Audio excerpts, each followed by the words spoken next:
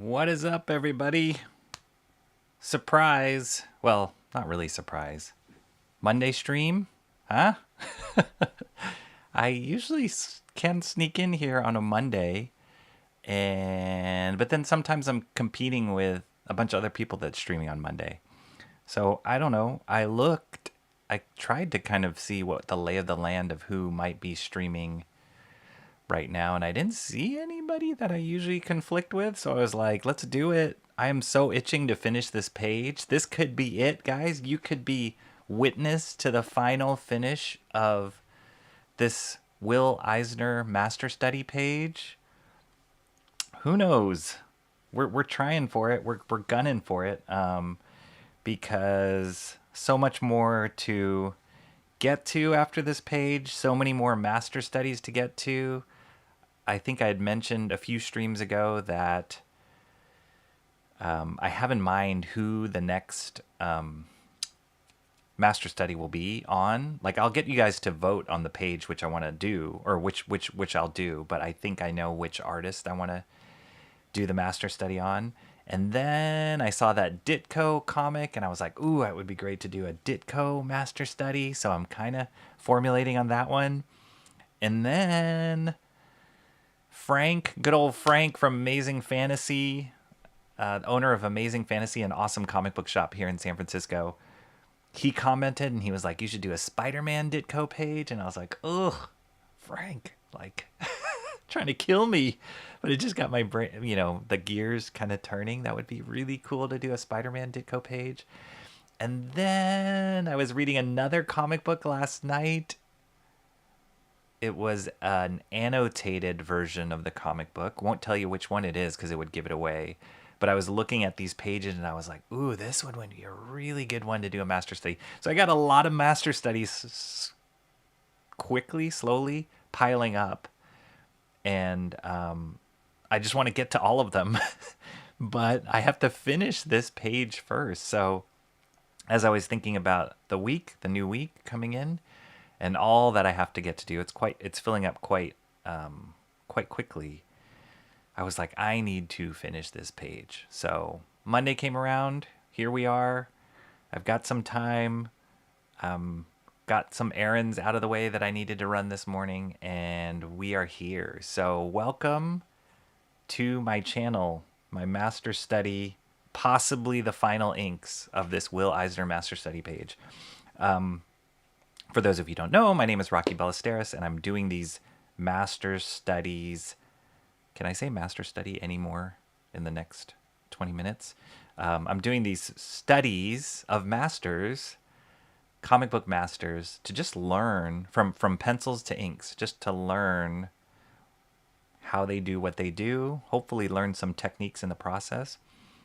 One of the things I talked about in a previous stream, I've done 2 master studies so far. One was Mike Zeck. I did a page from Punisher, #1 for Mike Zeck.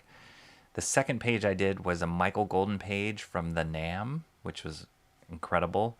And this is this Eisner page from the Spirit is my third page I'm working on. But one of the things I mentioned on a previous stream was the idea of doing a recap of like, what are the things I learned from doing this master study page? So I already am formulating basically it's going to be like the top 3 things I learned from the master study of Mike Zeck. So I've already started writing the script of that. So I still got to film that. I've got to edit the comics conspiracy video. I've got to go down and shoot the Chris's comics video. I got too much on my plate, all stuff that is just comics related. So yeah. And then this week, apparently Absolute Batman #1 is supposed to come out, and I'm very excited about that. I know there's mixed responses in the chat from that comic, but I'm really excited for that one to come out. There's a lot of hype around it, and yeah, I'm excited. That one's coming out this week. And I've been getting through all the comics I picked up. It's just too much. It really is too much. So anyway, let's knock this one out. Let's try and get this one out. What I have left is the last panel on this page. And then I also have to do some of the cutting back in of the white paint, because there was a lot of white paint techniques that were used in this page. So those 2 things are left. For those of you who follow my channel and saw my community tab, and even I think I posted it on X as well, and Instagram, follow me there if you don't already.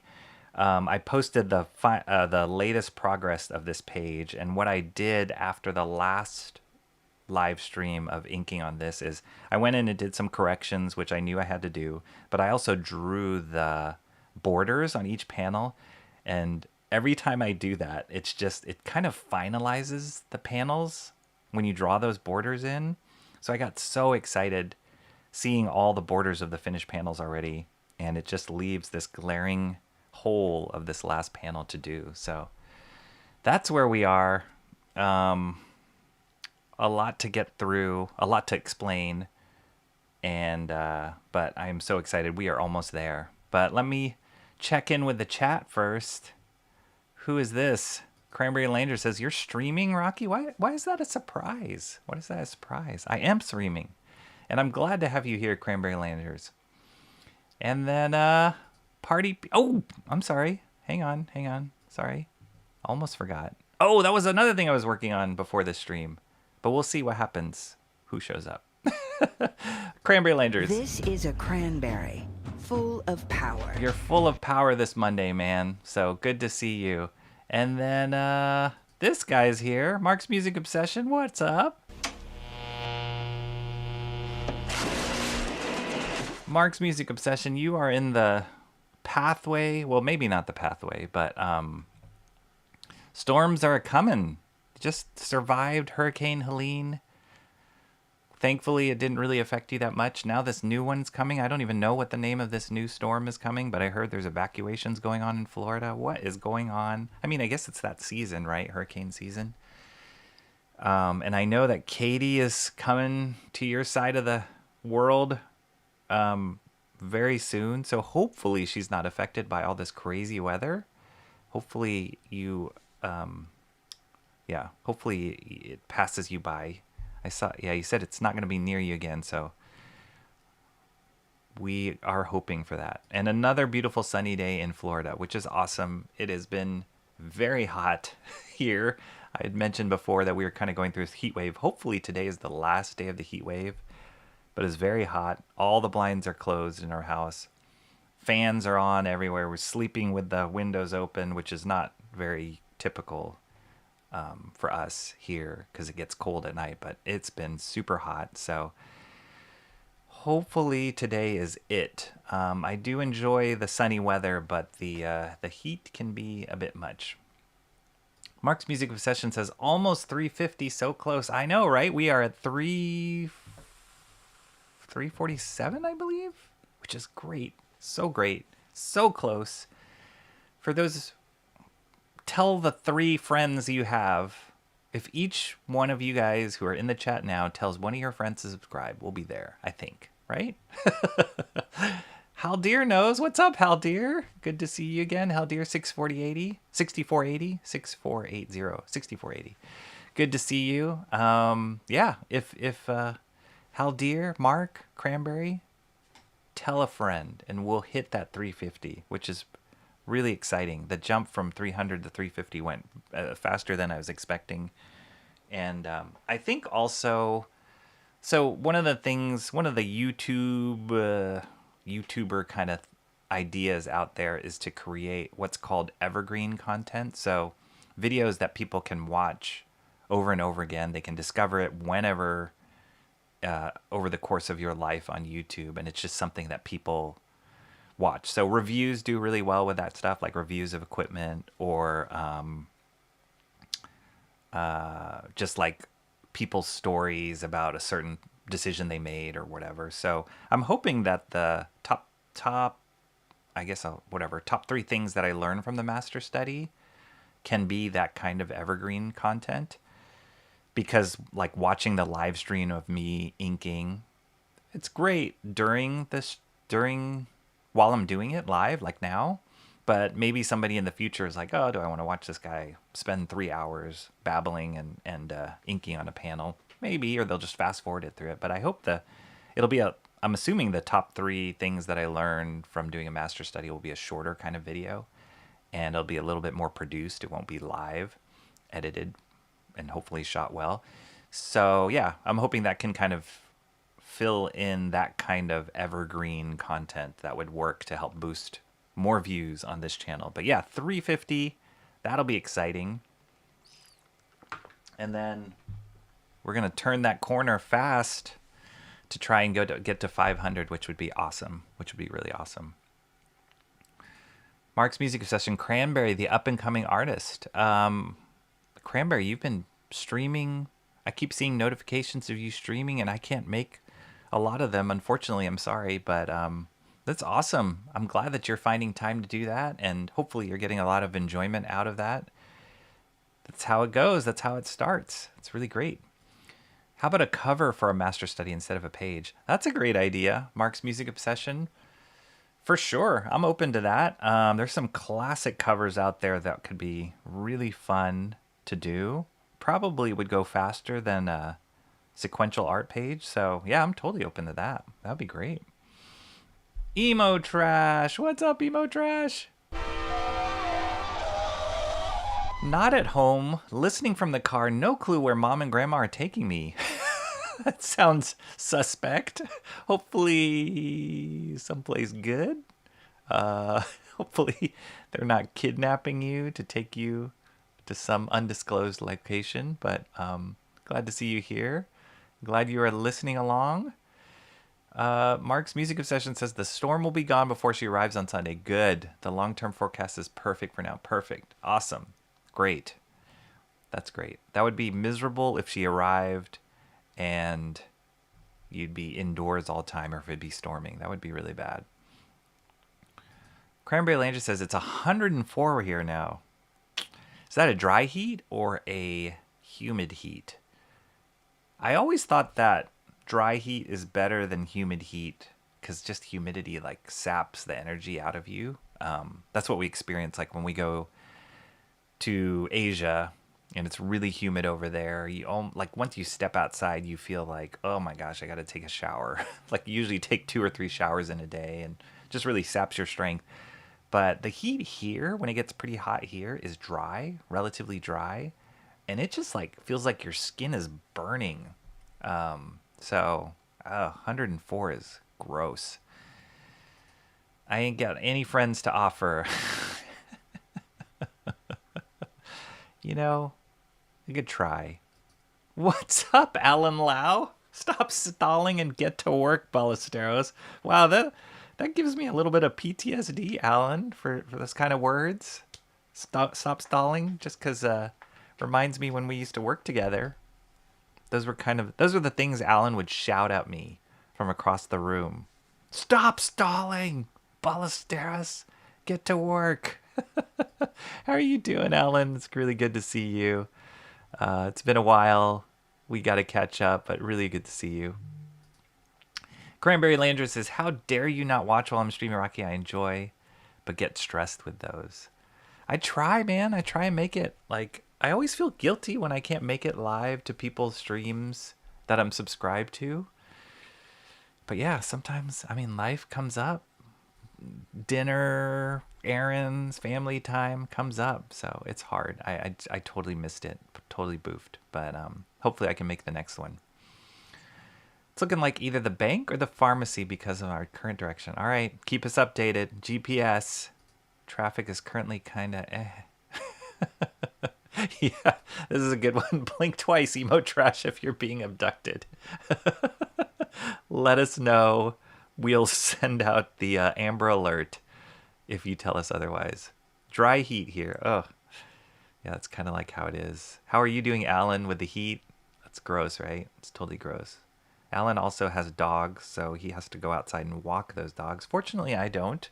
Fortunately, my dumb cats just stay inside all cool. I always feel bad for animals, though, because they're wearing the natural fur coats. So, yeah, I feel really bad for my cats.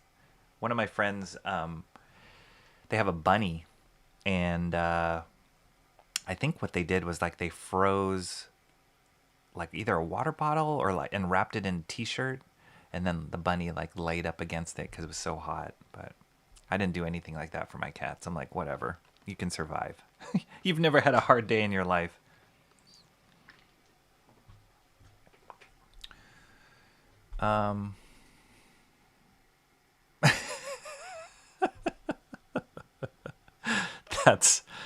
That's awesome.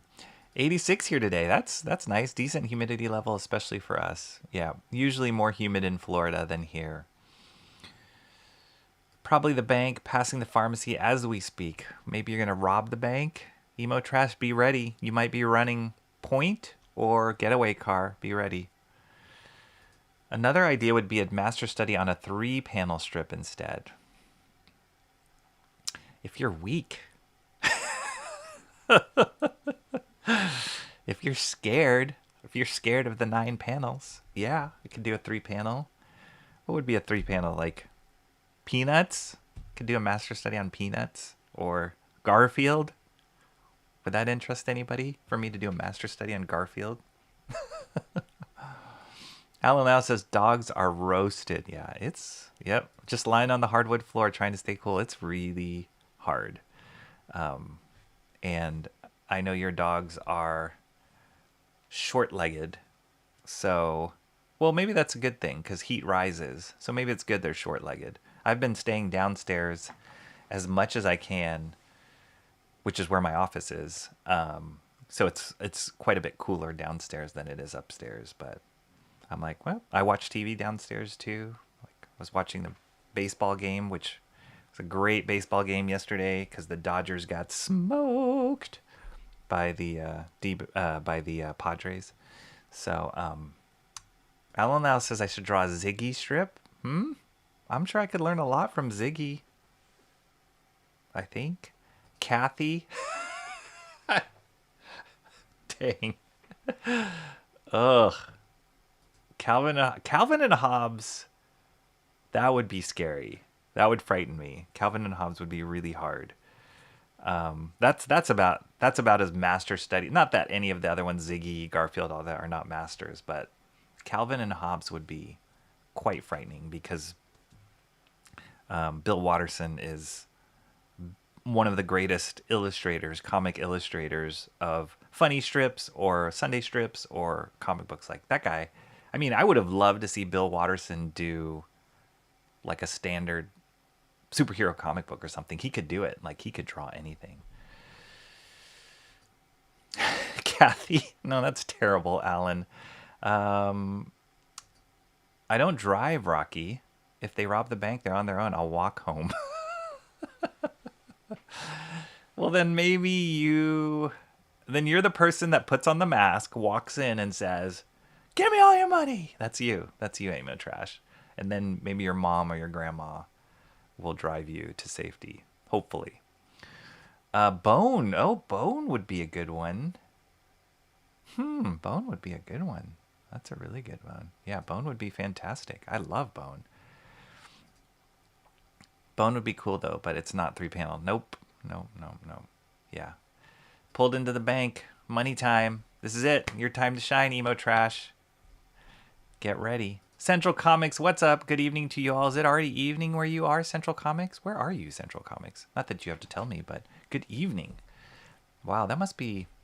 Is that other side of the world good evening? Or is that your evening starts at 3:30? But good evening to you. Thank you for coming. We are gonna finish up this live stream if it's gonna be the death of me. I mean this live stream. This master study. Sorry, let me get this cord out of the way.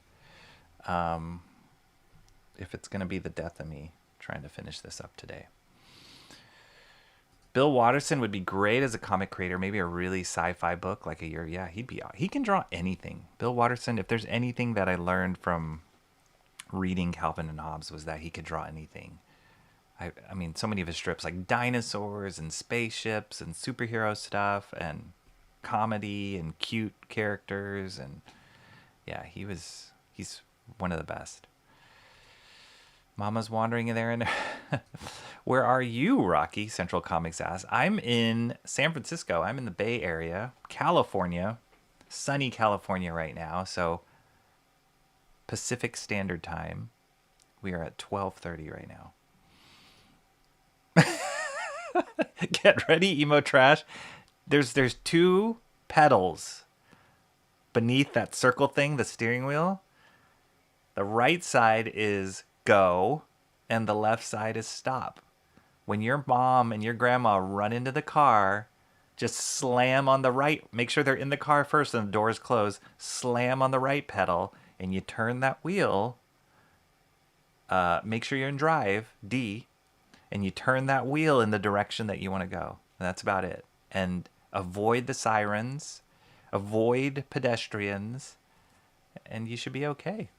It might get a little crazy, might get a little loud, but yeah, you'll be fine. Maybe she's burning the bank down. I don't know. All right. I think I caught up on everybody. Thank you, everybody here. Please hit that like. I've been trying to remind myself to tell people to hit the like first before I end the stream, because I always say it at the end, and by that time, people forget. But hit the like. We need it. We enjoy it. It helps. I think that's what they say. Rock, Grandma is in the driver's seat. I'm chilling in the back. Okay. Then you could be the guy in the back who's just like, this is crazy, man. This is crazy. Why do we do this? That could be your role. The cops are coming, man. That's a very valid role for any kind of bank robbery. Okay, let me get started. Oh, good news, people. Hold on.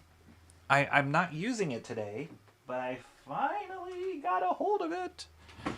Dun da da da. It's blurry. Shoot. Focus. There we go. I've been hunting for this ink.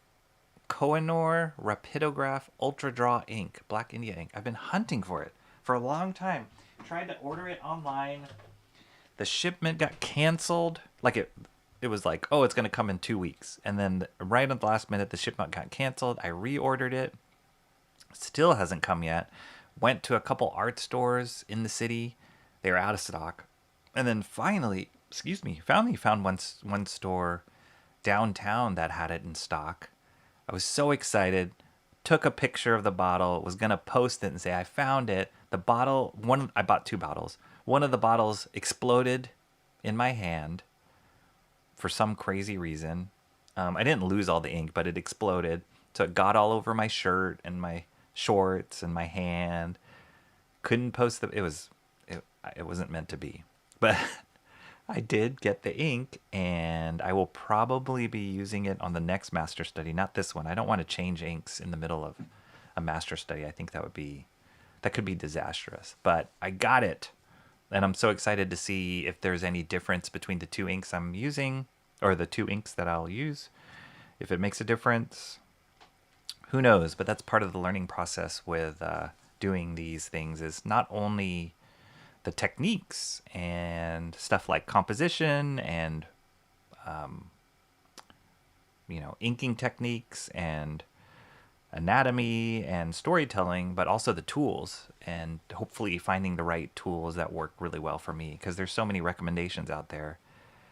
And that particular ink, I've heard from a lot of professional comic book inkers, is a good one. So maybe that's why it's hard to find. I don't know. But yeah, we'll see. Emo Trash says, I've driven before. Okay. All right. So then in a pinch, you could do it. Liberty Meadows. Oh, the Frank Cho. Is it Frank Cho, Liberty Meadows? That would be good. Frank Cho is really good.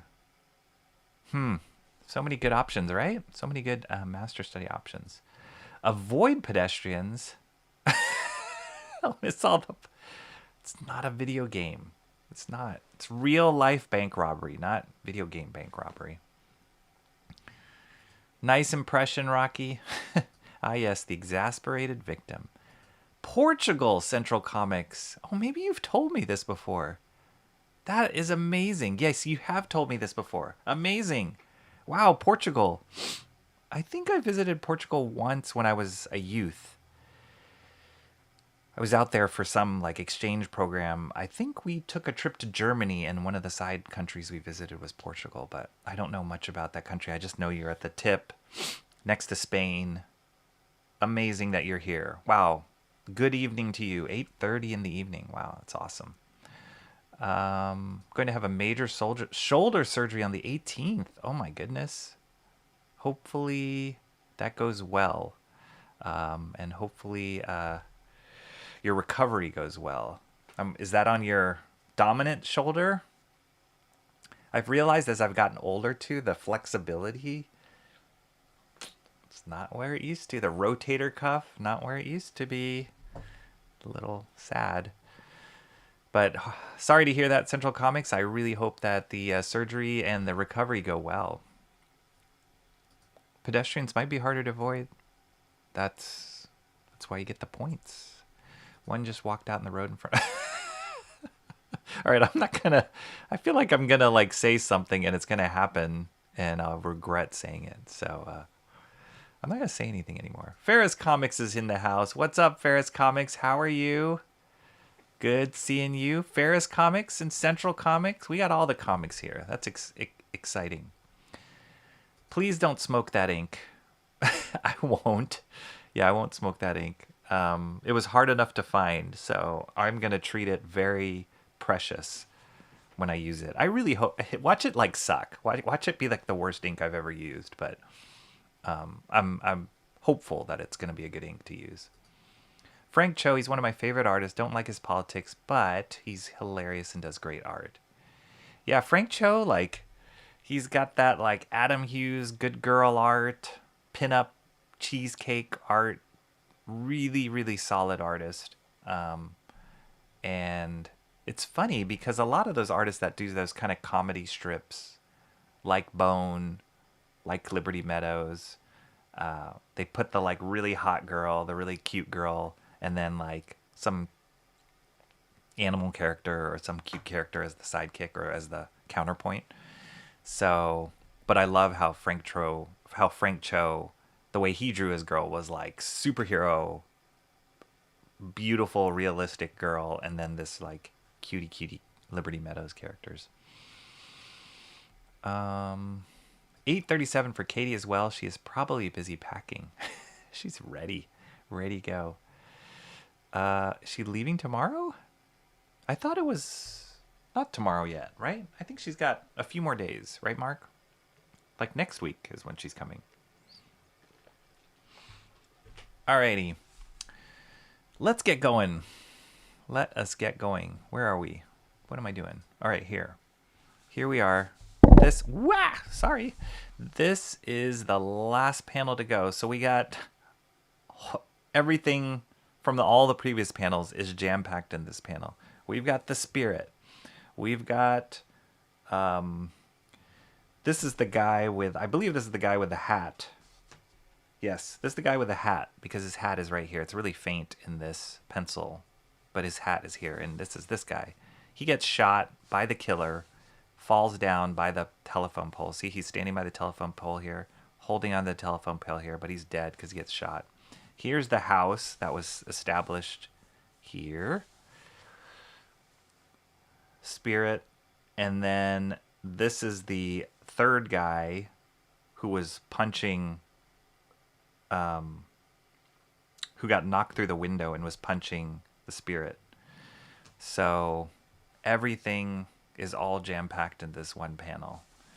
And then we have the eye sockets, which are really difficult to ink because there's a lot of shadow and light source. I love the light source. Let me get a little bigger here. I love the feeling of like a light source in here that EISNER did on these eye sockets with the hatching and stuff like that. It's amazing. It's really, really amazing. So yeah, here is our last panel, and let me start getting everything ready. Let me get all my supplies ready, and we'll get going. Okay. Wet. Like to wet my brush a little bit just to start getting the point prepped. And yeah, I got to go to this art store this weekend, and where did I put those supplies? Where did I put those supplies? I got the ink, and where did I put those supplies? Somewhere.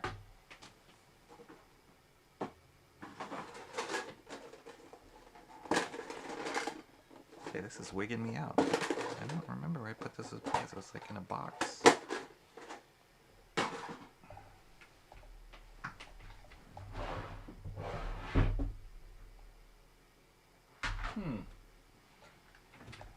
Where did I put it? Anyway, I bought a nib holder and I bought some new nibs, which are different than a brush. They're those like metal point nibs. I know they're around here somewhere. I just don't know where I put it.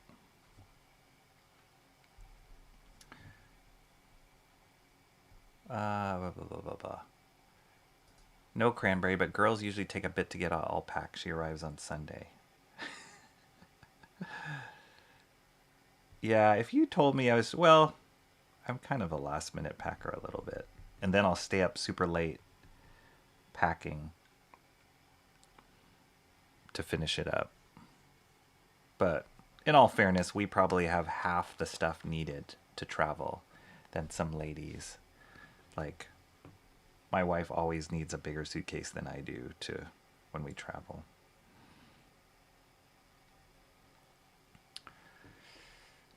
Emo Trash says this screen is far too small to see that. All right, I get it. I try and do a progression. So it goes from this to 2 to this progression. But you guys are always saying make it bigger, make it bigger.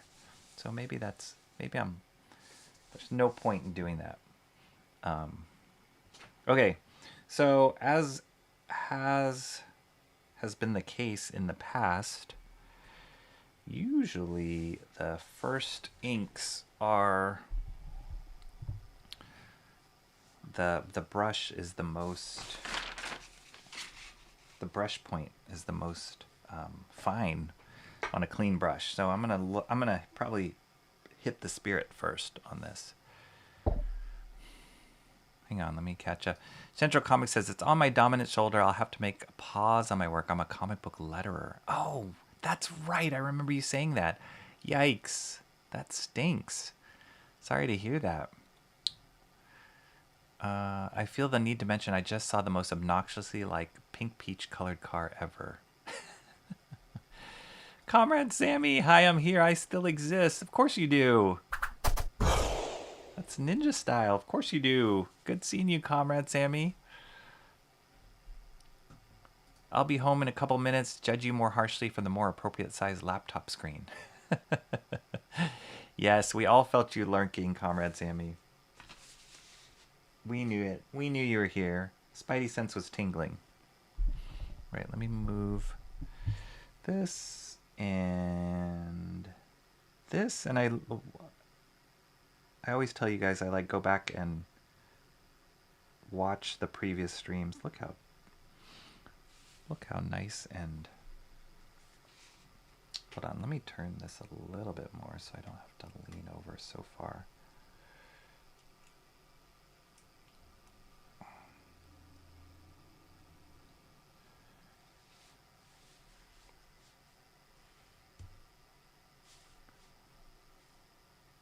Is that better? Don't have to lean over so far. I was watching the previous stream and I realized the music was a little loud. Oh, might just been me. Because the volume level, it's weird the way that it's set up right now, at least through the setup that I have. The volume level that I hear in my headphones is different than what is being sent to you guys. And so it might sound like really quiet in my ears, but then I watched the YouTube stream and back and I was like, oh, that was kind of loud. So I guess always feel free to let me know if stuff sounds too loud. We'll see if I hit music again today.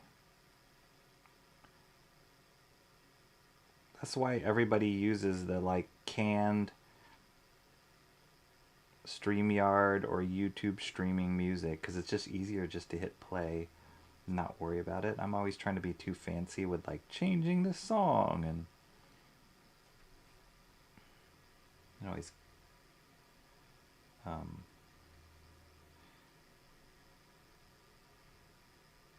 it always trips me up.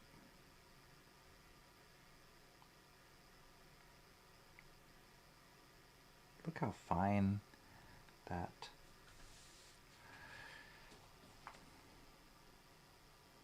point is.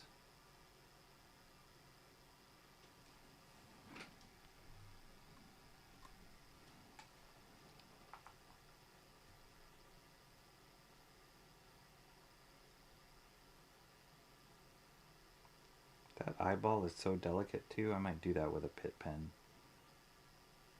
Oh, which reminds me, I need to order some Micron pens. So I've been using Pitt pens, Pitt brand, the brand Pitt pen technical pens, and they've been great. Not only just the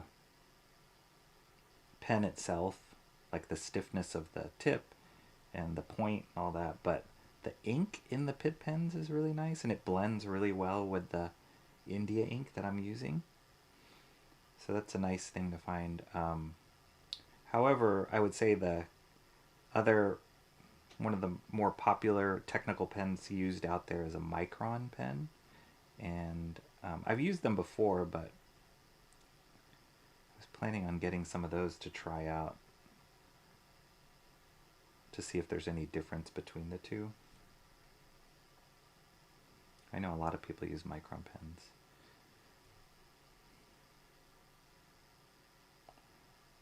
They're pretty similar.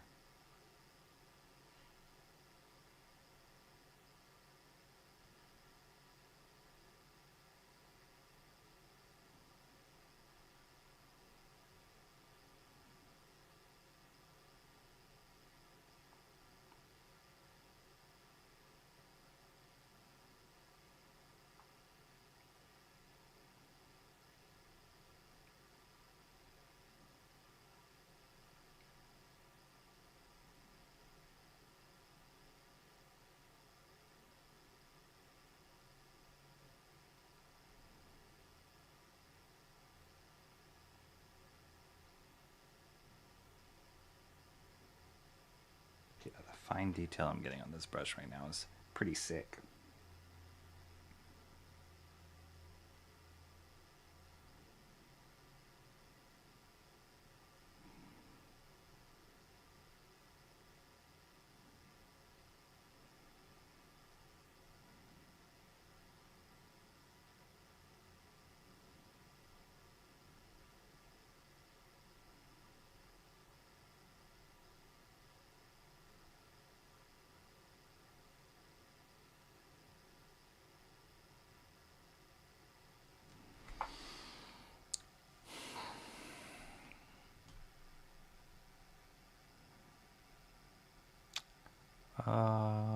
Everybody's saying hello.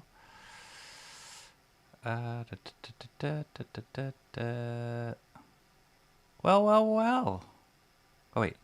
Mark's Music Obsession says, started the new Salem's Lot movie this morning, but had to stop it once Mom got up. She doesn't do horror movies. Have you ever done horror movies with closed captioning? I wonder if that would, if it's as scary. Yeah.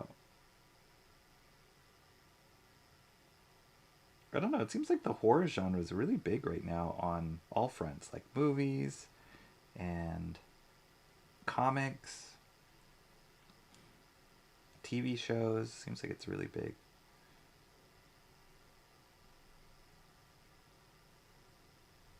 I have not seen Salem's Lot.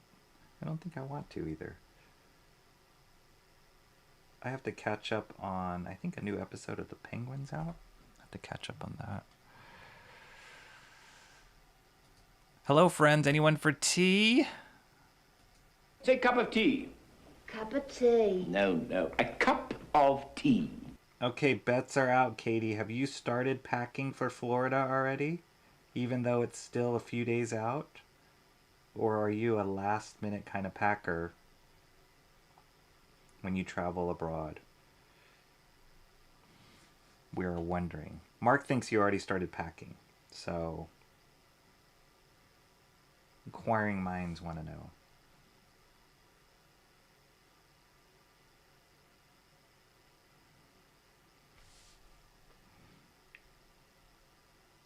But good to see you. How are you doing?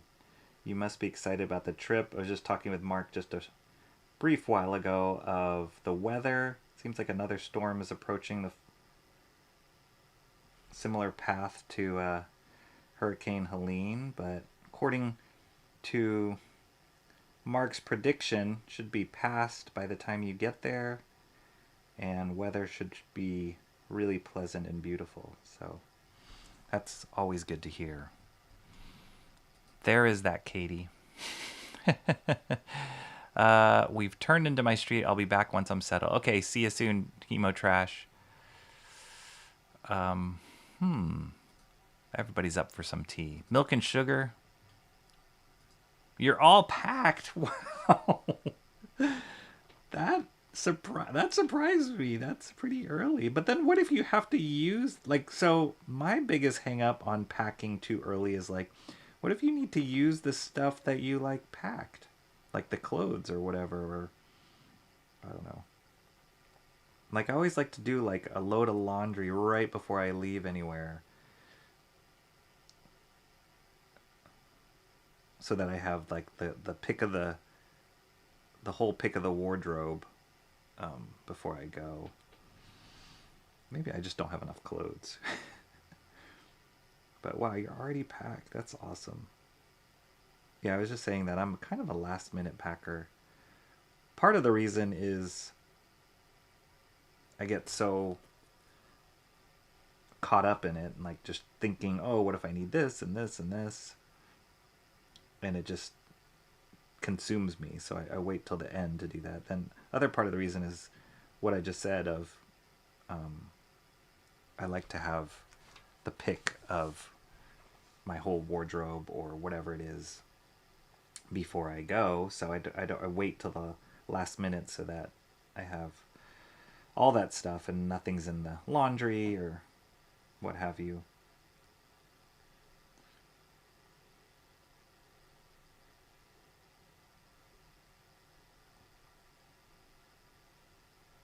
And then I'm always the last one out of the house because I got to make sure this door is locked and this thing is ready and this window is closed, this curtain's shut.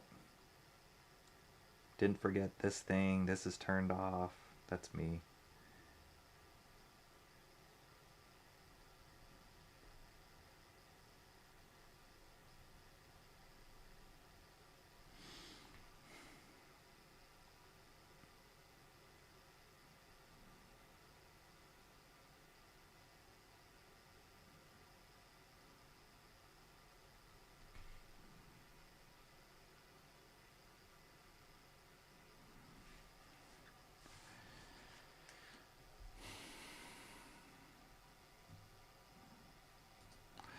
I bought mostly new clothes. I've got a couple of bits still going through the wash. I usually pack the day before leaving anywhere. Yeah, that's me.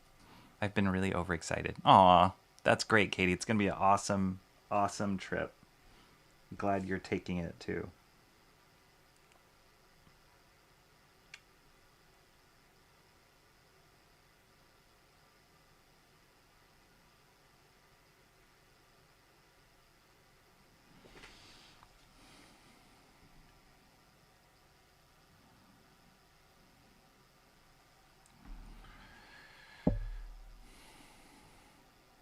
Now I want tea. I'm glad I have an electric kettle. I will be packing until the last day and I don't sleep the night before. I'm kind of like that too. I think, and it also depends, well, I guess it depends if you're flying or driving. If I'm flying or driving to wherever I'm going, that also affects how anxious I get or how much I feel like I have to pack.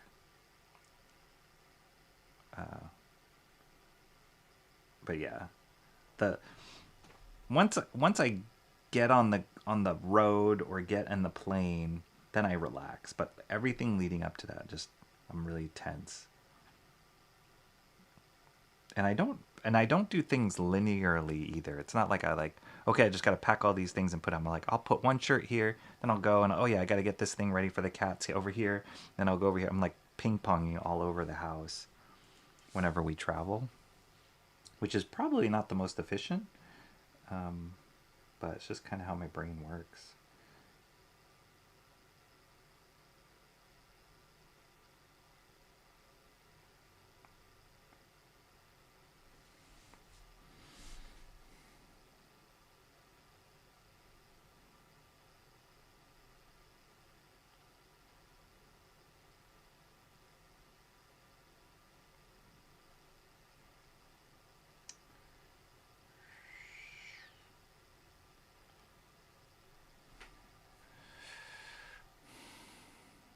I ordered Katie's favorite teas to have on hand. Of course, I keep a variety of great coffee, which she also likes.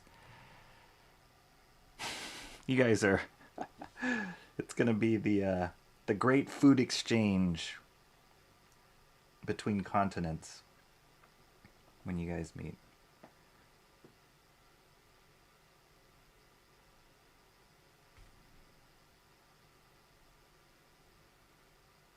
And then part 2 is, Mark, you got to go over there and visit Katie in her hometown. I'm sure that's been talked about already.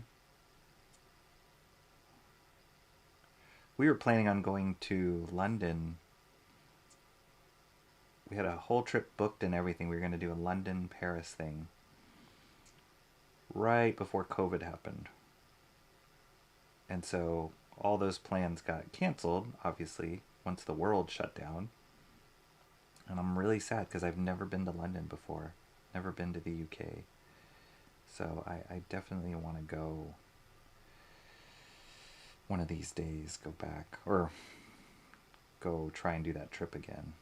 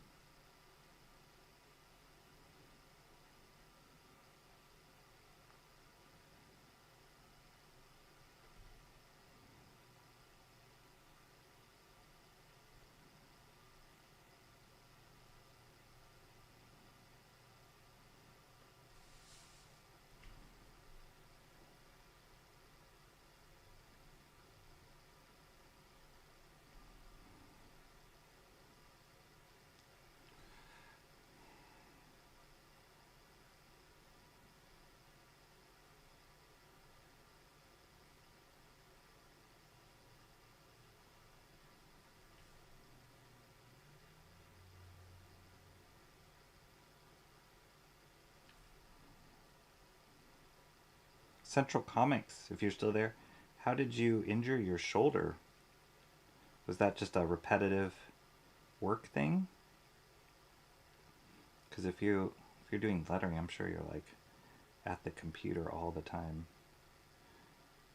Or was that another kind of injury?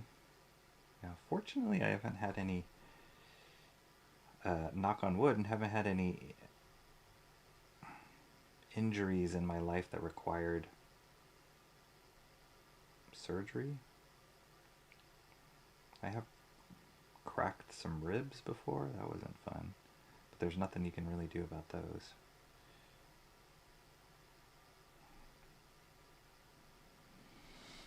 But yeah, I can't imagine something that would like pause my ability to work. That's why it's like with, I always have to remind myself of like, oh, I'll just start that project later, or yeah, I'll get to it. I realize like, we don't know if we can get to these things later. Who knows? Something might happen, and then you might lose the ability to do whatever it is you need to do, especially physically. It's really frightening. Getting old is no joke. Just witnessed that with hanging out with my folks and my relatives.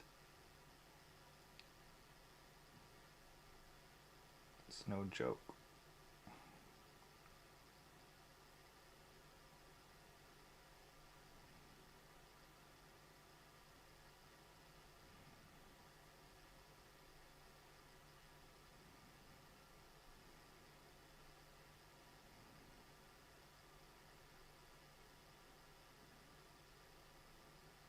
Oops.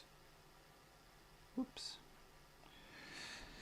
Need some white out there. I totally painted over that spot.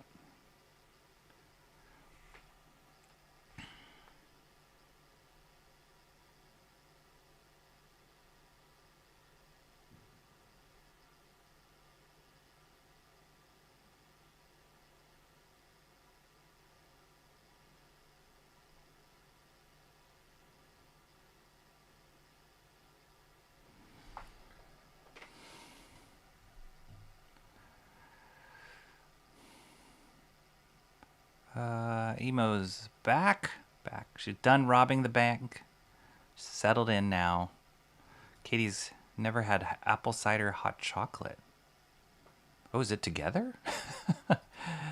Martinelli's is great. Love Martinelli's. What a coincidence. I had ribs just the other... What's up, Antoine Dennison? That is kind of a coincidence. A little different, but yeah. How are you doing? Welcome back, Emo. How much did you make off with Emo Trash? Did you get away? We got away with the groceries that were already in the car and a stupid amount of tea bundles. There we go. Tea all around. Seriously, you make a good point. I've got glaucoma and it's not fun. Oh man, that's pretty serious. And I know you're an artist yourself, so yeah, that's not good. Even just the idea of having to wear reading glasses, which I don't yet, but I know it's coming, already frightens me. And my wife has, when she was younger, she got LASIK surgery on her eyes, which was awesome because her eyesight was pretty bad before she did that surgery, and she wanted to do it before we had our kids, so that you're not fumbling with your glasses in the middle of the night when you have to wake up and all that. So she ended up getting LASIK surgery. It worked out beautifully, but then one of the byproducts of that, they warned her, was like, when you get older, your near vision is going to naturally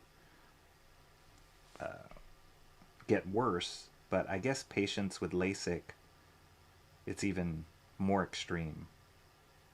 And sure enough, I don't know how old she was when she started noticing it, but it degraded her ability to see near degraded pretty quickly.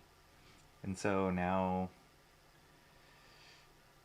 she has all sorts of frustrations of like, you know, wearing contacts with a prescription for. She still has perfect distance vision, but wearing contacts for seeing near and like looking at the computer and keeping track of reading glasses and all this kind of stuff. So that frightens me that that's coming for me probably soon. And that's just normal getting older eye stuff, but like glaucoma or any kind of thing like that. Or I was having a conversation with some friends the other night of like, what sense would you rather go first? Would it be your sight or your hearing? And I think we concluded that sight, because hearing, it's like that could be good. Like then you don't have to listen to people. One of our good friends is an audiologist, and she has a lot of patients who are older, elderly patients, and they're constantly saying like, oh, like if they have to wear hearing aids, they can just turn it down when they don't want to listen to their their spouses. But you can't do that with your eyesight. Yeah, eyesight would freak me out if I started losing my eyesight. Or my hand, the ability to like draw, that would be scary.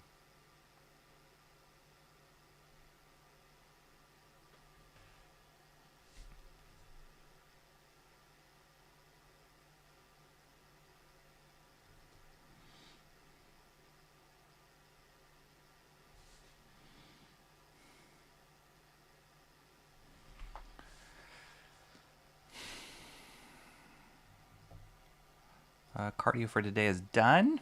Awesome. Apple cider hot chocolate sounds terrible.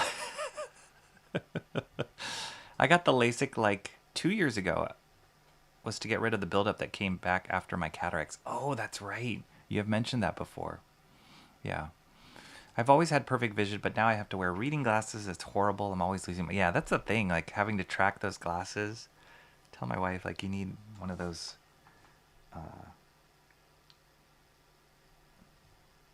like lanyards that you wear around your neck.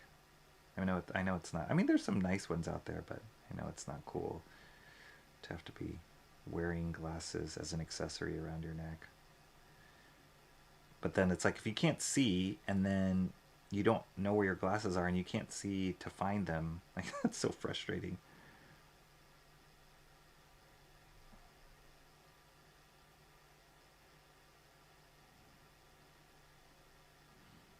So, moral of the story is don't wait on any project or any relationship where you think, "Oh, I can just talk to that person another day." Or like, you know, I've mentioned this before, dealing with elderly parents. It's like, hey, let's do these things that while we still can, while we still have the physical ability to do it, because the second one of you can't, or one of us can't travel easier, or don't have the mental capacity to do it, then we're screwed. Then that's it. There's no turning back.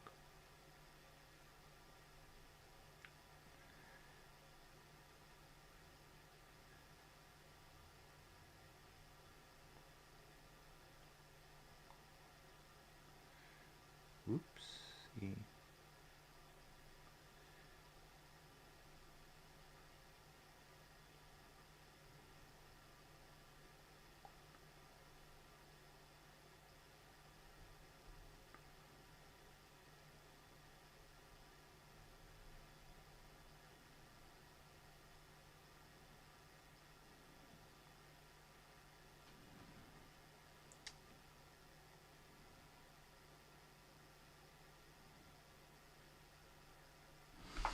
Gotta fix that sleeve a little bit on the hand.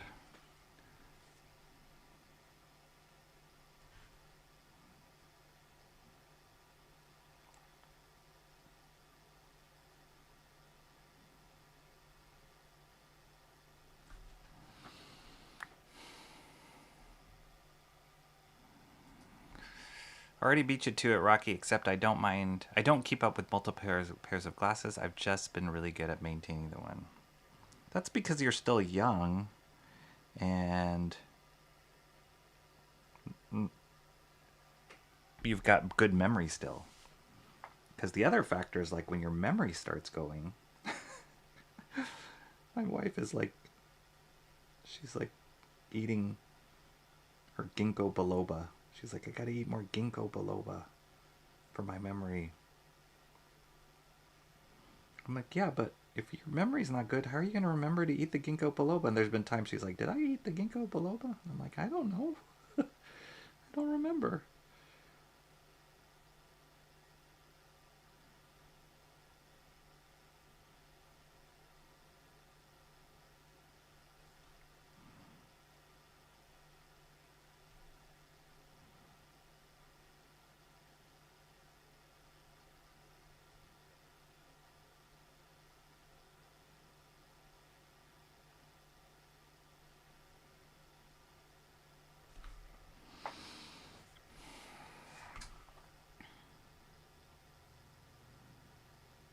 I love this section of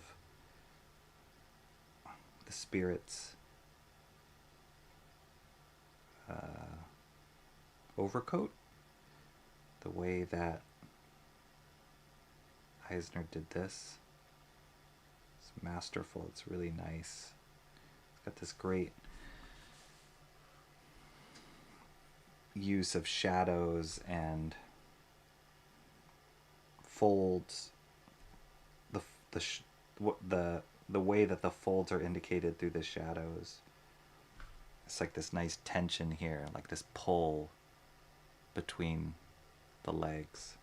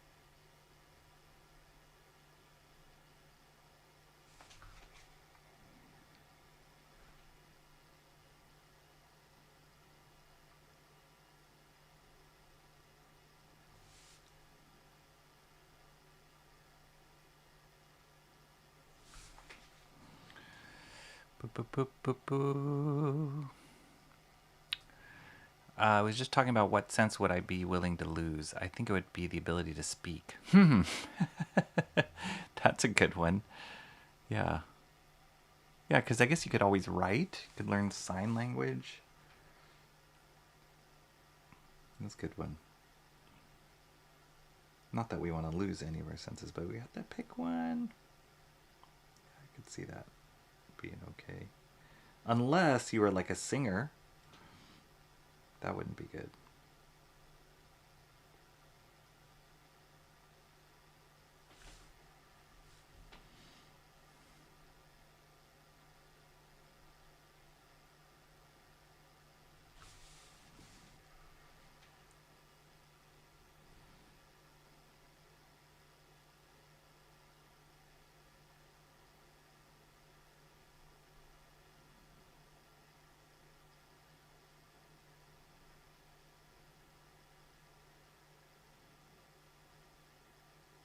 He's got this subtle, just a subtle curve here for the knee. It's great. Like these little knobby knees here. When you do that kind of stuff with cloth, it's like you have the tension point of the cloth here and then the fold here coming from off of that tension point. You really feel the structure, the anatomy underneath the fold. I find that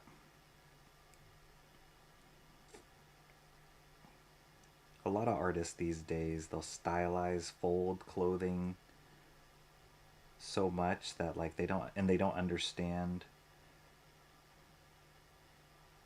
what's going on underneath. And then it's just a bunch of like hatch lines, random hatch lines. And you're like, what is going on here? It just looks cool, but doesn't feel like a cloth is or clothing is really sitting on the character. And then you get a bunch of young kids who are looking at the artwork and loving the artist, and they copy it, like myself when I was younger. And then you're just like throwing in random hatch marks everywhere. And it just looks like a mess with no understanding of cloth or form or costuming.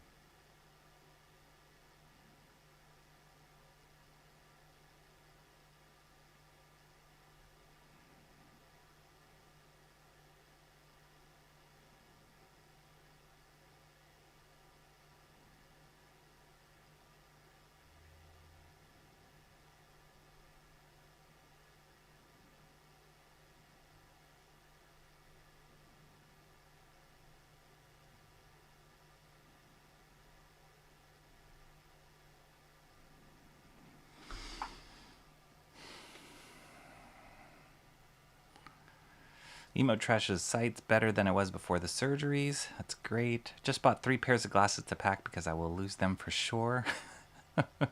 That's a good idea.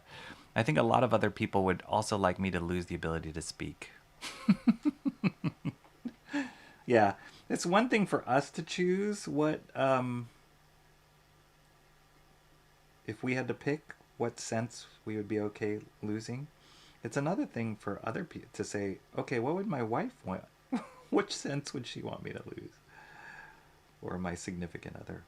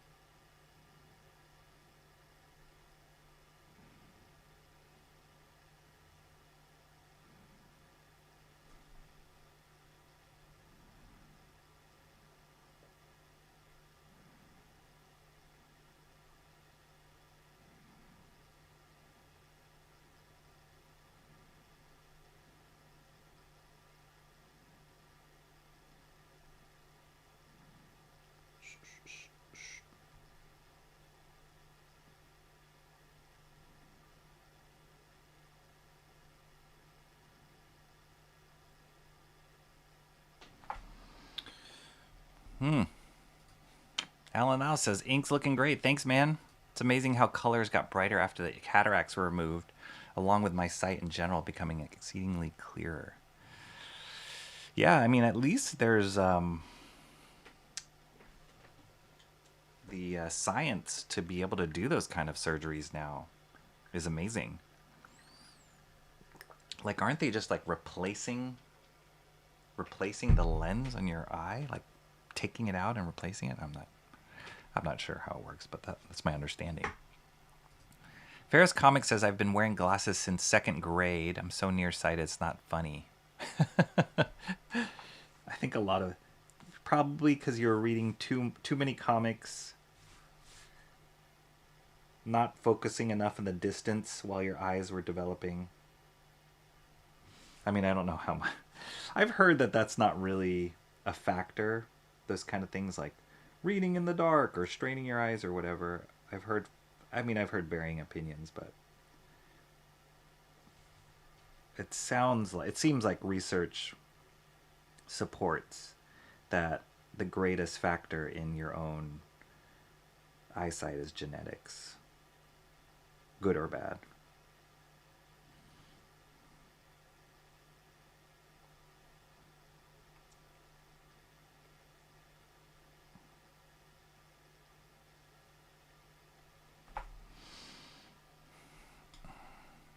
I'm of a mind that AGI will enable us to develop rapidly in the healthcare sector. Like, you mean AI? Yeah, I've heard a lot of cool stories about that. I mean, in art, it's scary. It's really scary just to see what's being done and how rapidly the AI is just kind of able to do things that is almost indistinguishable between a real person doing it. But I know people felt the same way about Photoshop and just different tools that were developed over the course of time. And it's just that people say it's just a tool. It's you still need the artist behind the tool. So I'm just gonna go with that for now. But it is frightening, and it has kind of freaked out the industry, the entertainment industry, with all this AI development and how quickly it's being adapted and all this kind of stuff. But I have heard some amazing stories about how AI can benefit other industries and kind of hopefully expedite really tedious processes in other industries like healthcare.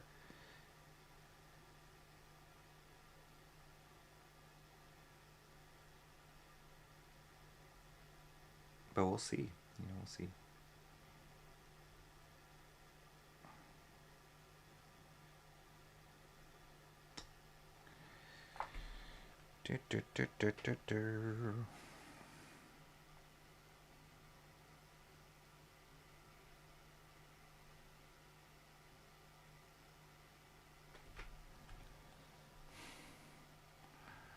Good memory, sir. I would beg to differ.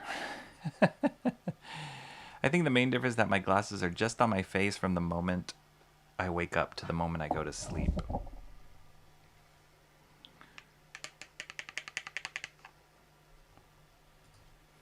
Mark's Music Obsession says, this getting older isn't for suckers. I'm still glued together pretty well, especially for my age. No issues or prescriptions. That's good, Mark. Yeah, it's no joke.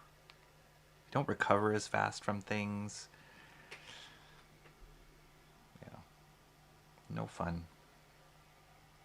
It's like the battery life. Like battery's kind of running out in a little bit.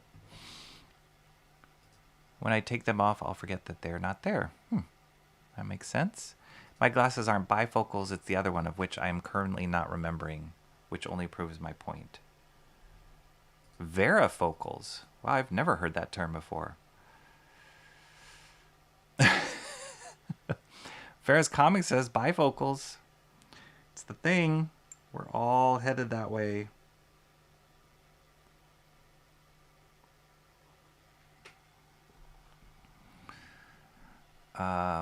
My kids, like my son, when he was younger, I don't know if you guys have ever heard, this wasn't around when I was a kid, but he uses something called Ortho-K. Have you guys heard of this? And it's pretty much this like hard lens that he wears when he goes to bed. And it shapes his eye. And then when he wakes up, he sleeps with the contacts in, these hard contacts in. And then when he wakes up and takes them out, he has 20/20 vision.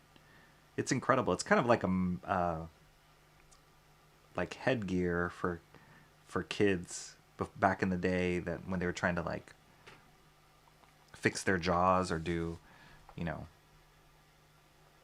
straighten their teeth, and they'd sleep with the headgear and then wake up with it and then wouldn't have to wear during the day.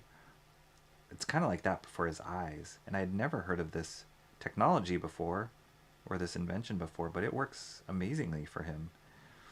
And because he plays sports, like even better. Because as for any of you who have worn glasses and played sports, it's no fun. You're always having to get like prescription goggles, or like dealing with those goggles like fogging up or getting hit in the face, goggles breaking, scratching your eye, like all those kind of stuff. He never had to deal with that because he used this Ortho-K stuff. But yeah, it's pretty incredible.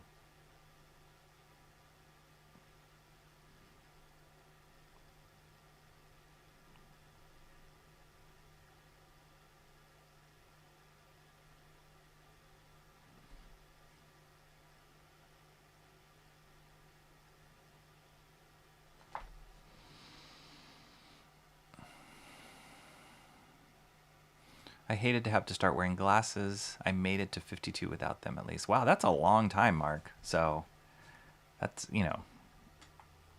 that's a long time. I've already been told that I've lasted without without getting reading glasses, that I've lasted longer than people were thinking. So I'm thankful for that, and I'm holding it off as long as I can.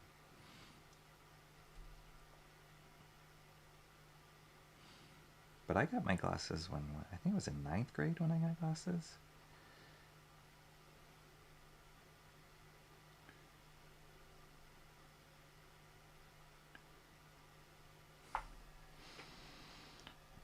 I love, and this, just to comment on this, I love how this hand here, this arm is coming forward, and then this arm is in shadow and it's pushing back, and so you get this nice like one arm forward, one arm back.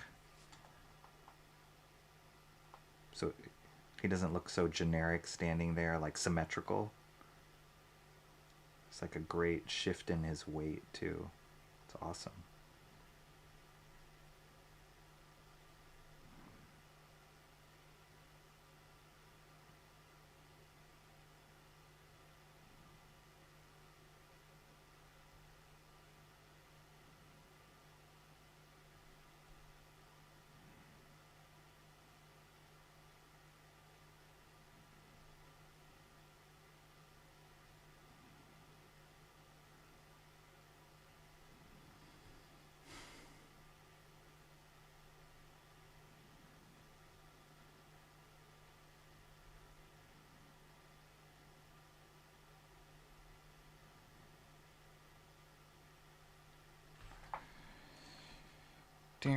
Down. All right.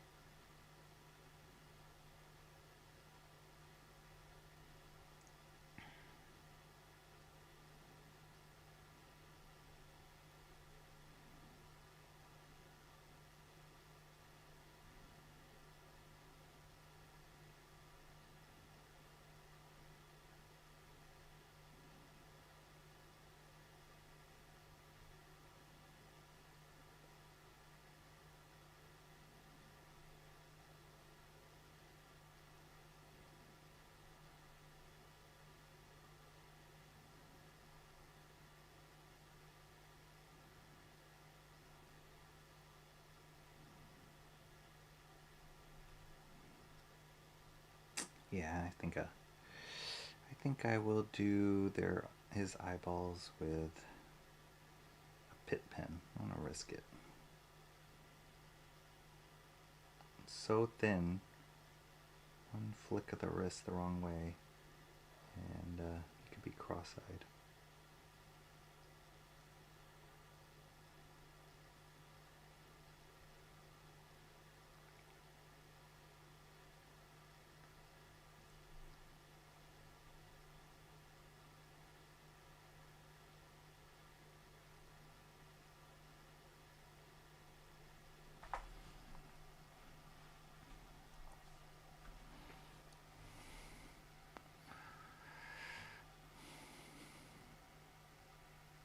Progressive, that's what they call them. The top half of my lenses are for distance, the bottom half are for reading. The end got the hard line in the middle. Yeah, progressives. I think the interesting thing I found out from my wife's experience is contacts are not like divided in half like that. It's actually outer ring, inner circle is how they split up the nearsighted, farsightedness when you do bifocal contacts, which is kind of cool. And then I have a slight, well, I don't know if it's a slight, I have astigmatism. And so the contacts I wear compensate for that. And the way that that works is it's like weighted from what I've been told. It's like weighted. So you put the contact in your eye and then it'll shift over a little time to get in the right position, which is kind of crazy.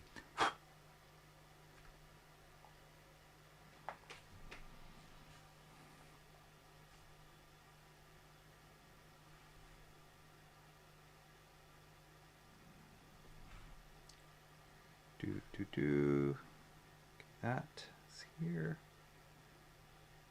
That grows out here. Yeah, I love these like pulls here in the cloth. It's really nice. Then it all kind of comes to a point here at his crotch.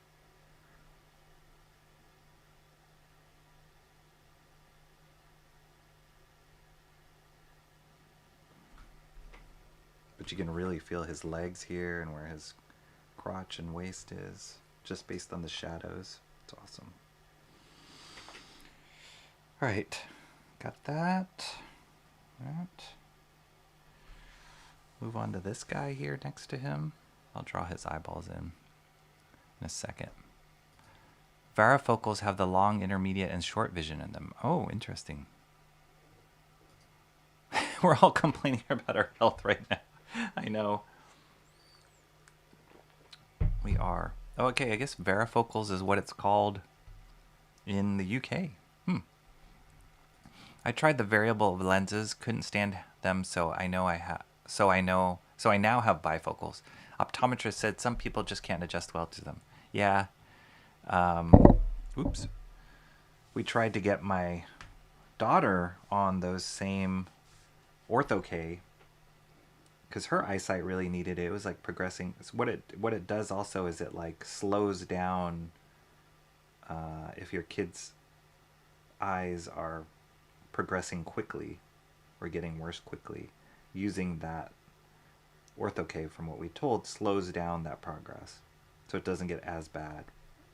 Kind of freezes it in time, if you will. And but she just couldn't do it. She couldn't deal with the contacts in her eyes. So just some people just can't. Like, I have no problem putting in contacts, poking my eye, like staring right at my finger, poking eye, but I know some people have a huge issue with doing that, and so they can't wear contacts or they don't like wearing contacts. Everybody's different.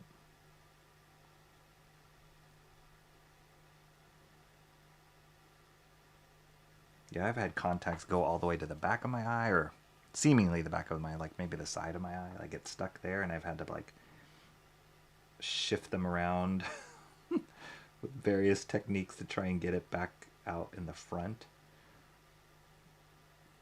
It's pretty bad.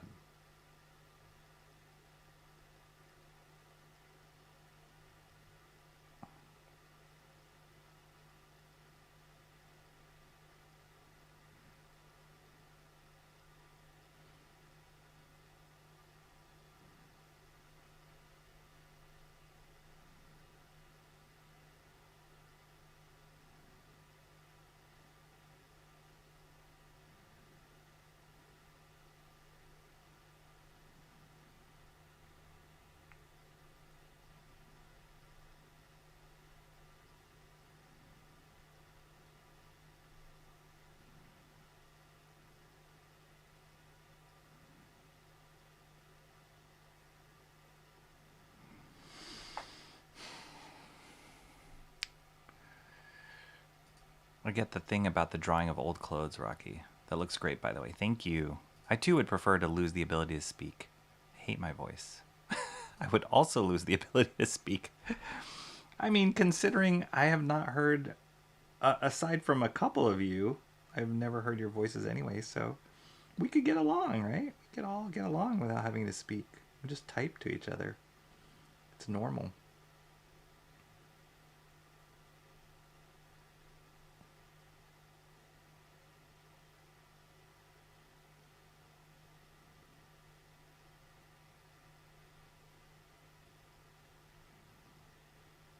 Or what about the ability to feel? That would be hard.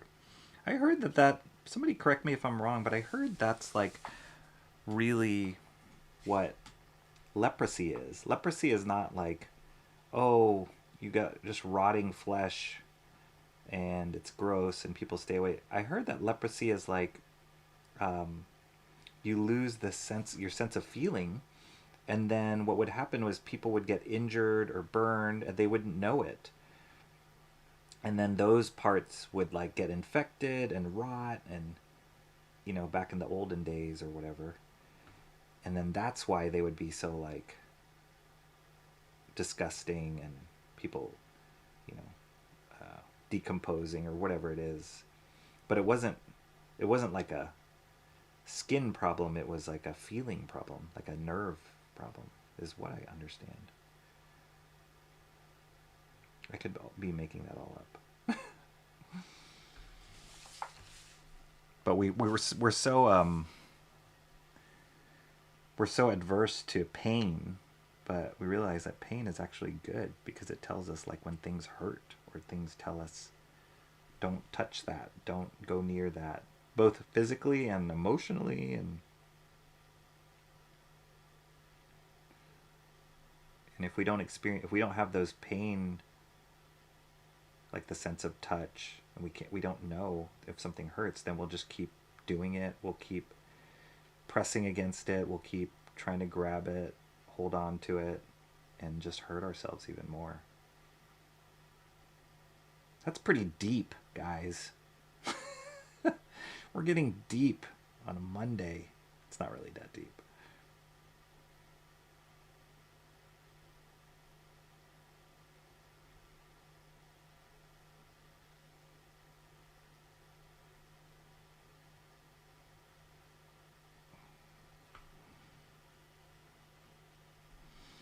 Yeah, I have this conversation with my wife a lot. Like, our kids are getting to that age now where it's like they don't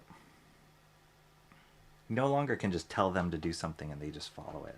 Now it's like life kind of has to teach them, and you can warn them and you can give them your experience and your concern and all that, but at the end of the day, life speaks louder than parents sometimes. And one of the things that we're trying to teach our kids to have more of, that we see is very lacking in younger generations, is resilience. Just kind of like taking the no, taking the rejection, taking the whatever, the uncomfortable, awkward relationship or conversation, and still being able to like stand up through it and kind of push through it and accept it. I've said this before, one of the things that me and my friend Marty always talk about is just embracing the awkward. Like, life is awkward. You just kind of expect it to be awkward, and if it's not, that's a bonus. And similarly, like with our kids, it's like, it's going to be tough. You're going to get a bunch of no's. You're going to get a bunch of rejection before you get a yes. But I find the younger generations, they kind of like buckle under the no.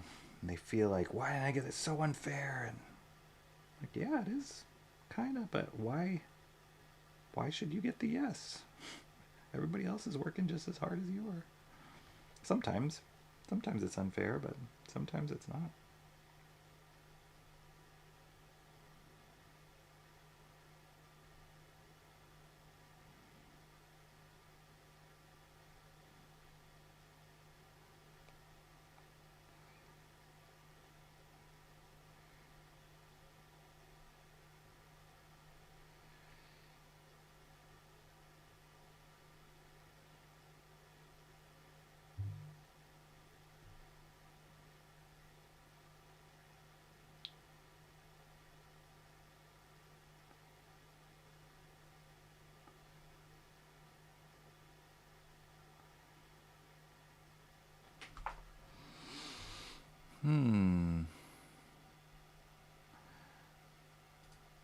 Progressives.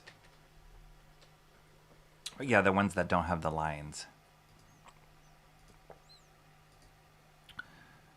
Cranberry Langers. Nah, I've definitely done my fair share of complaining about my struggles.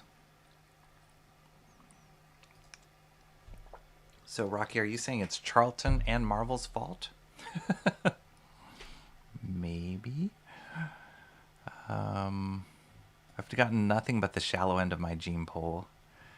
Oh, yeah, for your eyesight? Yes. And you can sue them and win because you read too many comics. That's like a, what was that, like a landmark case of somebody who like sued, they got burnt because they spilled McDonald's coffee on them, I think. I don't know if they, I don't know if they won the case or if it just made the news because they sued McDonald's, but they sued them because it was too hot. And I'm like, what? It's coffee. It's hot coffee. Isn't that what you paid for? That's crazy. Crazy America, suing people for everything. And that's why we can't have nice things.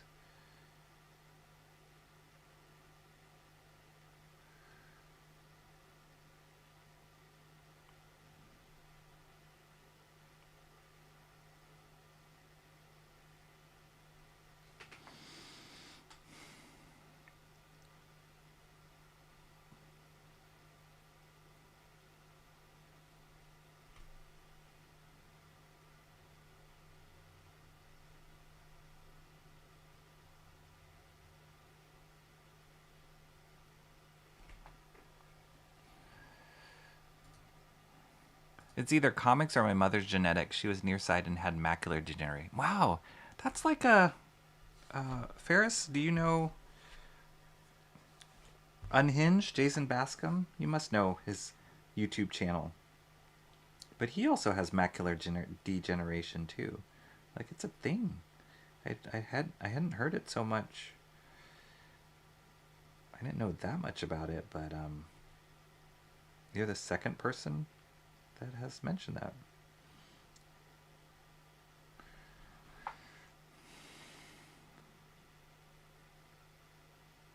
I don't know if that's just a coincidence, or can we really blame Marvel?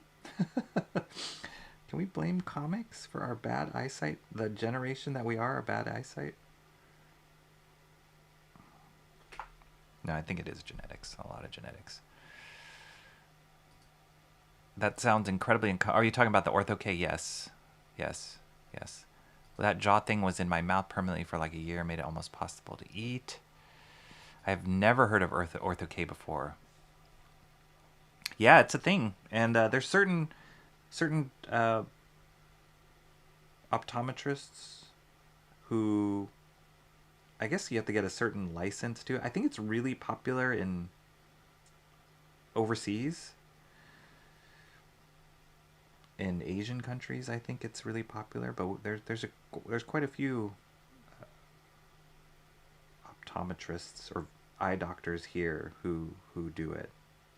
It's not just the one that we're at. It's not like a medicine man in an alley. It's a thing. It's a real thing. But yeah, it's worked well for my son, for sure. He loves it.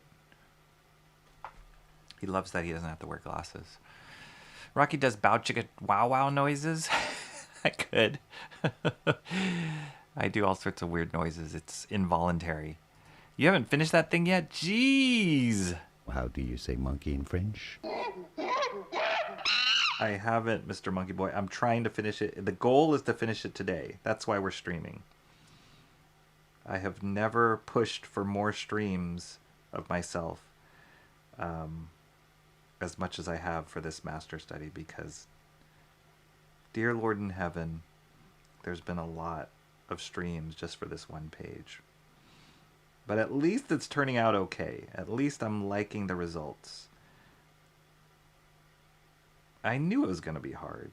I called it already with the idea of doing an EISNER page. And then the page that you guys voted for. Speaking of blame, I knew it was going to be very complicated.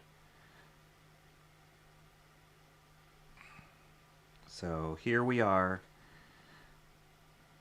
The results, consequences of our decisions. Here we are. But as I'm trying to teach my kids resilience, I too have resolve. I will finish this page. Dagnabbit.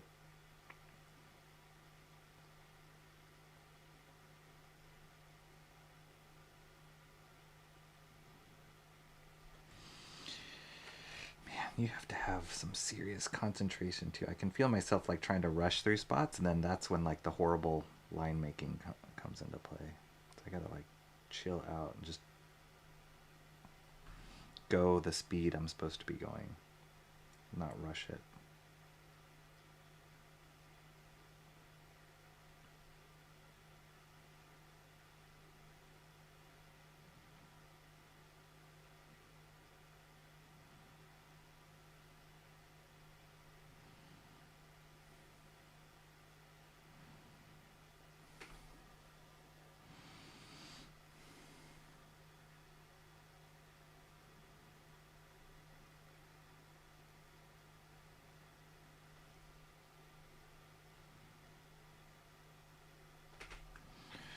Look at that. That guy's done. Oh my gosh, these lines. These like wind lines or sky lines. Those are going to be hard. Because they're so precise. Great.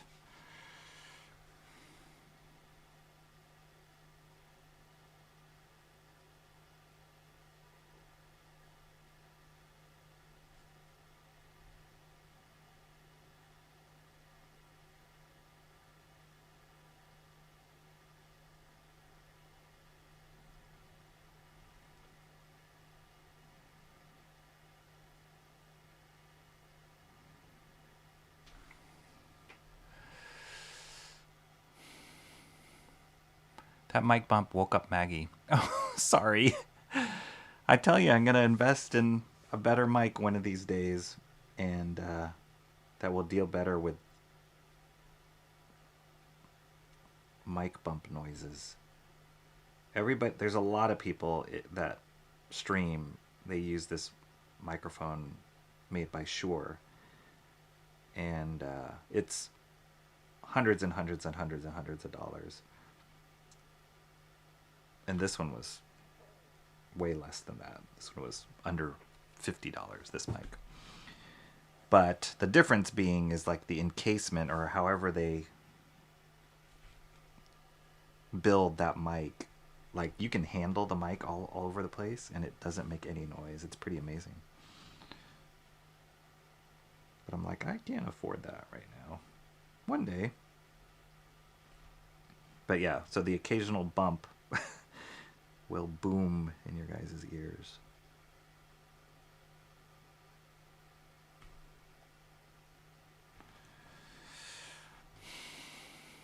I can't do contacts. The idea of putting something in my eye is terrifying. I don't know. It never really bothered me. That's what would freak me out. Contacts drifting into the back of my eye. Wow, I'm so behind in this. It's kind of creepy. It's kind of freaky, especially if you can't find it. You can't locate it after a while. It is kind of frightening. You're like, am I going to die with this thing in my eye? But if you have patience and you're not, it's not painful. I think the way that I found of like getting things out of my eye, the technique I learned, I vaguely remember this, was like Goofy, like the character Goofy, the Disney character Goofy, like explaining how you like fold your eyelid, your top eyelid over your bottom eyelid. Kind of crazy to remember that, but I'm pretty sure it was like some cartoon I saw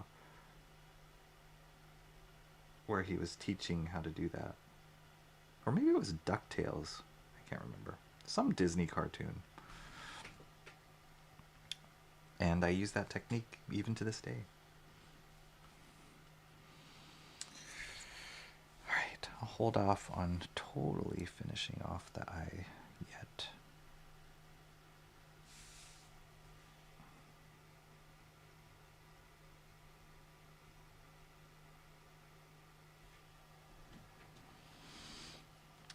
And really blocking this eyeball, eye socket, so that I know where I'm going.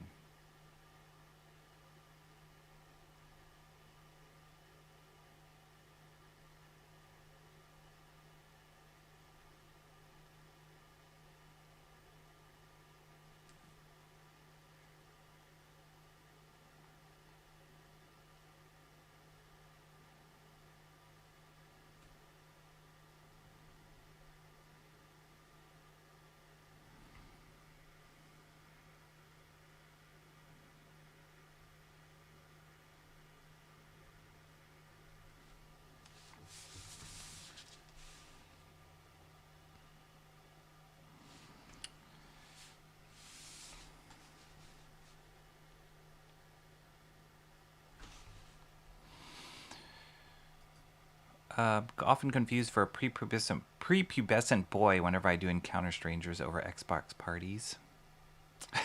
Correct. Leprosy destroys your nerves. Great. People also wear off parts of their faces. Yes. Ugh. Ugh.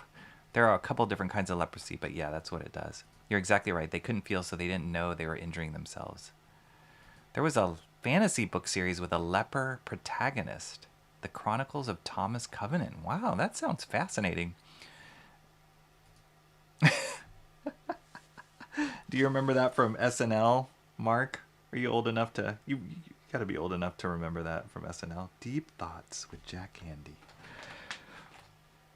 I thought it was cool. Warner Brothers...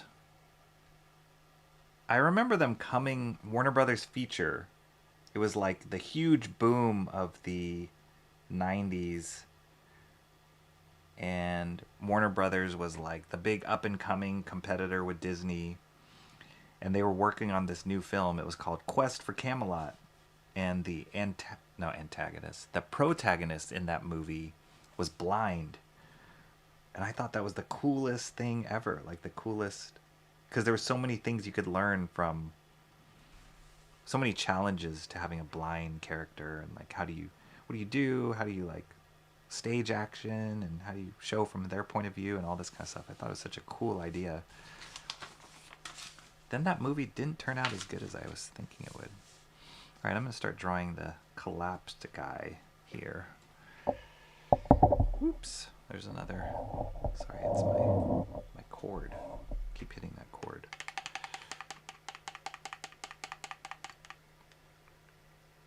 But that sounds cool. That story sounds interesting. I'll have to check it out. Chronicles of Thomas Covenant. Life is pain, but keep doing it. Keep doing it. That's right. Keep going. Don't give up. Whoa. My cup of water. The lid wasn't screwed on tight. That could have been bad. Let me try and catch up more with chat before I reload it. That's when all of this litigious stuff started. Yes, she won the suit. Oh, this is the McDonald's lady. The coffee was too hot and she felt they should have warned her. We call her First Karen. That's right. The very first Karen.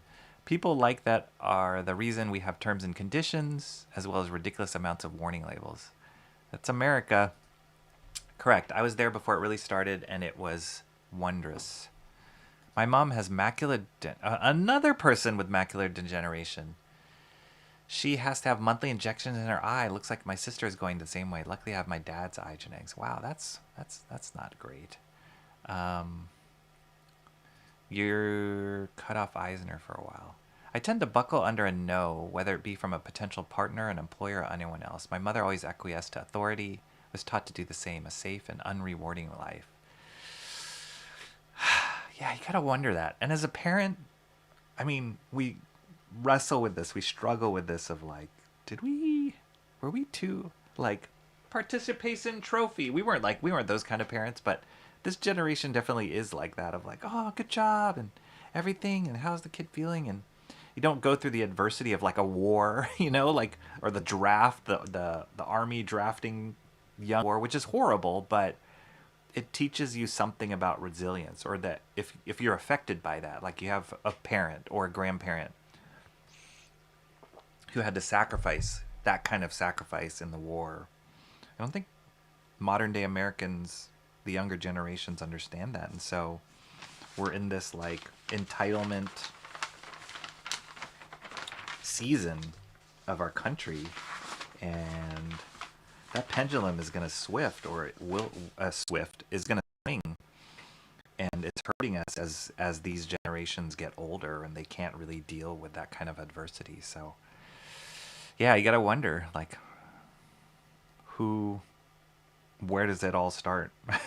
Where does that mentality, that thinking start? Don't blame me, I picked a different page. Mark's Music Obsession says, I know. There was a vote? Or are you talking about this page right now? This page. You voted. I'm pretty sure you voted, Emo Trash. Give the list of must-tries to Mark. Cranberry Langers. I have no idea what any of these things are. I personally remember voting against this page, though I can't say I remember which one I did vote for. It was either the one where the guy was flying. He was like flying around in the buildings, or the other one where it was like really moody, it's raining. It was in the like police detective's office, and there's like lightning and all these like cool lighting effects.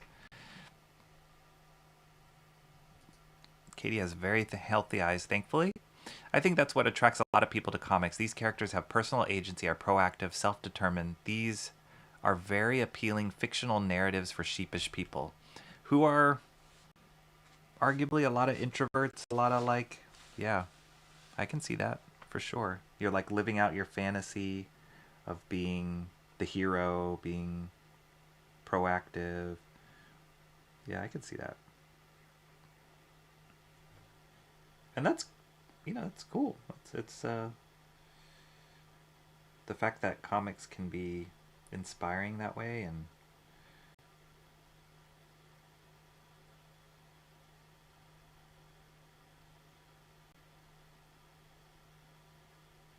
people can live out those dreams.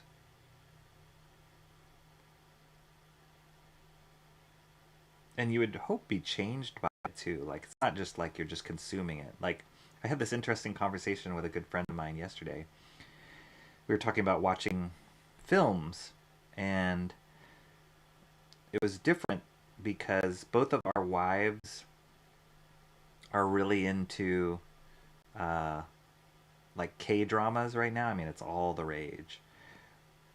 And he finds them really hard to watch, and I agree with him, because they're super predictable, and there's always more likely than not there's a happy ending. And he was just saying how he loves stories that surprise him and like change, like, we were joking but we were not joking, of like, the stories we like are the ones that are not predictable, that after you're done watching it, like, it changes you, makes you think about your own life. And I would even say that about any storytelling. And in this particular case, like comics, like when you can do that, those are the kind of stories I want to tell. When somebody reads your comic and yes, they're entertained, but they're also like changed by it. That's powerful. That's the power of storytelling. As opposed to just consuming it and just, oh yeah, and like, my wife doesn't like unpredictable stuff when it comes to watching shows. She wants everything to be a happy ending. If something is a surprise, she'll go look on Wikipedia to find out what happened. I'm like, but that's ruining the whole experience of like going through the journey with the character.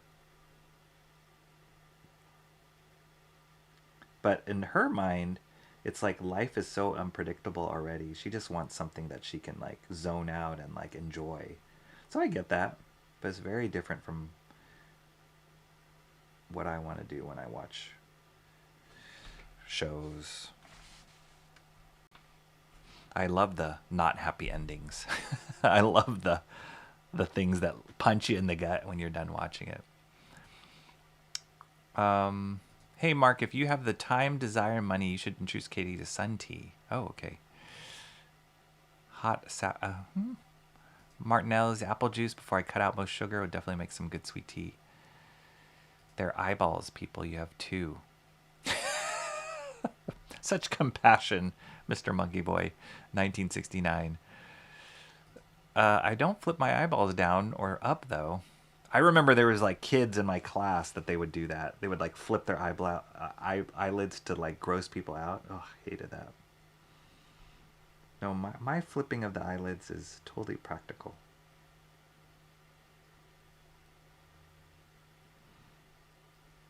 Oh, this is really hard. This is really hard.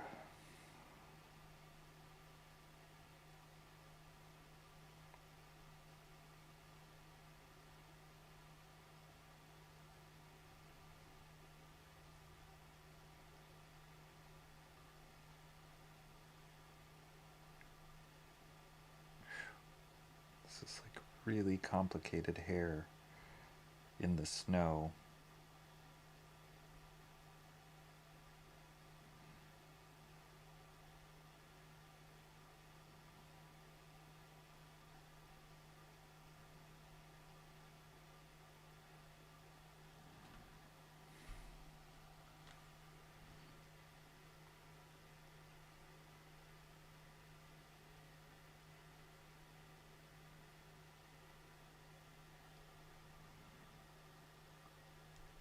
I gotta ground it on something.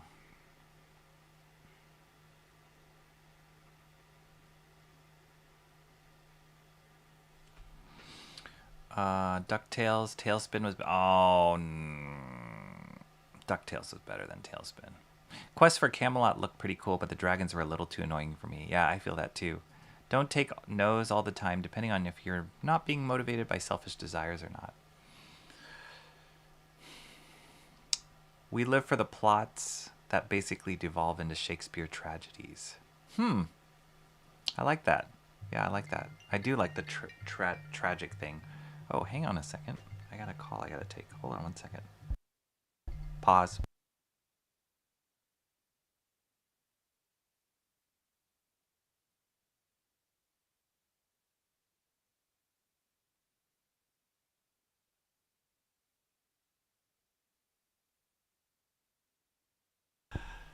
Funny. My wife's like, "What you doing?" I'm like, streaming. She's like, "Oh, sorry." Thankfully, not an emergency. See, you guys always talk about not being able to track my schedule. My own wife can't track my own schedule. It's because there is no schedule. I love the unpredictability. I'm no K-drama for you. I'm the K-drama, anti-K-drama of comic book streaming.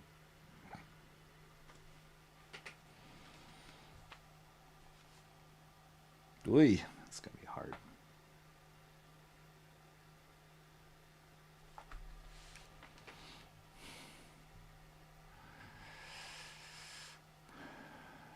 I have, however, rolled my eyeballs back into my skull. It's Alan Lau or Shakespeare. What? What do you mean it's Alan Lau or Shakespeare? Shakespeare tragedies are where most of, if not all of the main cast dies, and it's beautiful. Yeah,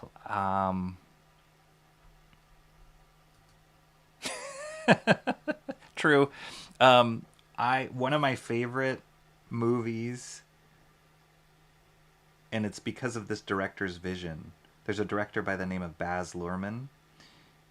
He did Romeo and Juliet with Leonardo DiCaprio and Clara Danes in this crazy like Miami Beach setting, and it was bananas. I don't know if any of you guys remember that movie. It was totally bananas, and they used the original Shakespeare, or for the most part the original Shakespeare lingo, but they set it in this like Miami Beach gangs kind of world.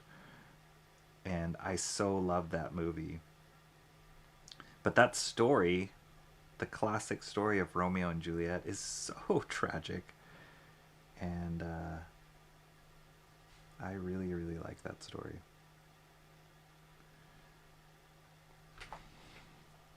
It's like you get the pains, heart tug of love and passion, and then they just can't be together. They are together, but they aren't together.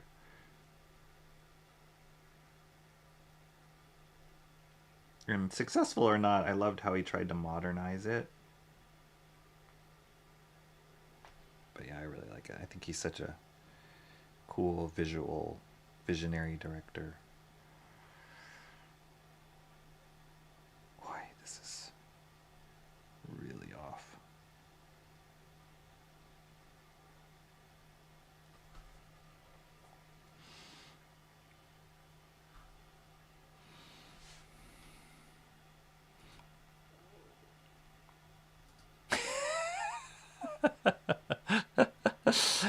I hated that Romeo and Juliet, Cranberry Land just says, was garbage. That version of Shakespeare, yeah, that was the best part of high school, was watching that movie. I really love that movie. There's the sequence. Come on, okay, hear me out. The sequence where the opening sequence with the first confrontation between Tybalt and Romeo's cousins. Is it Benvolio? I can't remember all the names. At the gas station was amazing. And then, like, that totally set the tone of the whole thing. I love that sequence. And then when Romeo first meets Juliet in that party, and the way they edited that whole sequence where they're looking at each other through the aquarium, it was so cheesy but so well done. I loved it. I really loved it. And then the actor who played Mercutio was awesome. He was really good. I thought he was the best actor in that movie. Like, he was able to take the original Shakespeare text and modernize it in his delivery as an actor. So yeah, I thought he was great. I thought Leonardo DiCaprio, I think he was cast correctly. Like, he was definitely the face of young romantic lead at the time. But I don't feel like acting wise he was really great in delivering the lines. Some of the points he was good. But I thought the actor who played, I can't remember his name, he was in Lost and a bunch of other stuff, but he was awesome as Mercutio. Ooh. Oh my goodness. That was a horrible mark. I'm going to have to white that out, fix that.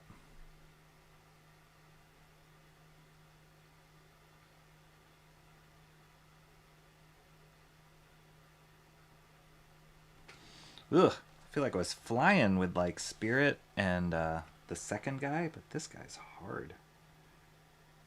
It's a really hard pose, and the lighting on him is pretty complicated.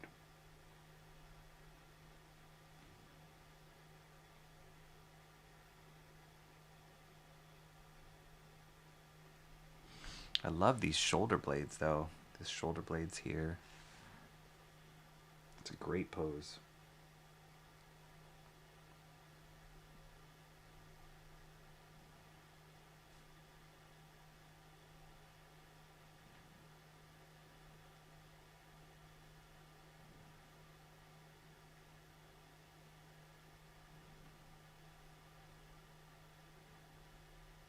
Another great actor in that movie, in Romeo and Juliet, was the late great Pete Postlethwaite. He played the I guess the priest or the apothecary. He was awesome. He was another one who kind of embraced the role and did it really well.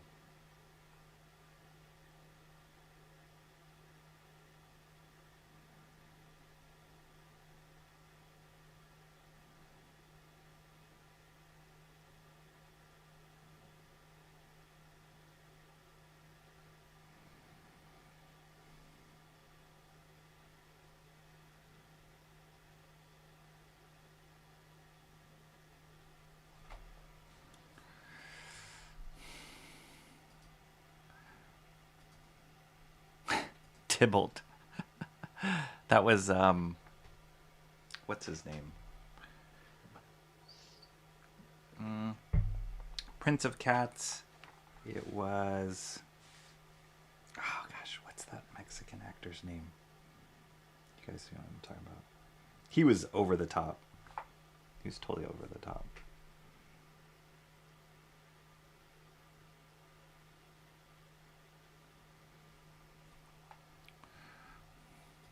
That was ridiculous. 10 Things I Hate About You, Taming of the Shrew. Has to be in the original Verona.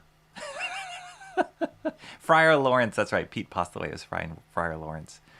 But the actor, John Leguizamo, was Tybalt, the Prince of Cats. He was so over the top. But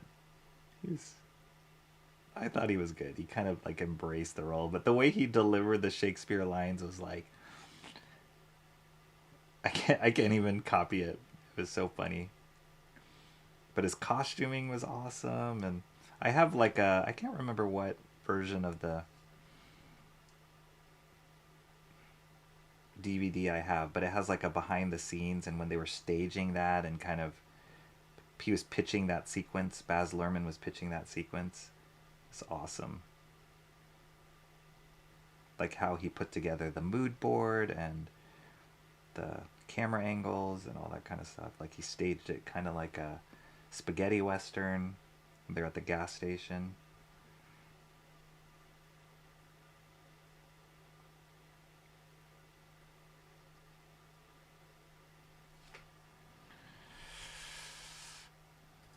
Art and Times of Jay Ryan, what's up, man? It's actually a really good sculpt. How do you like brush inking compared to pen or nib? So, I mean, as far as I love it, as far as compared to pen or nib, I mean, you can't deny that with a pen you have way more control.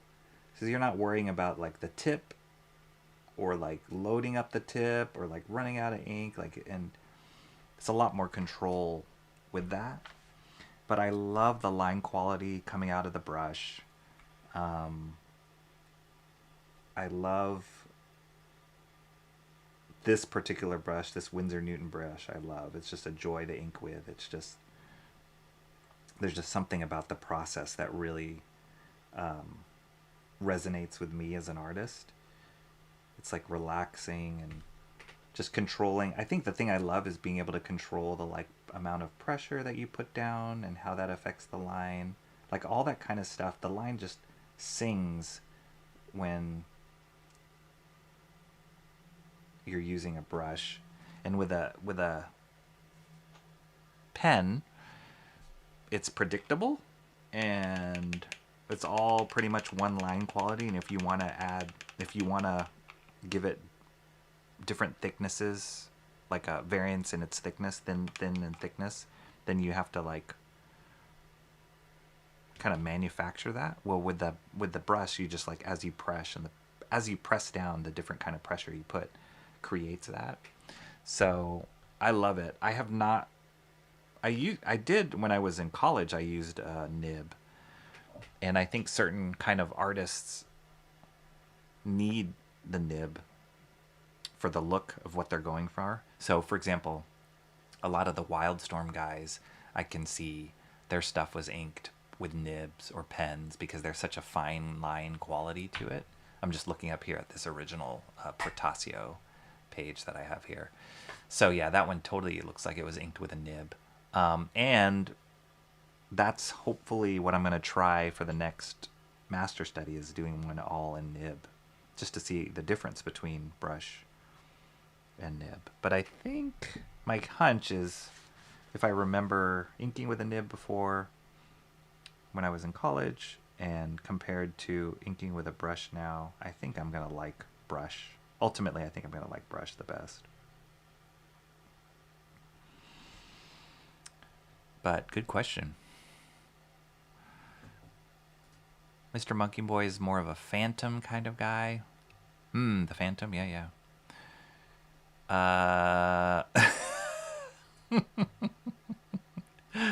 Must ban him. Sure. John Leguizamo, yes. That's right. He was good. He was so over the top, and he kind of embraced the over the topness of it. His costuming was over the top. He was creepy, but he was cool, and he had some cool guns and boots in that movie. There's so many like costuming details in there in that movie that I love. Just art direction things I loved in that movie. So yeah, I do love Romeo and Juliet. And other people have tried to modernize Shakespeare in other films, but that one's my favorite.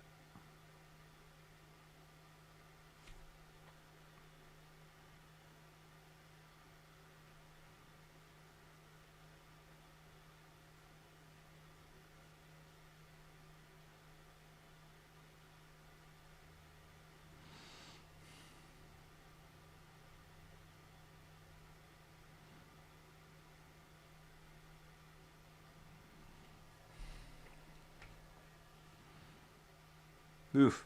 This is by far the worst part of this page, is working on this guy. I'm just making all sorts of mistakes that I'm like, I gotta go back and correct that.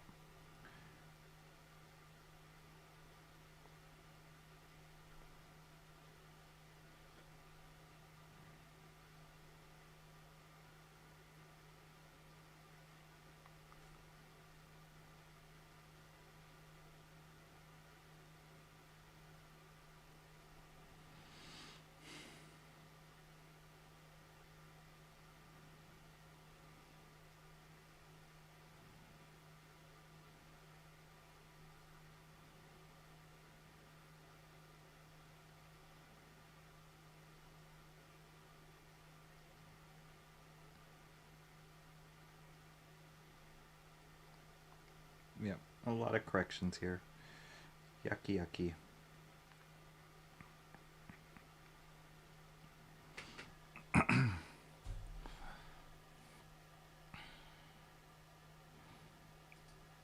Shakespeare cooked. I like Kurosawa's Rand. Oh, that's true. That's true.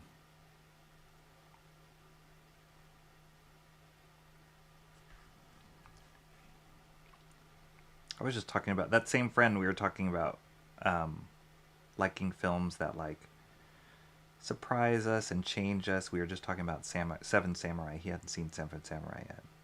He's like, "Is that a good one to watch?" I'm like, "Yes, definitely watch Seven Samurai." So I gave him a list of. He was asking me. Oh, he had just discovered Criterion Collection. That's right. And so he's asking me. He's like, "Oh, do you have Criterion Collection movies that you recommend? Or just movies in general that you recommend?" And so I sent him a list of different movies. I was like, "You mean like my top 10 lists of snobby artsy movies, snobby film school student movies?" And he was like, "Yes." So I gave him a list. So included in that list, I'd love to hear what you guys think of some of these. Included in that list was Brazil.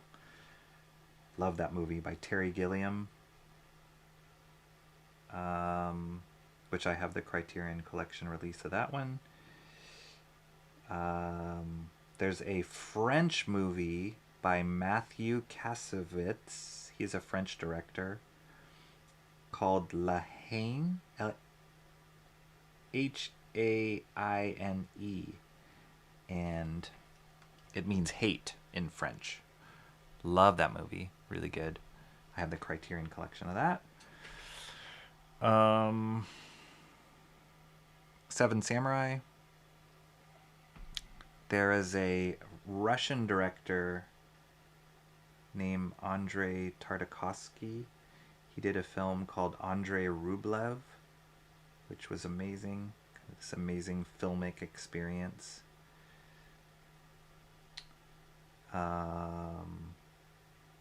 There's Roman Polanski's Knife in the Water was another one that I gave him, which is kind of this tense story, Takes place on a boat. Polanski's one of those like, oh, film school 101. You watch a lot of Polanski films. I also own the Criterion collection of The Rock. Michael Bay's The Rock. I love that movie. I'm not all an art snob all the time.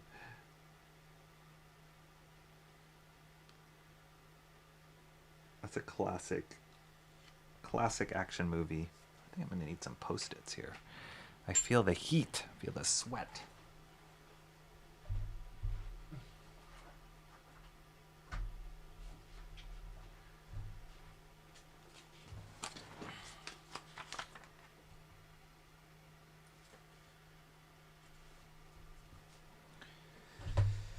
What other movie is there that I like? Criterion Collection movies.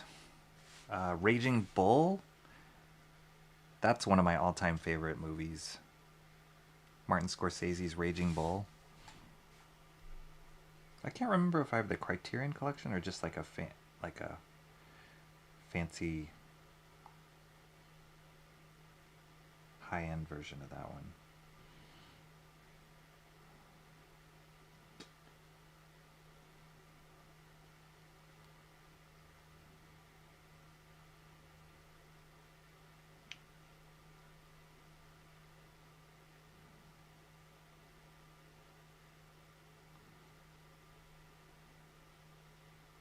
Oh, the complete films of Wong is a Hong Kong director named Wong Kar-wai. Love his films. Talk about a visual auteur. He's a Hong Kong director, so he kind of came from that like Hong Kong action style of filmmaking, but he was highly influenced by the French New Wave. So his style is very different than the classic Hong Kong action directors out there like John Woo or Sui Hark or a few other guys. And he did these like very poetic, visually stunning, like very realistic but hyper real movies. So one of my favorite movies that he directed was called Chungking Express. Great movie. Whoa, what is going on? What is going on? I hear noises. Somebody's texting me. Oh.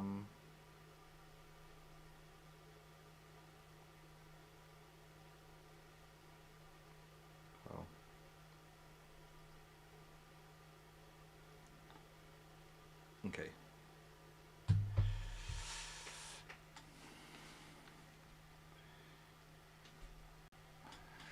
Let's see. Cranberry Landry says, I like The Rock, really underrated. Did Kurosawa make a bad film? Nope. I don't know what the Criterion Collection is. What makes them so special? No, John Woo. I love John Woo. So John Woo, he is one of my favorite Hong Kong directors. One of my favorite action films of all time is called Hard Boiled. And I was actually introduced to that film by Shanthan Jetty. When we were, I believe, freshmen in college, he introduced me to that film. And we just watched it over and over and over and over again. Yeah, John Woo, Hard Boiled. He did the Hard Boiled. He did The Killer. He did a bunch of American movies too, but none of them are as good as Hard Boiled. I think he did As Tears Go By is another one. He was, I would say John Woo's best American directed film was Face Off with Nicolas Cage and John Travolta, and arguably because they were starring in it, that's why it was his best movie, his best American movie. But he also directed Mission Impossible 2 with Tom Cruise, which was it's alright. He did like a Chinese war movie. He did Hard Target, which was kind of an American remake of one of his Hong Kong movies with Jean-Claude Van Damme. But yeah, if you don't know John Woo, go watch Hard Boiled. Best action.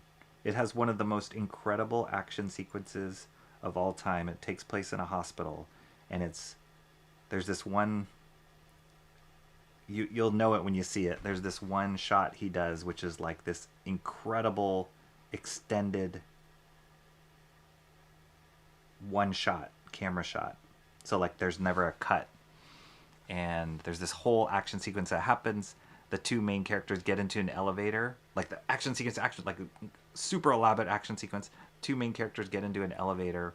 The elevator closes. They have an exchange with each other, and there's not a cut yet. The camera is just with them the whole time. They have this quiet exchange, talking to each other. Then the doors open, and they come out, and then there's a whole long action sequence after that, and it's all one shot. It's unbelievable.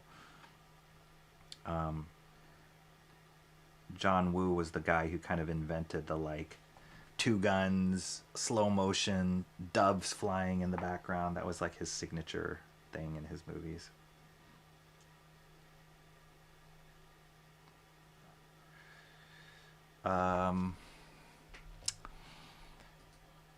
Is Hard Boiled the one where the chick keeps shooting herself in the shoulders? No, not that one. I don't know what that one is. I like the one Hong Kong director, Kung Fu Hustle, Shaolin. Yeah, Stephen Chow. He's great too. Yeah, his movies are fun. More comedy approach. And he stars in his own movies too. Yeah. No, John Woo. Just check it. I don't know the one where the girl keeps shooting herself in the shoulder. It's not Hard Boiled. Designing your own characters is simultaneously the best and worst thing. It is. Hard Target was good. Good. Okay. He's completely of my own imagination, but the other side of this coin is that I can't look up references. I just have to remember what he looks like. I have Shaolin Soccer on DV, Ferris Comics says. I prefer the Chinese release dubbed in English to the American release in English. The music and the music's different too, huh? I have yet to I have to watch that movie again. I loved it. Was great. That was a great movie.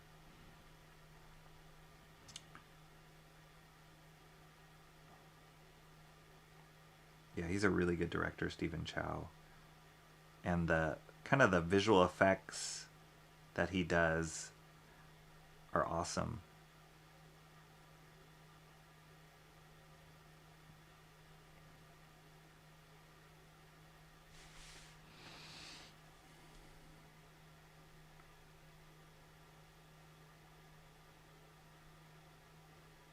Yeah, I think I liked Shaolin Soccer better than Kung Fu Hustle, but they're both good movies.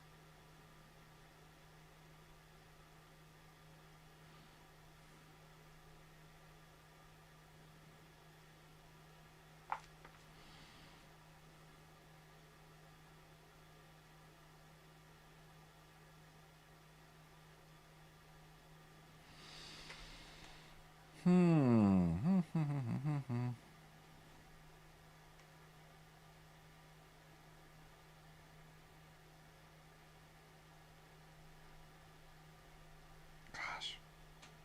Just watch that. Oh, I remember this when I penciled it. I kind of squished this a little bit.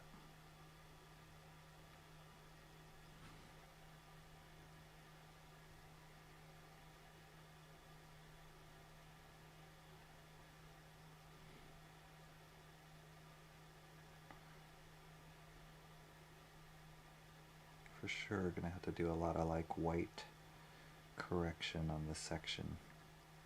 There's no way around it.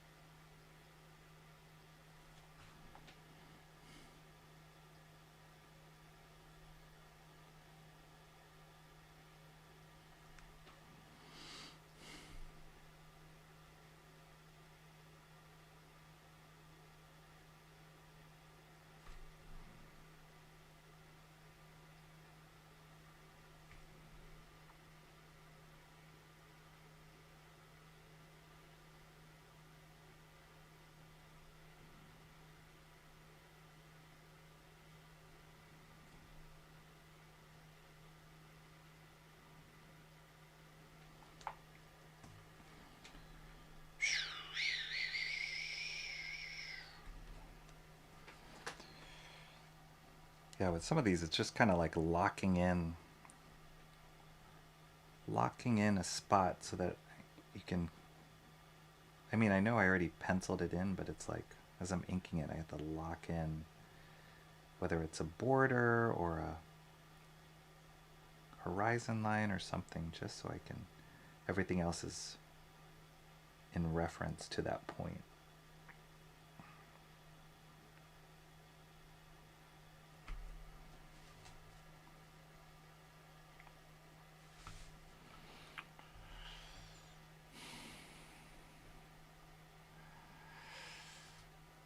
I like Shaolin Soccer more, but he always plays such a jerk in his movies. A lovable jerk.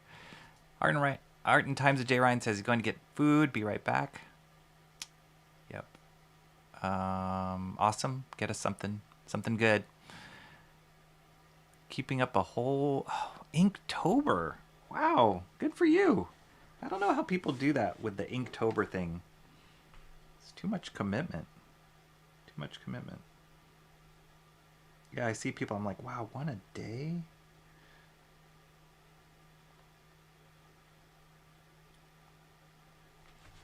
I've never been able to do something like that. Where are you getting your Inktober list? Or are you just doing one image a day? I've seen it where people have like a list of, oh, today I'm drawing Batman. Tomorrow I'm drawing Superman or whatever it is. You know who does great Inktober stuff is, I just screwed that up. I can see it now. Is Chris Samney. I've talked about him before. Dang it. Talked about him before. He is the artist on, he will be the artist on Batman and Robin Year One, which is coming out sometime soon. Yeah, I'm gonna have to fix that. Fix that with white.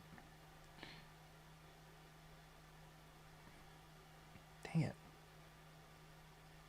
What I'm gonna do, I'm just gonna, yeah, I'm gonna do that because I stink. I'm going to blacken this whole thing out and then do it in white. It'll be easier. Yeah, Chris Samney does an Inktober. You guys follow him on Instagram or X. He posts it, and they're beautiful, beautiful images. Like they're small. I don't think he draws very big or inks very big, but they like provoke a lot of storytelling in his images. I have a Chris Samney image. I think I've shown it on stream before. I'll get it here in a second. I have a Batman image he drew. He draws a great Batman. But he sells these drawings that he does during Inktober on his website. I think it's chrissamney.com. He'll like open them up for sale and then they sell out really quick. And I happen to nab a Batman one day.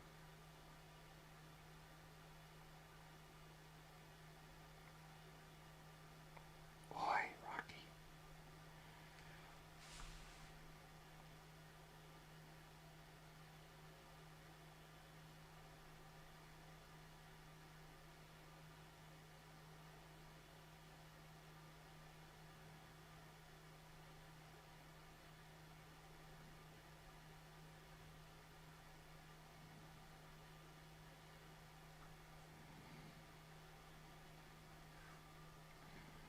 Boy, sloppy.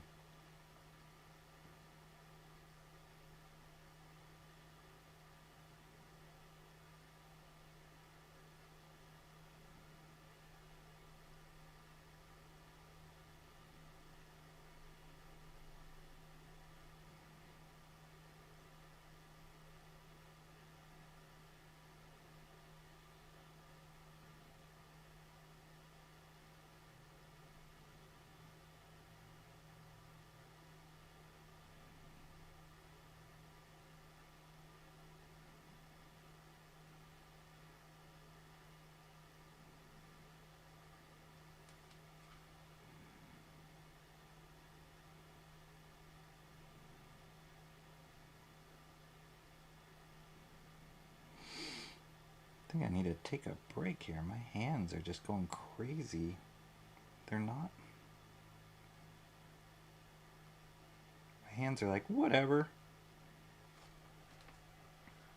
They're not taking the time to do this carefully.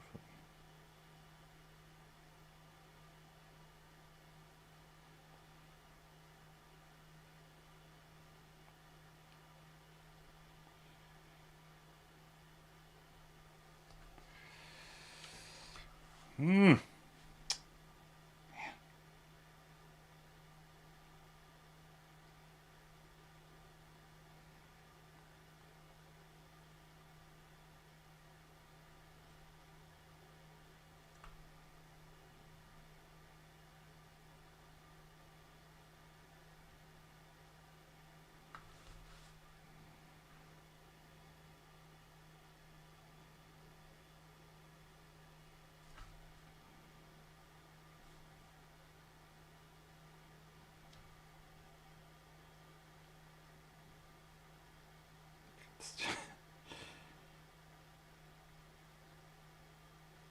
I'm laughing because my hands are just like, boo, boo, boo, whatever. I'm like, no, draw it this way. And my hands are like, nah. Not shaking, just being a jerk.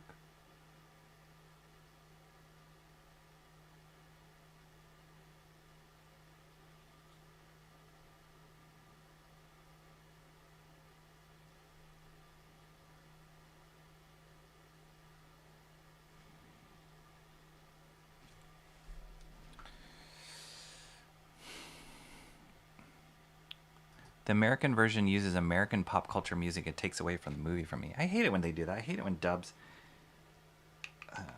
Anime is a perfect example of that, of like where dubs sometimes, a lot of times, the original Japanese, original language, and with subtitles are way better than the redone thing for an American audience. I'm going to clean my water. Maybe that help me reset. But let me just catch up here. I don't either. I've never completed a whole 31 days. I wonder if anybody has. Instagram has the prompts. Oh, okay. They sent me a notification at like 3 a.m. Surprise! Inktober! Can send you a screenshot of the list if you want. Yeah, totally. I'd love to see it. Not that I'm going to do it, but I'd love to see it. I'm not using ink either because I'm lazy. I'm just using the prompts to force me to do something once a day. They ain't very big doodles. Might go back and ink some of them if I feel inspired to do so. That would be cool. Do a bunny with a carrot gun. Or a gun with a bunny carrot. We used to do these things at my studio. We called them... What do we call them? Alan would know. 6 scoop sketches. And the reason why we called that was because, you know, during the middle of the day, you would take a coffee break. And at the time, one of my partners, for his coffee break, he would use 6 scoops and whatever, the coffee machine we said. So we call them 6 scoop sketches, and we would write an adjective, I think an adjective and a noun, and put it in a hat. Like a bunch of different adjectives, a bunch of different nouns, put it in a hat, and then draw from the hat. And I don't remember what our time limits were. It was probably like 1 minute. And we do post-it note sketches in a minute of that prompt, if you will. And they ended up being really fun, but very hard too. But it helps because it was like, you knew it was just going to be a throwaway sketch, and you couldn't overthink it, and they would be really funny. And so it would be something like that, like a gun with a bunny carrot or something like that. Calm down, grab some tea. Yeah, maybe. I have been cooking and watching So Relaxing with a rocky stream. I'm glad my streams are relaxing enough, i.e. sleepy. I feel like I should say something since I've been quiet most of the time. Something. Say something, Comrade Sammy. Contribute, Comrade Sammy. The dubs and subs with localizers are garbage. Tons of social activists and progressives inserting their propaganda garbage into good movies and shows. Wow. I don't know if I've experienced that so much where they would change the messaging of stuff. Maybe I wasn't aware enough. Usually I just watch the original. If there's ever a choice, I'll watch the original soundtrack or the original voice record, and then whatever subtitles I have to watch if I have to. Rocky, you should try and catch one of Michael Bancroft's October creator-owned comics trivia contest streams and compete. Oh my gosh. That sounds stressful. I've only been able to catch a few of Bancroft. For some odd reason, when Bancroft streams, I don't know what the timing is it or what, but it always is like the most inopportune time for me. And so I can't really sit down and watch a whole stream of his. But I know he does some pretty complicated things. Like I think he did like a poker night one time, and yeah, different trivia things. It's pretty cool. But I'll see if I can try and catch the next one. So I'm learning Japanese, so I don't have to listen to their crap. I can get my movies and shows directly from the Japanese. Happy Halloween, Comrade Sammy. I've sent it on Twitter if you're interested. Oh, okay. I thought I saw a notification go up. There we go. Comrade Sammy, she's with it. Let's see.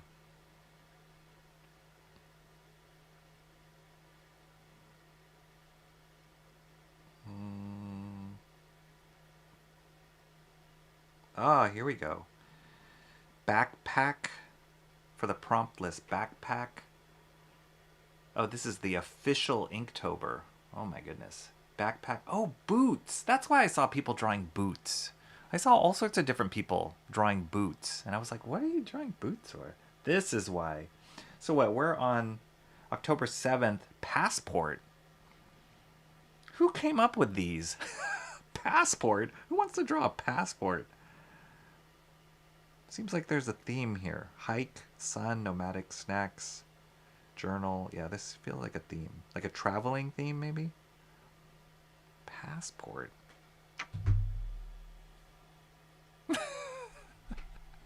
I'd rather draw a bunny with a carrot gun than a passport. Okay.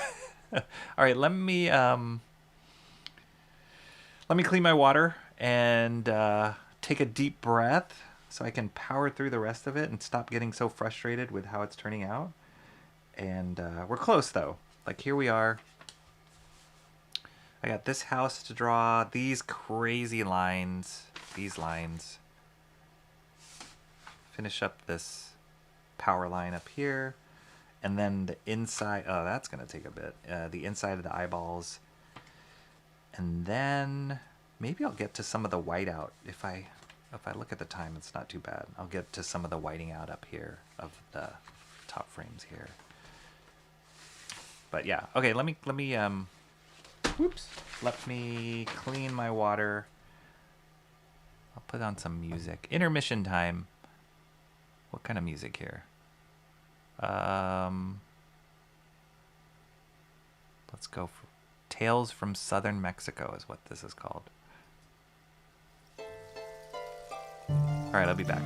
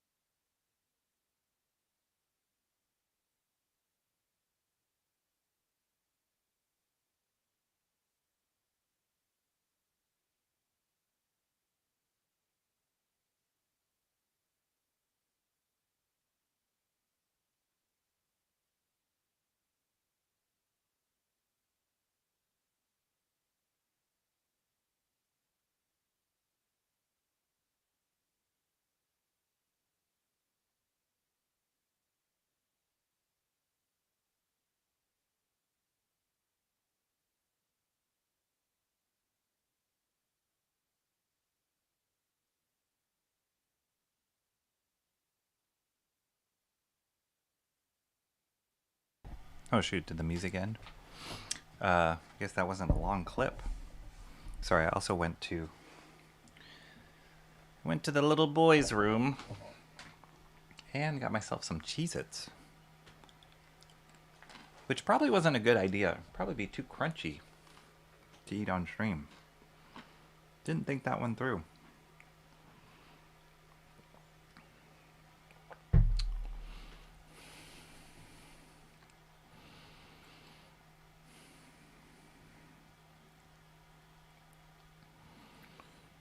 I bet you would do very well. What is the contest, Mark?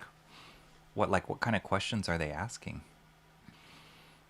I was actually riding my skateboard, so I was only half paying attention. Wow, riding your skateboard and watching stream? Holy moly. This is a side I did not know of you, Comrade Sammy. That's incredible. I wish I had the coordination to ride a skateboard. I don't think I could. Alright, I cleaned out my inkwell as well. Definitely not now, as I'm older. I think I told you guys, I had told you I'd crack some ribs before.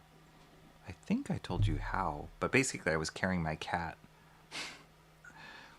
We came back from a trip, and I was carrying my cat because I hadn't seen him. And I was walking down our stairs, and I missed a stair and just went careening down the stairs with my cat in hand all the way. It's like a flight of stairs that kind of turns on an L, and fell from the probably 3 or 4 stairs on the first half, hit the middle landing, kept rolling down all the way to the bottom. My cat went flying. I banged my head, cracked some ribs. It was not fun. So yeah, I don't think I would ever try skateboarding at this age.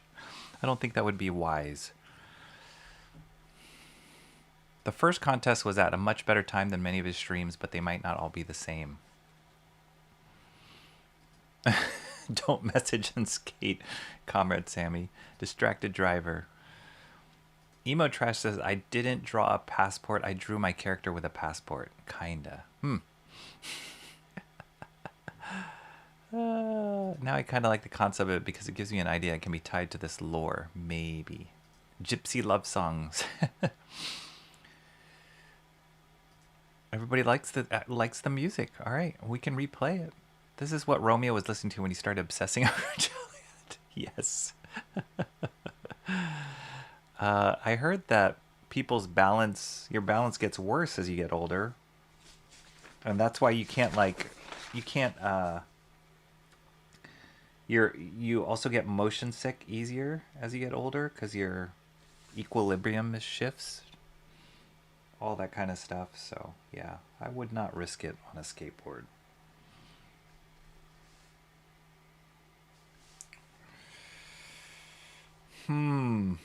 Okay, let me see. All right, I'll do this. There's like a smoking gun smoke here. That'll help anchor me.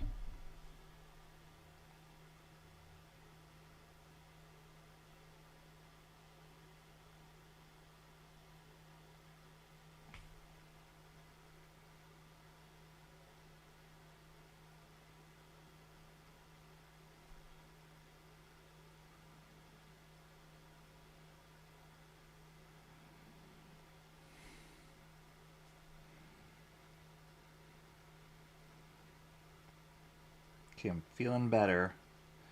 Feeling better with the brush lines here.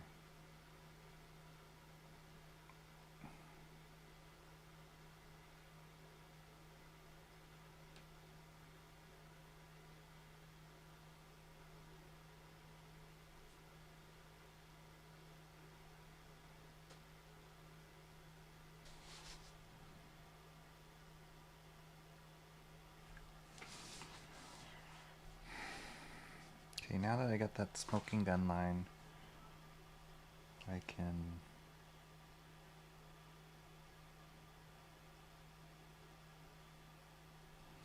finish off this roof.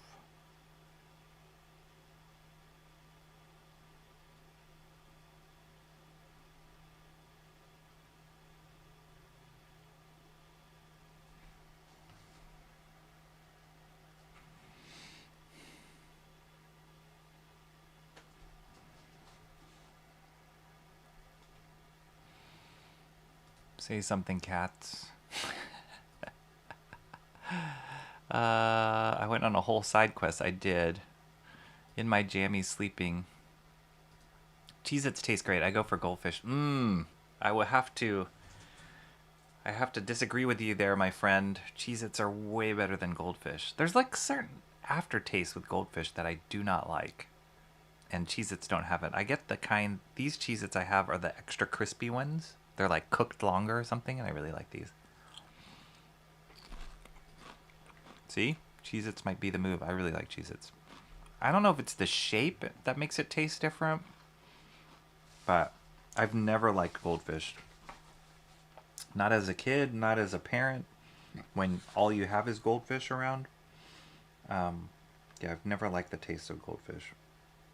And they arguably taste very similar to Cheez-Its.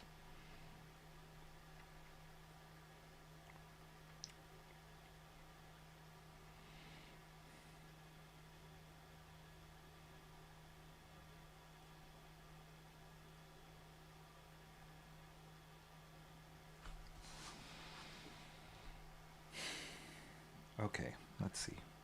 Where am I going? Because I got a lot of ink on my brush.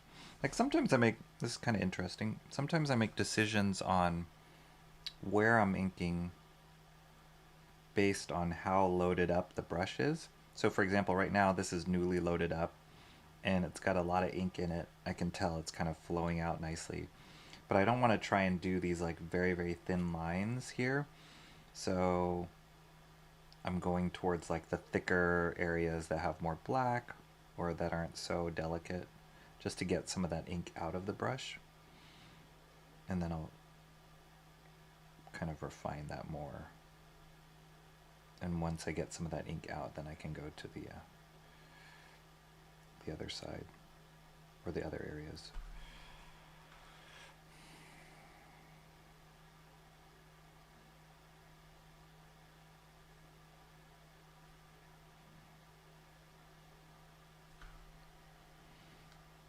I think I'm going to do these circles. They're like these footprint circles.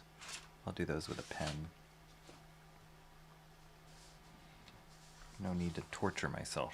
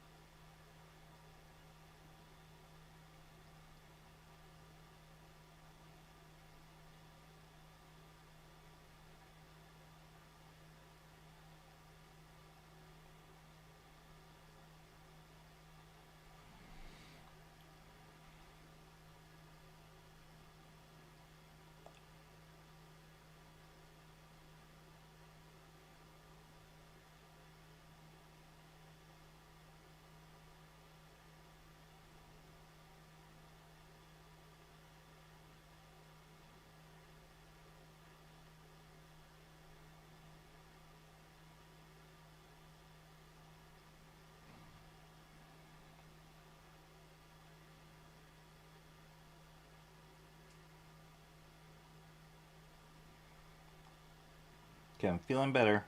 Not making so many rando mistakes here.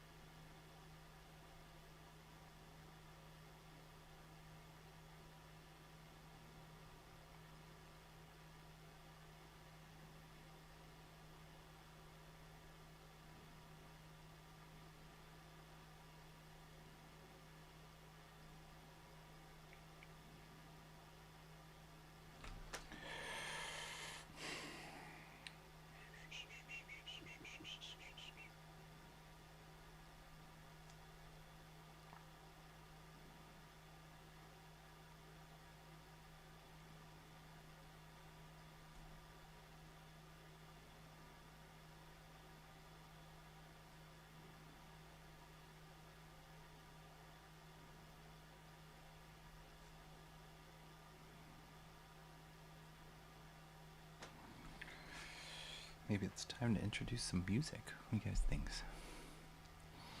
I got my knee checked out. They said I should go to the emergency room, but probably didn't need to go. I think I missed that you had a problem with your knee. He asks all type. This is Bancroft. Asks all types of questions about them, like character questions, which company published it, who was the artist. 30 questions. He gives some type of prize. Is it for like? You said it was for creator-owned comics, so is it like independent books? Yeah, I don't know if I'd be. I mean, I might be okay at something like that.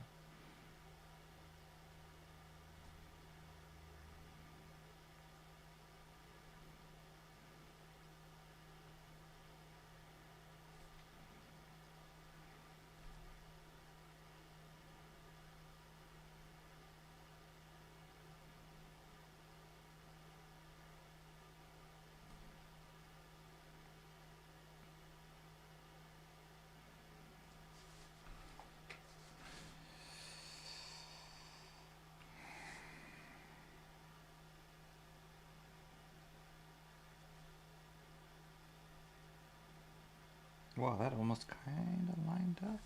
Almost.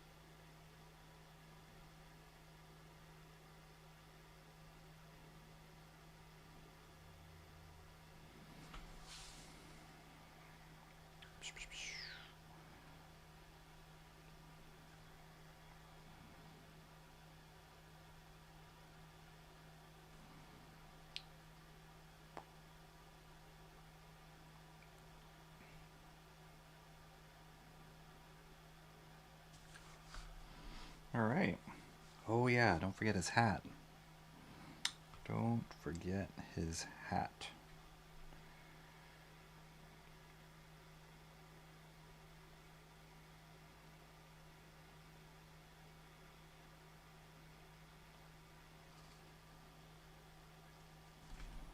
This will do the footprint lines using technical pen. Oops.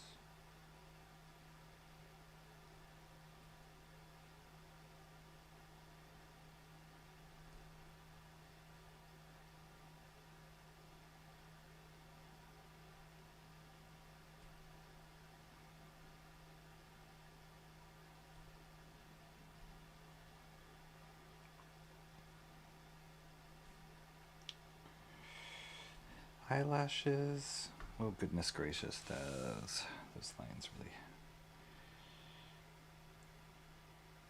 I think for the skylines, I'm gonna have to get a really clean brush to do those lines.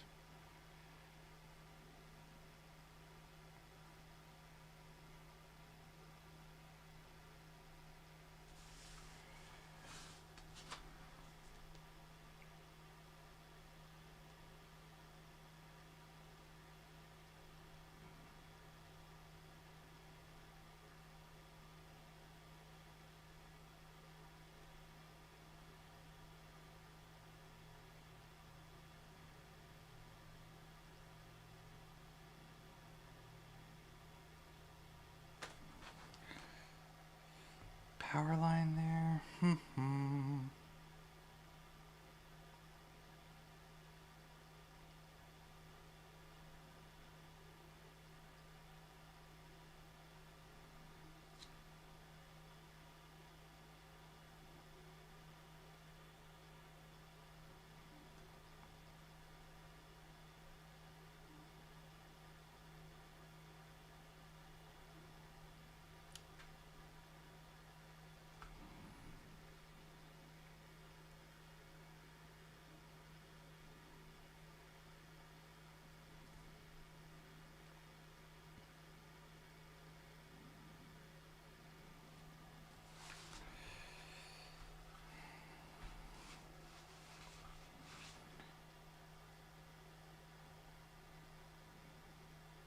So crucial detail is hat here.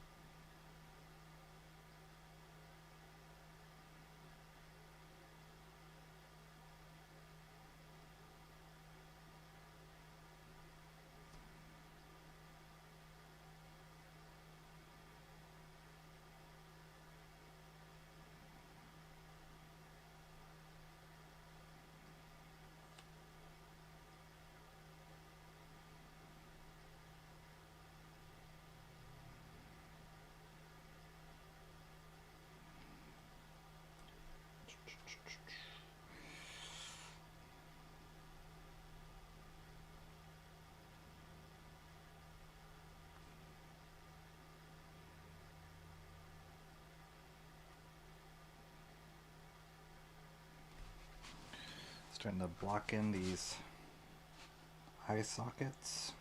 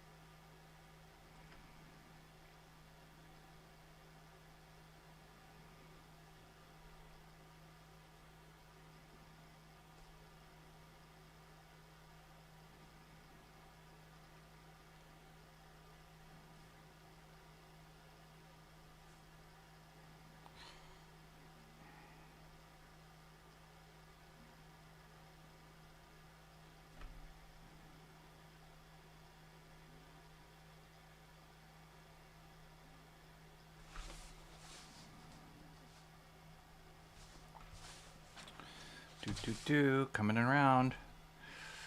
You can do it, Rocky. That poor cat.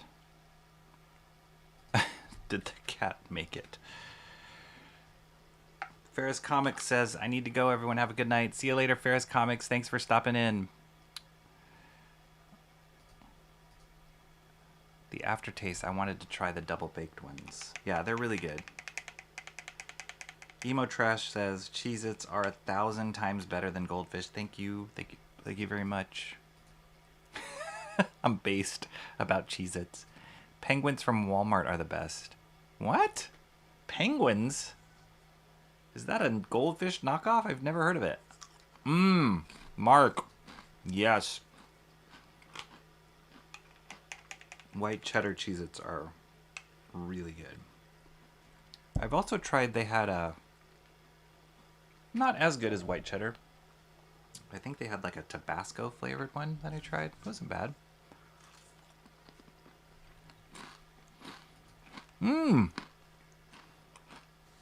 Lucky Luke. Awesome. Classic European comic that never really clicked with American audiences. It was huge in Europe. I feel like it's kind of in the same category as Tintin a little bit, where it's just like dominant in Europe, but like never caught on to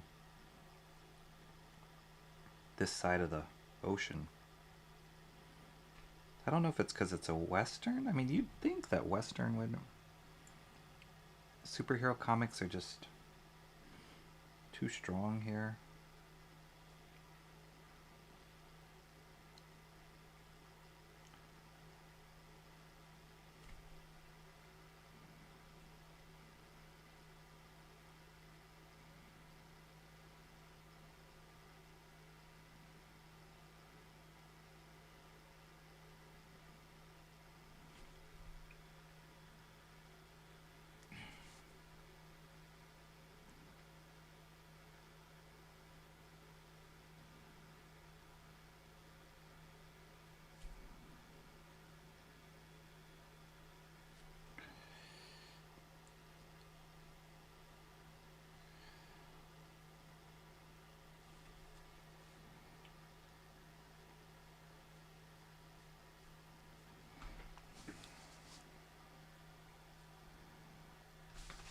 I should do it this way to get the right angle on this. Could be wrong. Just when I feel like, oh yeah, I figured out the right angle of a brush hatch. I always do it the opposite.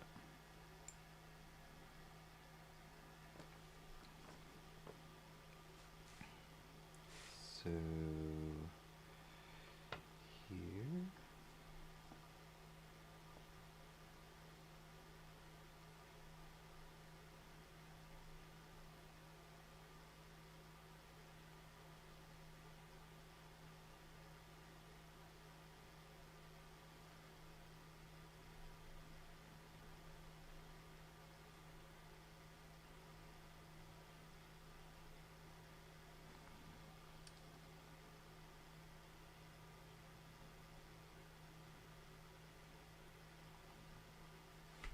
It's opposite.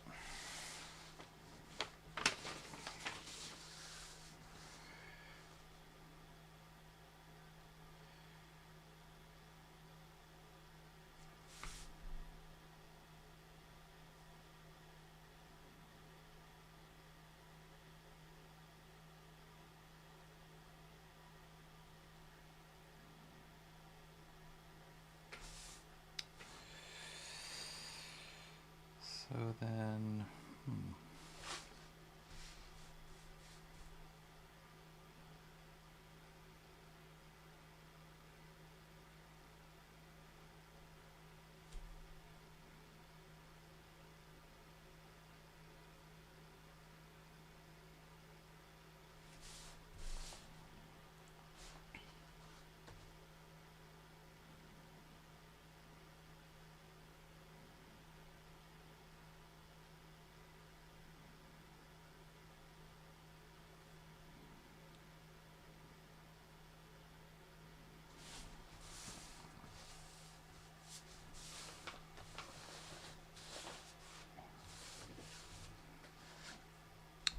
put this down.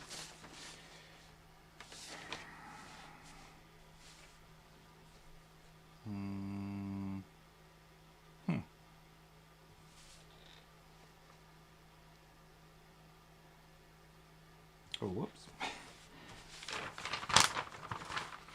Get the wrong eye socket. Here we go.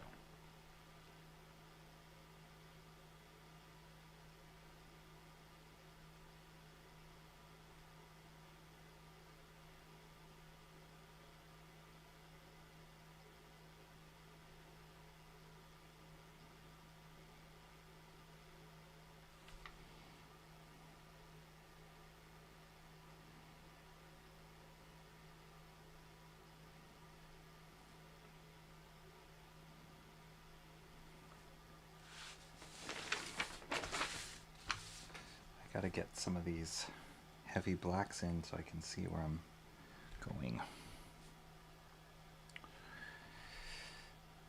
Comrade Sammy says, I have to agree, I think Cheez-Its are better. Yes. There we go. They don't taste the same as Cheez-It. Cheez-Its are more, whoops, bitter. What?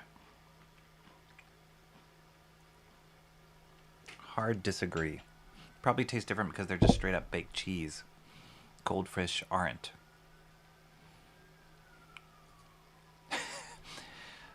I wish I could avoid carbs. I cannot.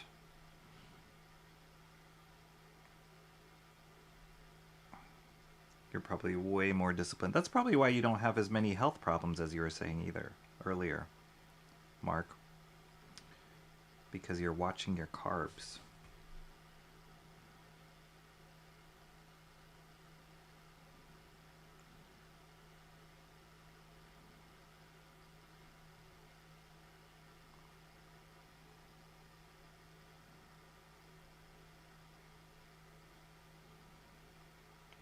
Yeah, I gotta get some of these heavy blacks in here.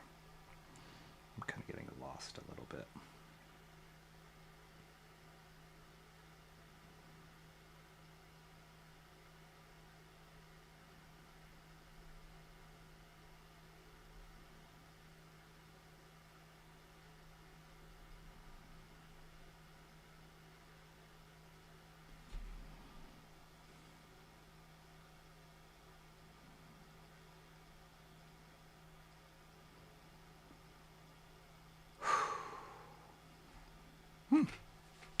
All right, let me switch brushes. Let me just unload this. Still a lot of ink on here.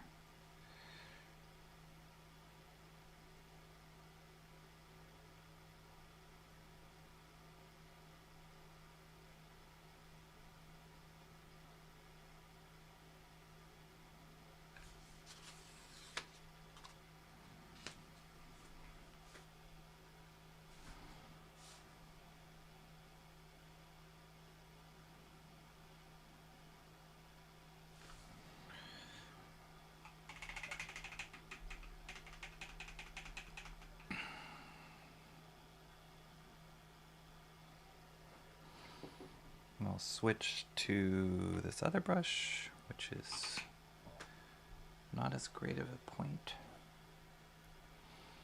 I would get Cheez-Its more, but they put the drag queen on their boxes and did the whole... Oh, really?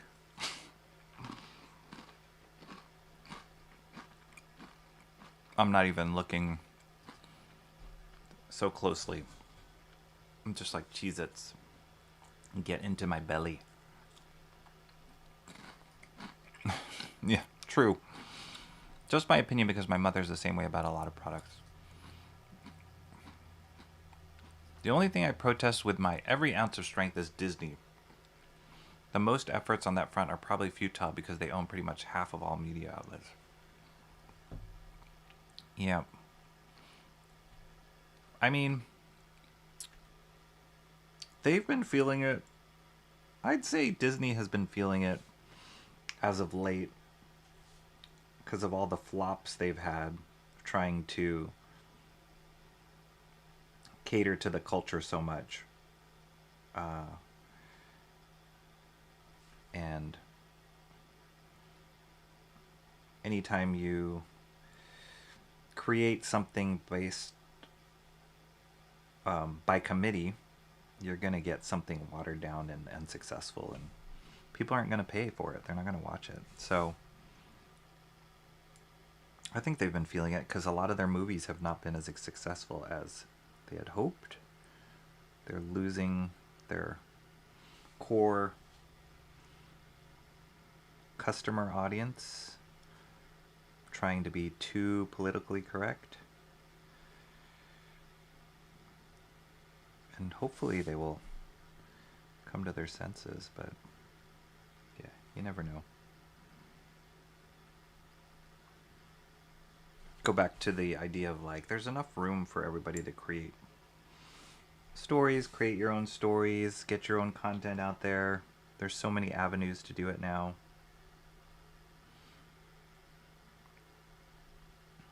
It's not just through the big companies, not just getting discovered by a Disney or a Warner Brothers or Marvel. You can just get it out there.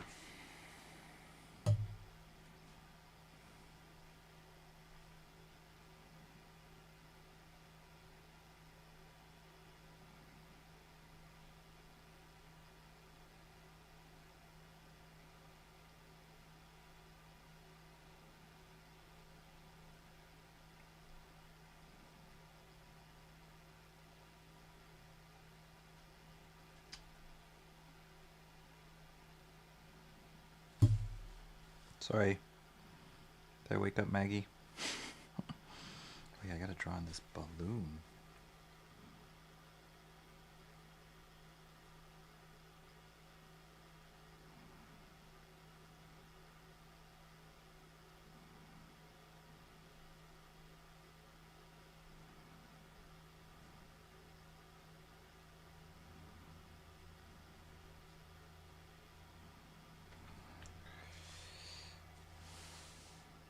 That's nicer when you can see the blacks in there.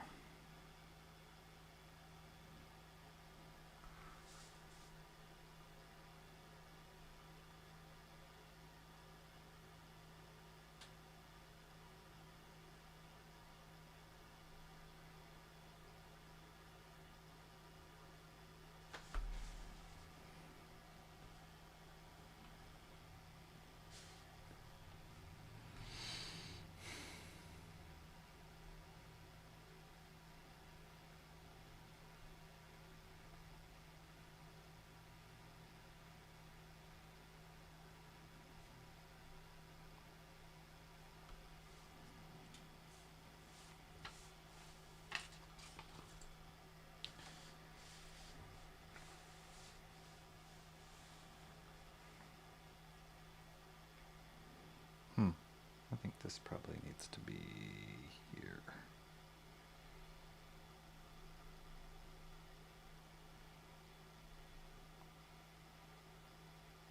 Oops.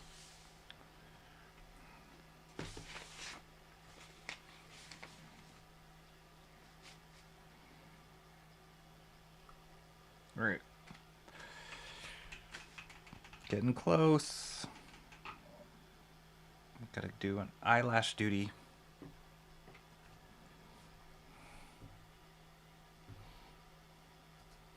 I can't manage that type of trip at all, but now if we are talking music trivia,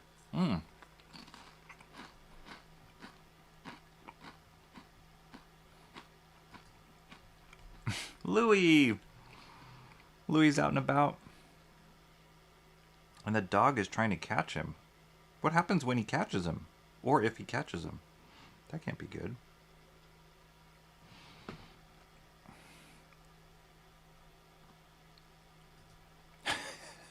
I never really read comics much anyway. Doubt I'll pick up the habit anytime soon.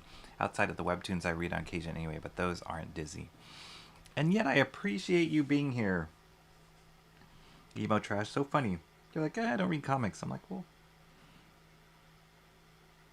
you come here for the conversation? That's awesome. Oh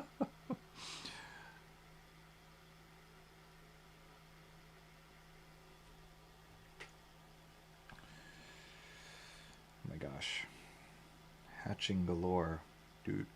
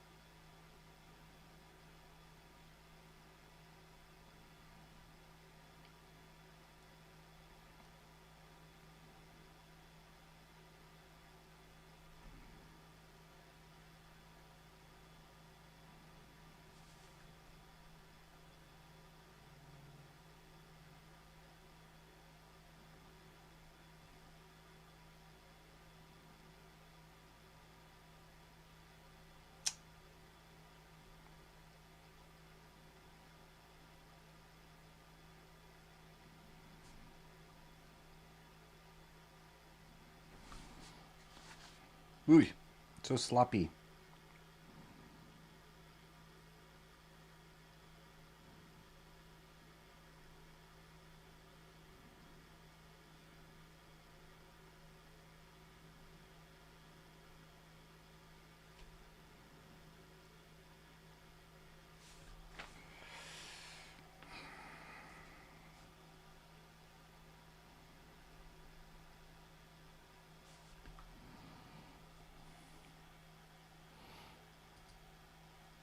Probably haven't watched anything Disney since 2018, 2019-ish. What was the last Disney thing that you saw, emo trash, that was worth it? Like, that was like, that's amazing. Or anybody, what was the last Disney thing you saw? Whether it's animated or live action, that you thought that was worth it. Curious.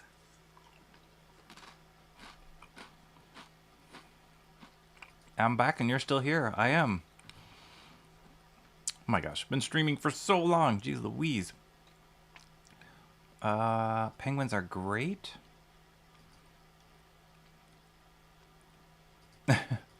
I'll have to try those out. Penguins. I've never heard of them before. But it sounds like kind of a goldfish competitor.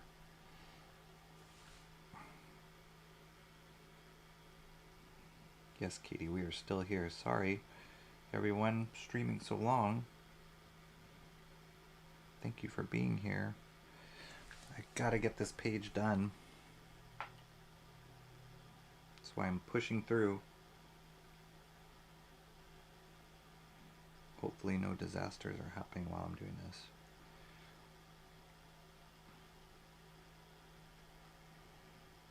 Oh, dang it, I still got eyelashes. Just realized that.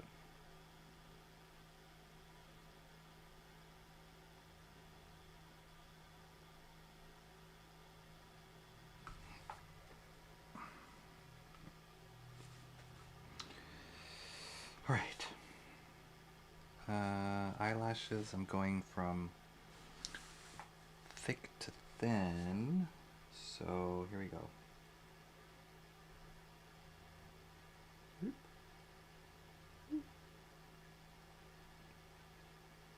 I'm amazed at these eyelashes.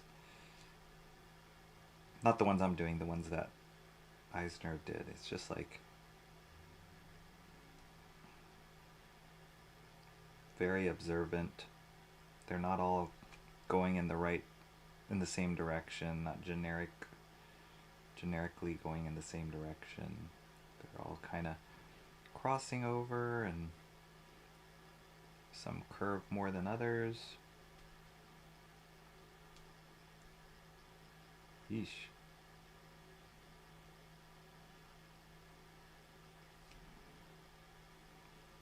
But because of that, because of the way he did it, they feel so real.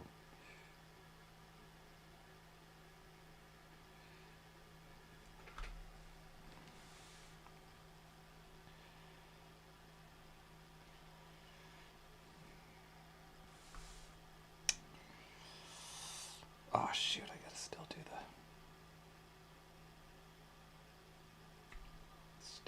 do the lines.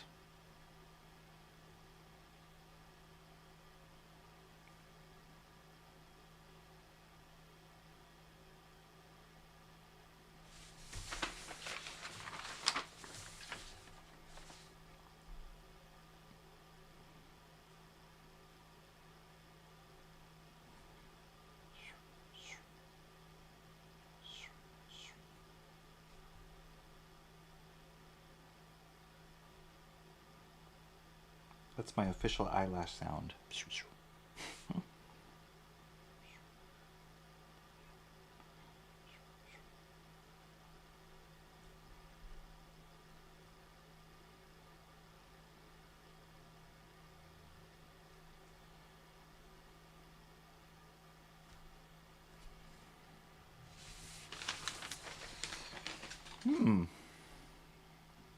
Okay.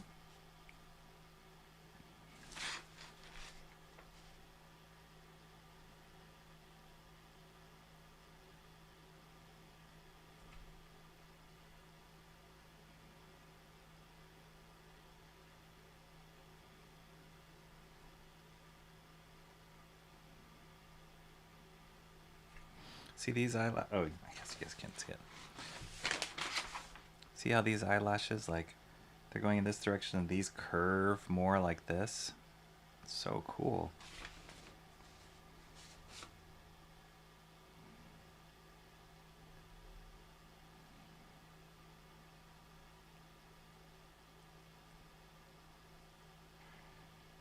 It's harder to recreate, but it makes it look realer, more real.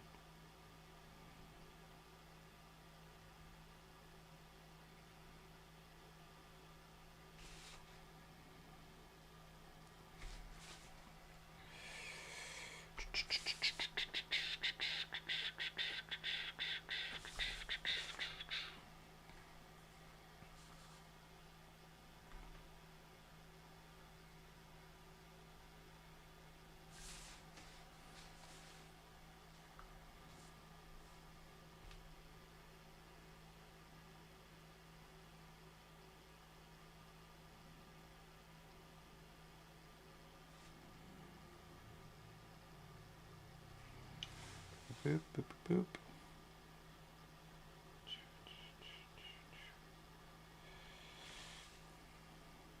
Ah, dang it.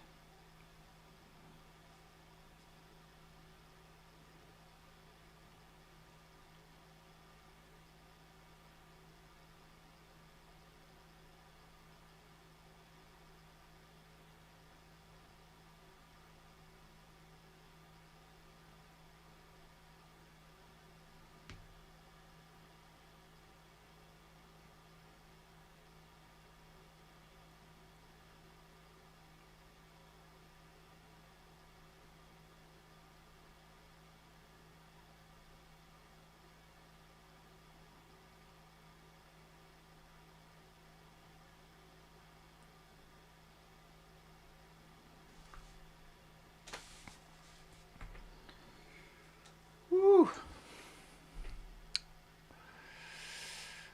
Mom just gave me a heart attack by walking out the door with Louie on her shoulder.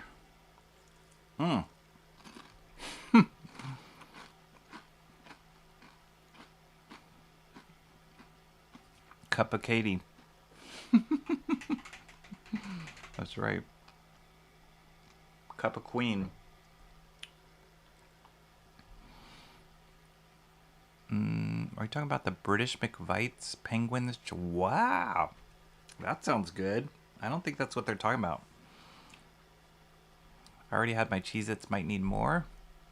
These are cheese crackers with or without cheese dust that are shaped like penguins. I know they have, what's the name of that company? Is it Auntie Annie's? They're kind of like an organic company. They have them at Trader Joe's. They have like a goldfish knockoff, but I think they're bunnies. But supposedly healthier for you. Ah, dang. I need to... I think what I'm going to do is I'm going to do this in white.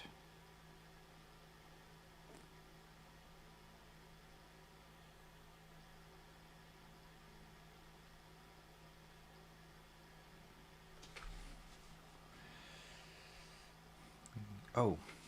Oh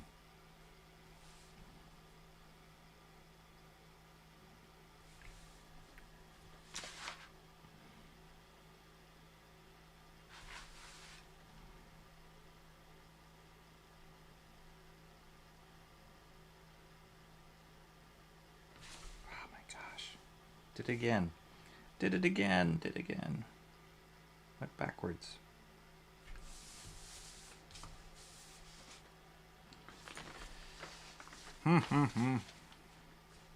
See, now I'm rushing and that makes things worse, but I also don't want to not finish this page, so I'm gonna have to let some stuff go.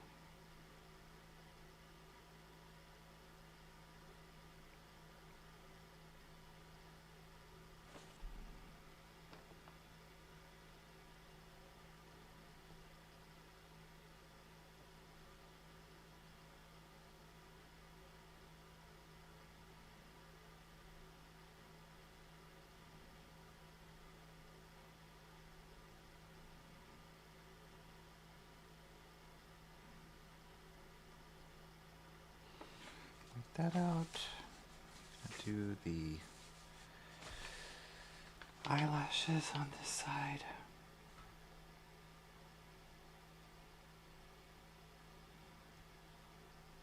I think I'm gonna have to put some music on here in a second.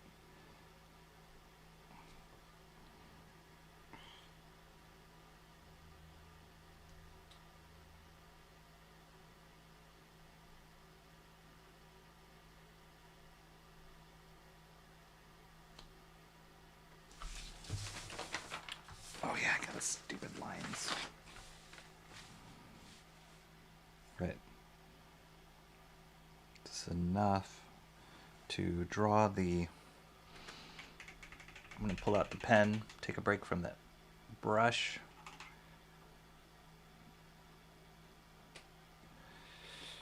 I gotta draw those lines. Oh my gosh. So close. So close. Guys hanging in there? Cup of Katie it is. Weetabix. Oh, dude. Weetabix? Weetabix. My wife likes Weetabix. Singapore has a huge British influence.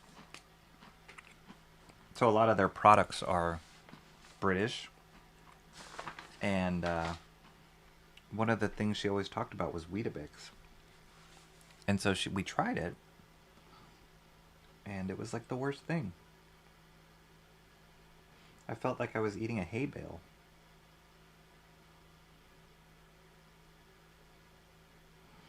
I mean, when you put like sugar on it and...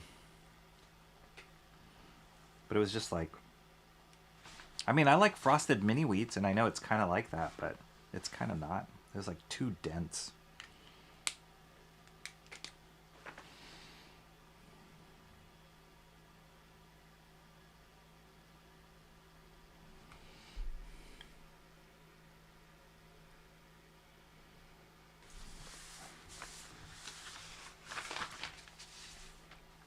Okay, I'm drawing the word balloon here.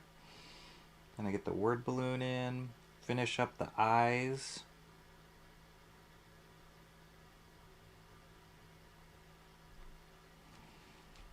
Then once I finish up the eyes, I could draw those dang lines. Those sky lines that are there.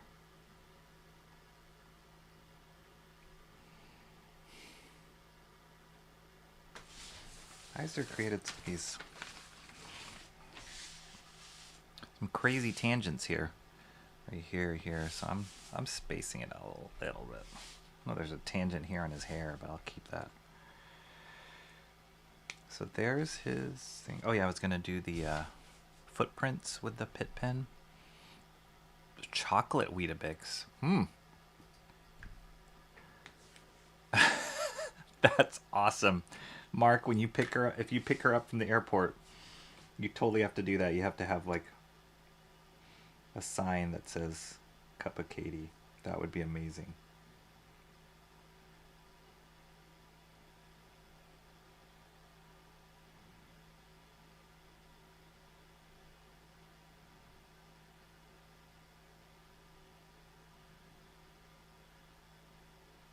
Oops. 1, 2, 3, 4.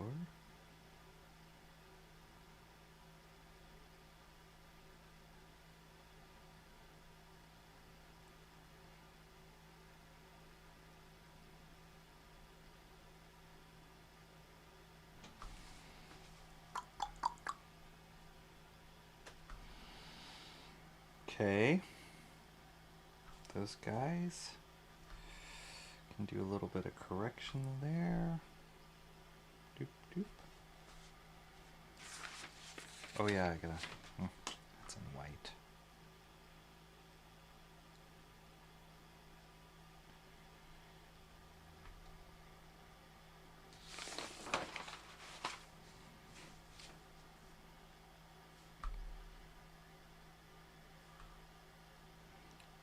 Doot, doot.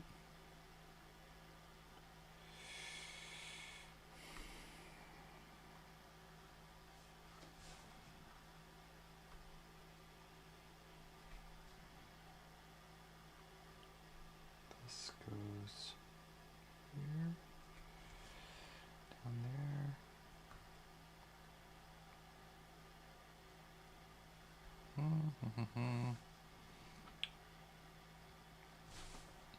Close, close. Oh.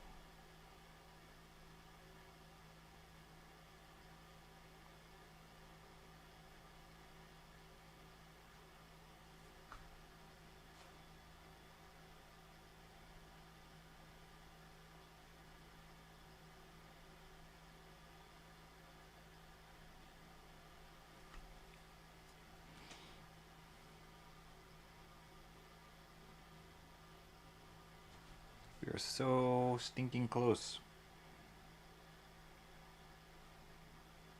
Other than the corrections I gotta do.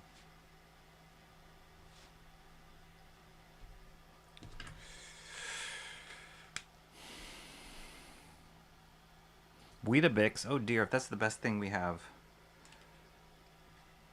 a problem. I'll have to agree with you on that one. It's not very tasty. Don't forget to add a smiley face to the guy laying dead in the snow though, Rocky. Oh yeah, it's true. He's totally happy. He's like stoked.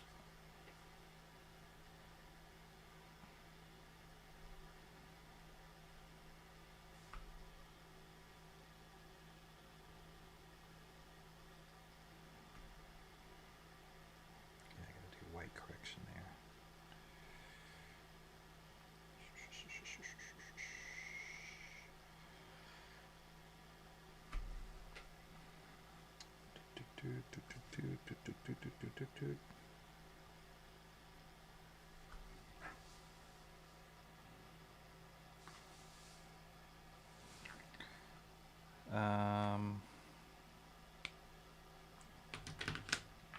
Could just cheat. Do this. Nah, need the brush.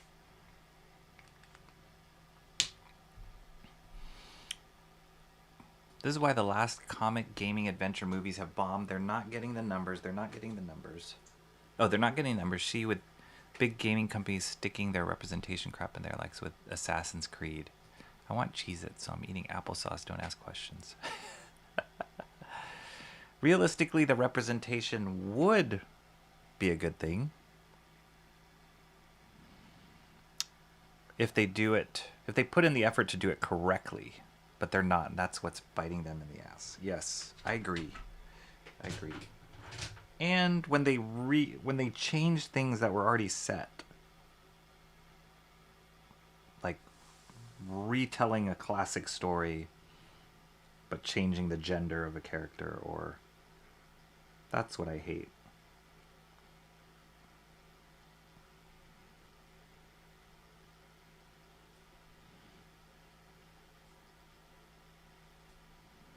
Oh, didn't I say I was gonna? Yeah, I did. Or changing the race of a character from a classic story.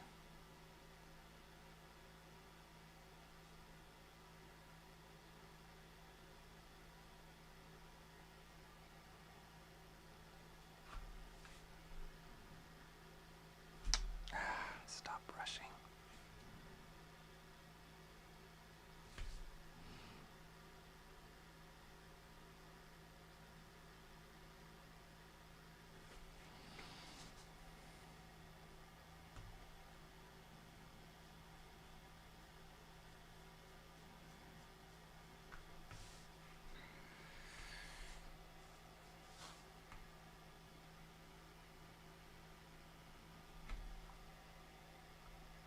Have to cut in that with white, white, white. All right, am I doing this? Am I doing these skylines? We're doing it, guys. If I screw this up, this would be a pain in the butt to correct. So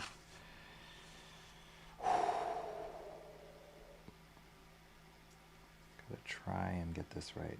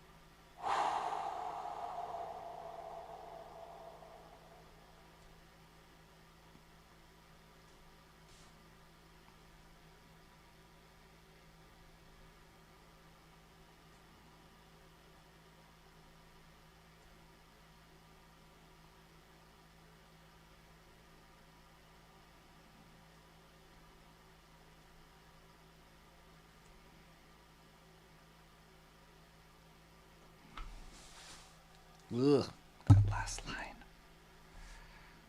I gotta fix that last line. I totally boofed it.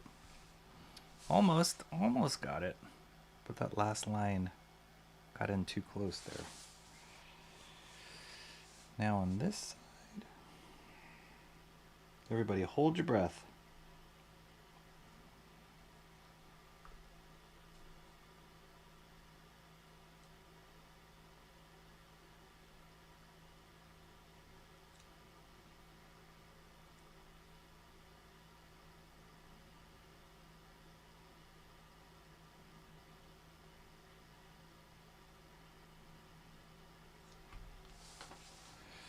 There.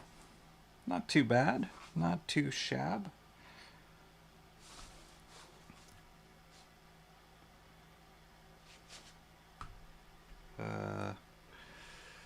Goodness gracious. What do you guys think? Da, da, da, da.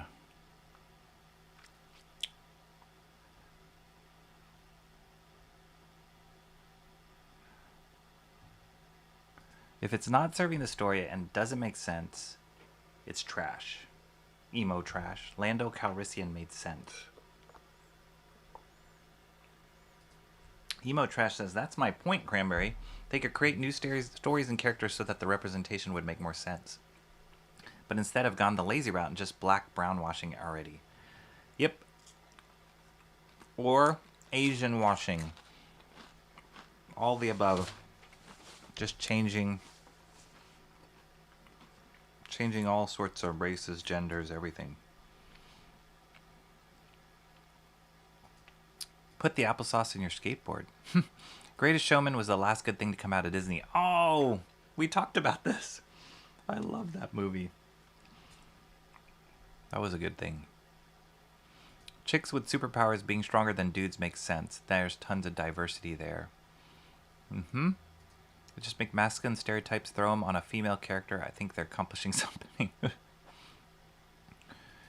possible to have well-written female leads. I grew up with Mulan and other such females, and those were based on real, stories. They didn't have to just diversify it for the sake of diversifying it. So, yeah. I just saw something here. Use the pen.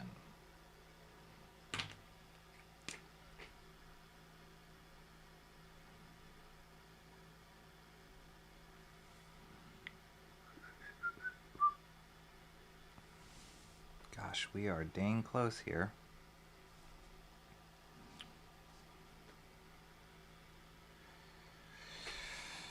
What do you think? Are you guys like done with this? I still have to do the I'm gonna try and do some of that white ink. That's gonna freak me out. Should I do that on stream? That would freak me out. I should. You guys are here. But we've been streaming for so long already. Holy cow. Alright, I'm going to call it at... I'm going to give myself another like 15 minutes or so. And I am going to bust out the white paint. And if it goes south, then I'll call it. But I am going to bust out the white paint. Ooh, that's scary. But yeah, I'll call it in 15 minutes or so. I had picked up comics along as a kid, kept them, and was gifted some really nice older comics, some valuable as well. But the first comic book run I bought from issue 1 was Web of Spider-Man, 1985. Wow. I love it. Yeah, I love discovering older comics these days. I did pick up this from the library. Just because of one of our conversations. Goosh. Alright, it's too big to fit. Switch to this. Planetary Omnibus. I didn't realize it was so thick, but I'm very excited to start reading through this. I read the first issue already. It's really cool. So yeah, I'm excited to get through that. Not that that's super old, but I didn't realize the first Planetary came out in like 98, which was a lot older than I thought it was. All right, what am I doing? White paint. Oh my goodness. This is kind of nerve-wracking a little bit to do white paint. Let me switch. Drawing. I used to have a pretty good sized collection, but only have a couple long boxes at this point. Some of my favorites sold, others as prices peaked. Merida was also a good... I didn't know. She was a good female lead. I didn't like that story. We're talking about Brave, right? I didn't like that movie. That movie had a lot of problems, too, from production standpoint. Okay, wait. I gotta clean out my water if I'm doing white. I'll be right back.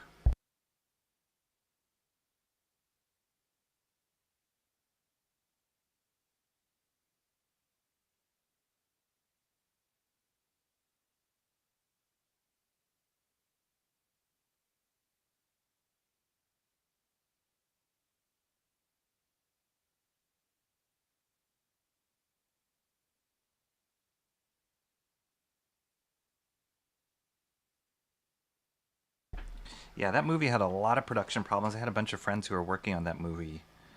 And Brenda Chapman she was from Disney. She was one of the co-directors, I want to say, on Lion King, or story lead or something. She had a huge high position on Lion King, and then got hired by Pixar to work on Brave.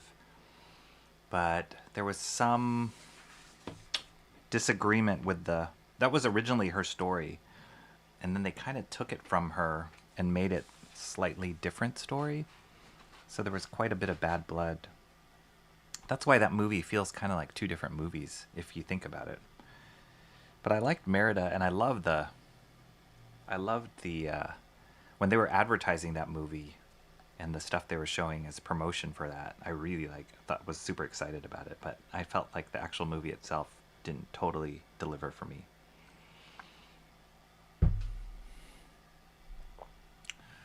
Merida and her bear brothers, yes. Girl in Inside Out. Jasmine. Oh, Jasmine's great. I had a huge crush on Jasmine growing up. All right. A little nervous trying this white. I wonder if I should draw. I need to draw some lines for myself first. Very light lines with a ruler, so that I know where I'm going. Otherwise, I'm just going to wing it, and it's going to turn out bad.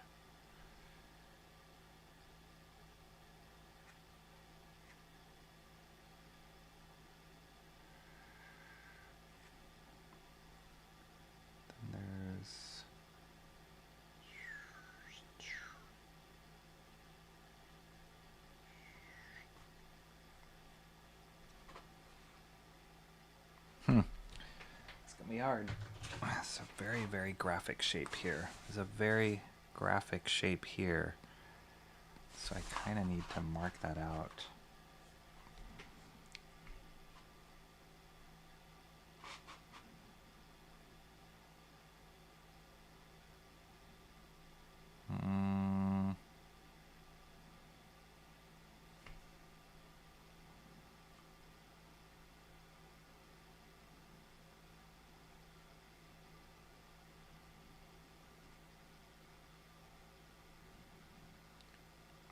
I'm just going to draw it out with this Pitt pen. I'm sorry, Pitt pen. White gel pen. The jelly roller. And then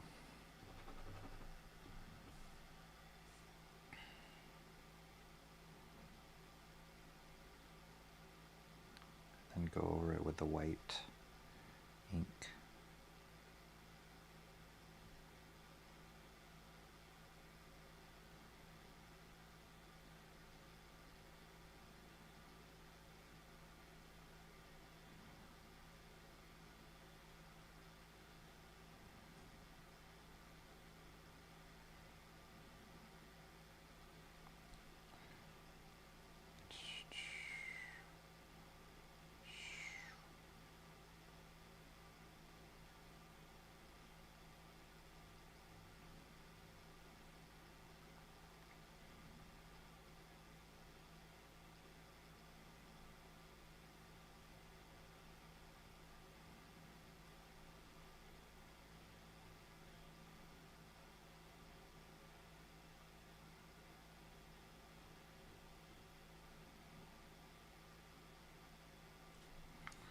I think I can figure out the rest of it freehand. Oh, here.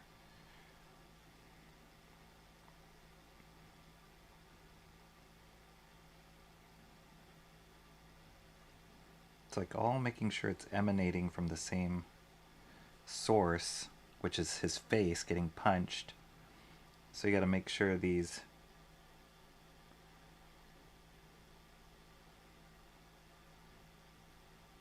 kind of work with that punch. Otherwise, it won't make sense.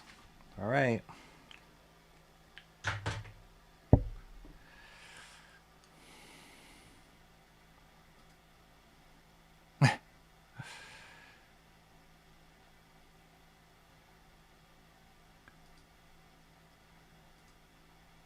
Ken was a big Ken was irony, probably the best character in Barbie movie. That was, you know, the Barbie movie was good-ish.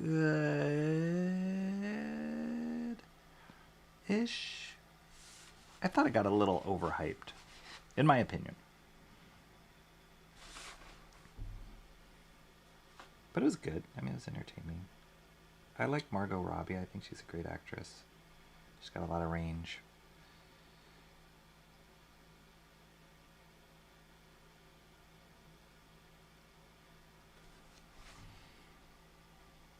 Gosh, I feel like I need more water. This white paint, it's called Pro White. It's great, but it's a little thick. I wonder if I need to put some in a palette and...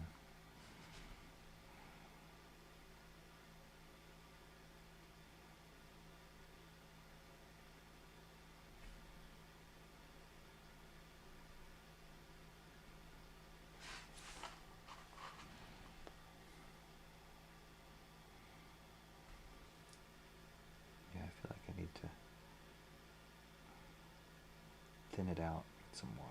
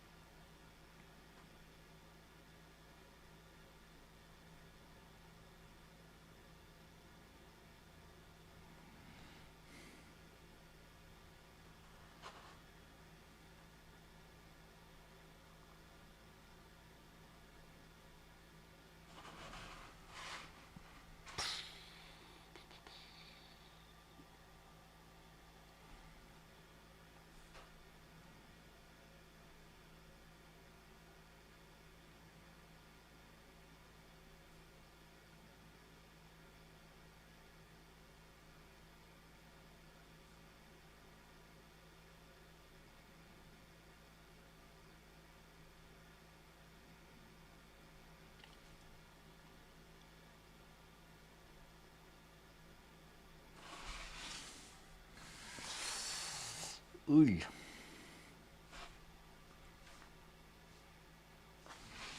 I want another palette.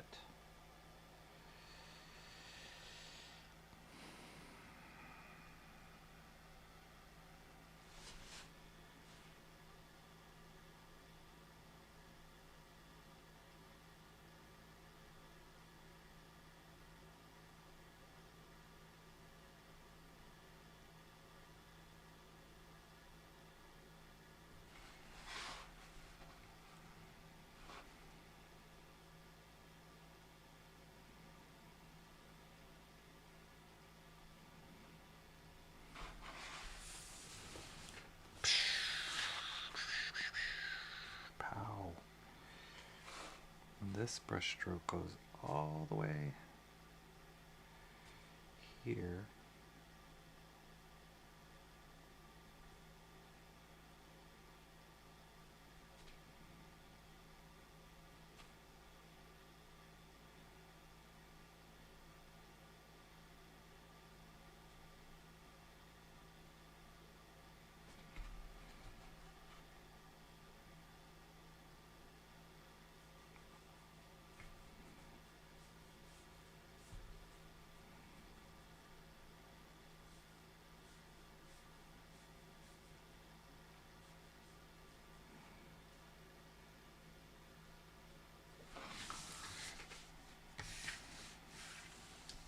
Oh, can you guys even see that? Pow.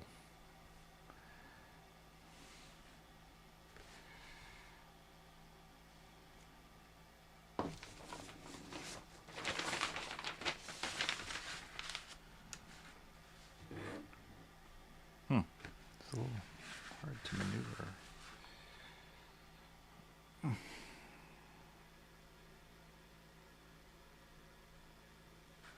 I love the dry brush feel on some of these white lines.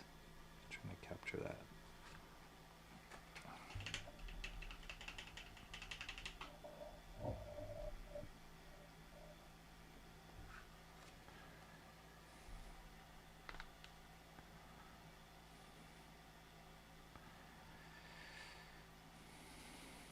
I love Peter Gabriel. Wait, is Awesome One here? Oh, I missed it. Awesome One, what's up? Yes! That's awesome! You're Knuff. Battery 3%, I'm indisposed to in the crapper. Too much information. Oh boy. Sorry I'm behind. Blah, blah, blah, blah, blah, blah. Frankenberry. A lot to catch up on. Find out how he feels about the most recent comments in next week's stream. I need a summary. Actually, YouTube.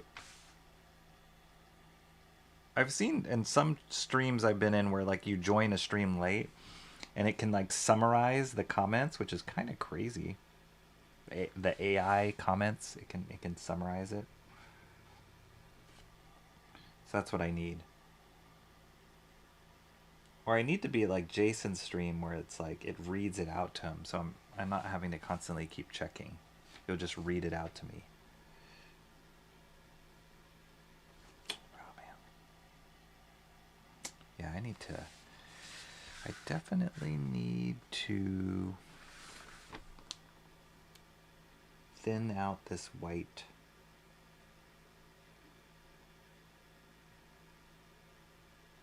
It's too thick out of the bottle. I need an extra palette to do that, and I don't have one. It'll take me a second to find it. I don't want to delay this stream anymore, so I'll probably do that off stream. But we are 90, shall we say 95% there? 93% there? Almost there. Poof. Got that white to do. There's another white here, this streak here. I gotta thin out this.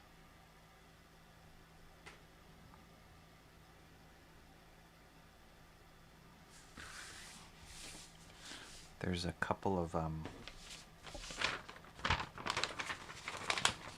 man, I really beat up this paper. There's two white streaks here. I need to get on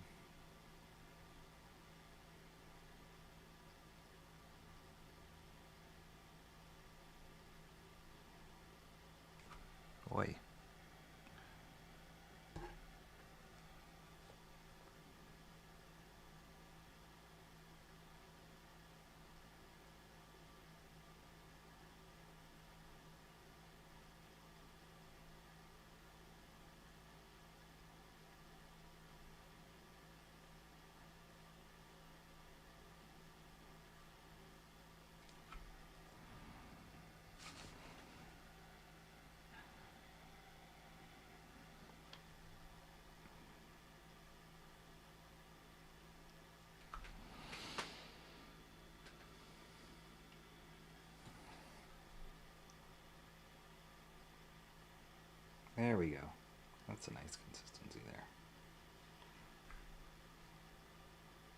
It's like way too thick.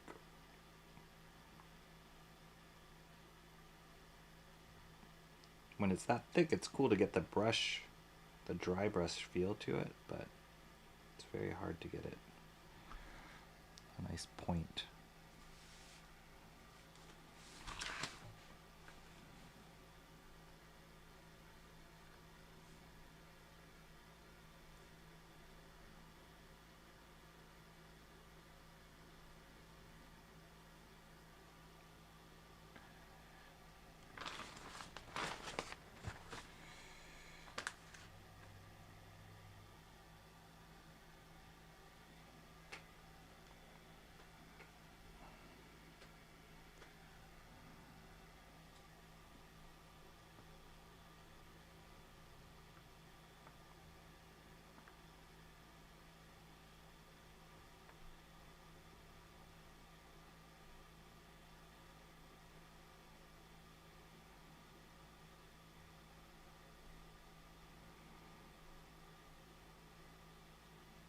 Now inching our way up to 96% done.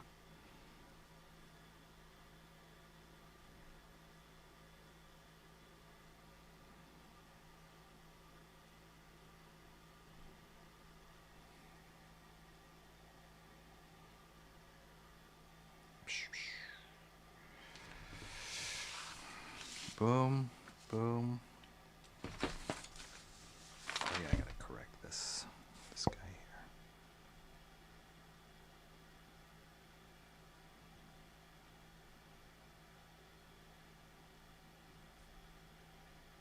here. Oops. Sorry, Maggie. I'll do some of that later. Correct up here.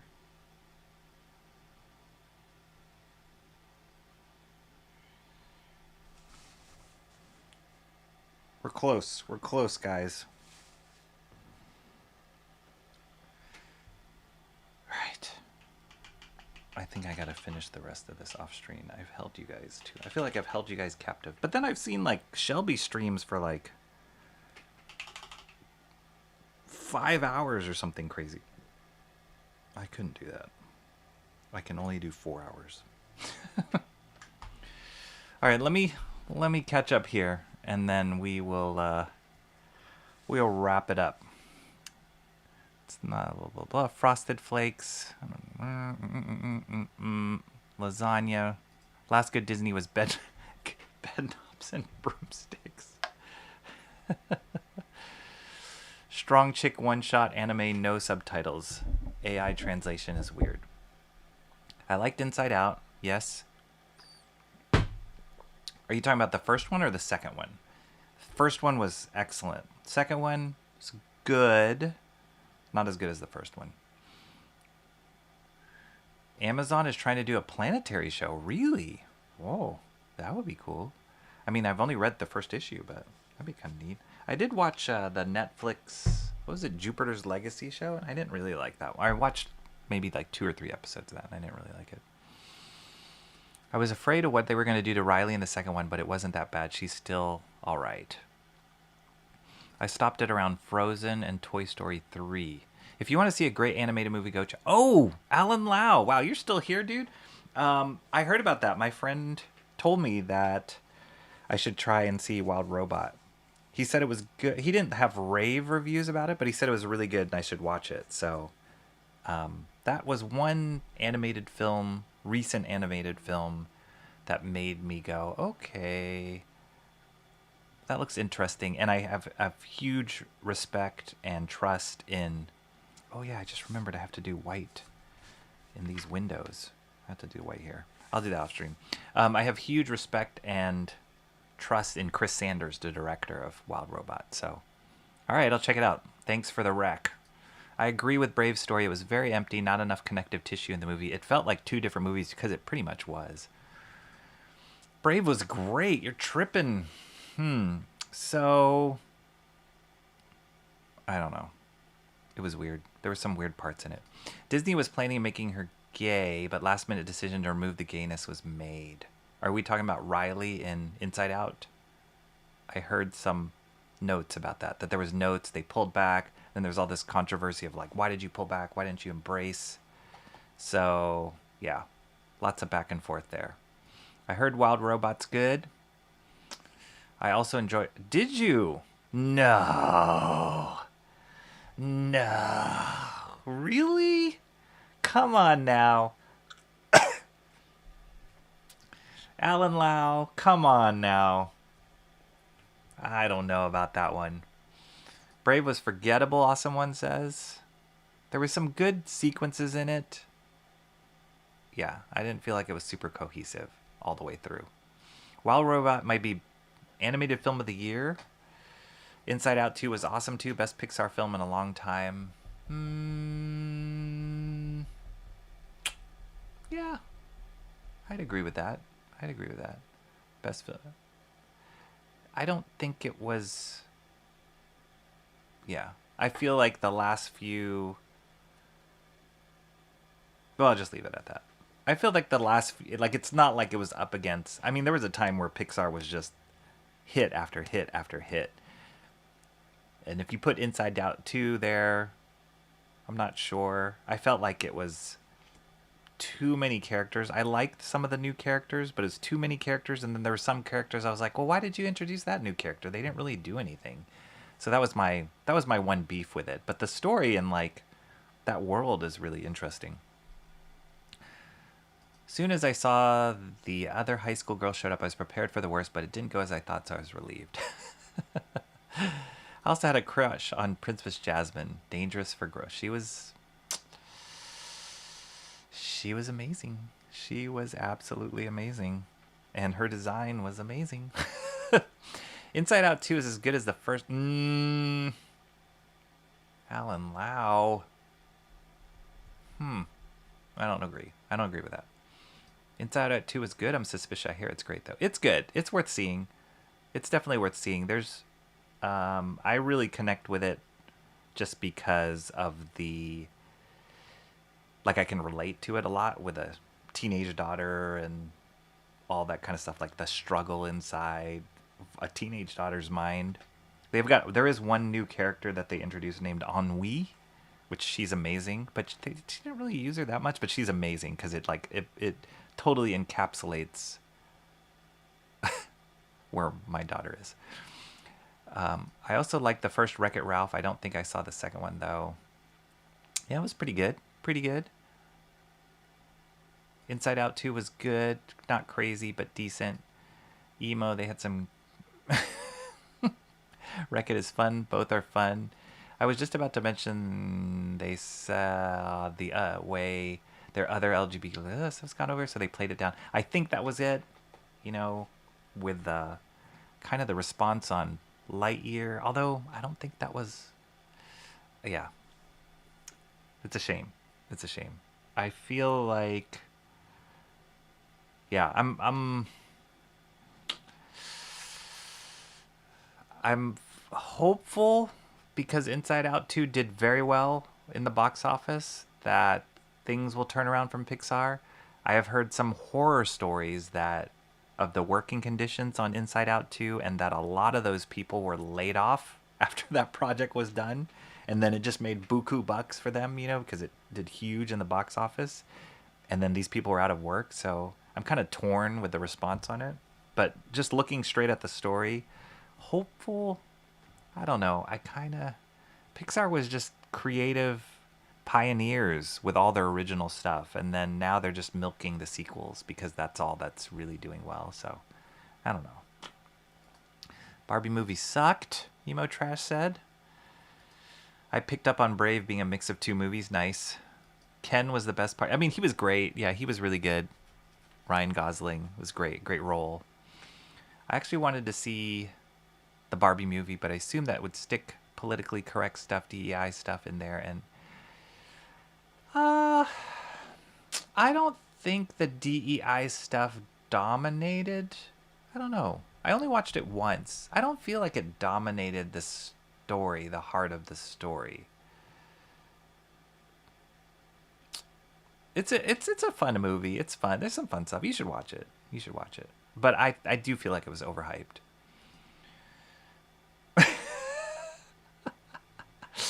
I like Barbie. Am I getting thrown out of this chat? Yes. Banned. Boo. Get out of here, Alan Lau.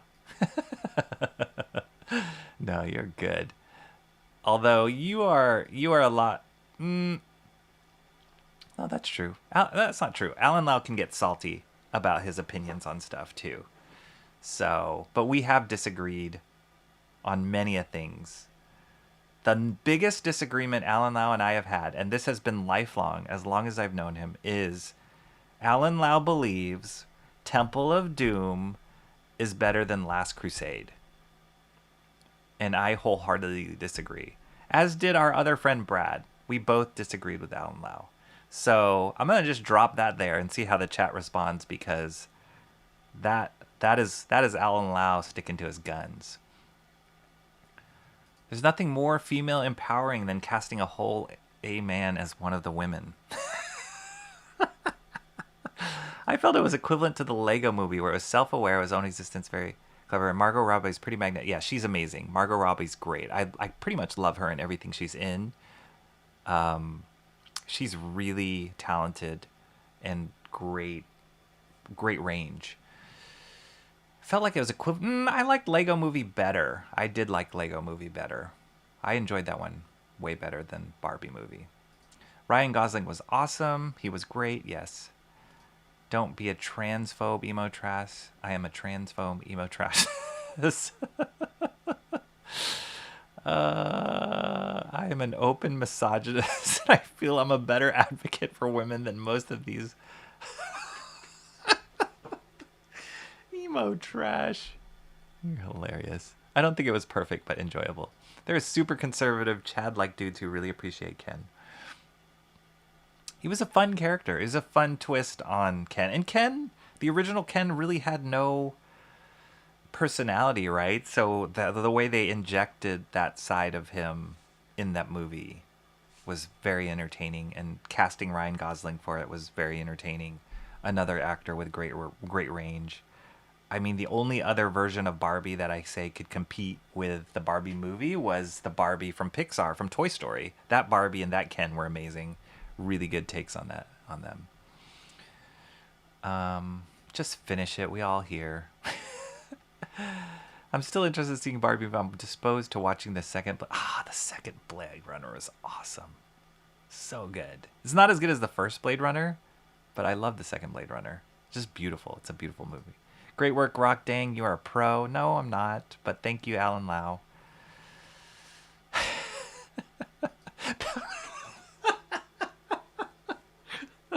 Now you're trolling. Penguin, the TV series, is also surprisingly good. Never tried it. It's like Sopranos in Gotham. Oh, I thought you were talking about Penguin, like Madagascar penguins. Yes. I've only seen first episode, but I really liked it. It is Sopranos in Gotham. Exactly. Yeah, I really liked the first episode, so I'm in. I got to catch up on the second one. Book of Eli? I have to watch that one again. iRobot? I enjoyed iRobot. It's not as good when I've rewatched it, but there's great concepts in there. I Am Legend. Have I seen I Am Legend? I keep getting that one confused with the Book of Eli. Denzel's in Book of Eli. I Am Legend is Will Smith. Wanted to see Crazy Rich Asians. That one was overhyped in my opinion. It's good, but it's overhyped.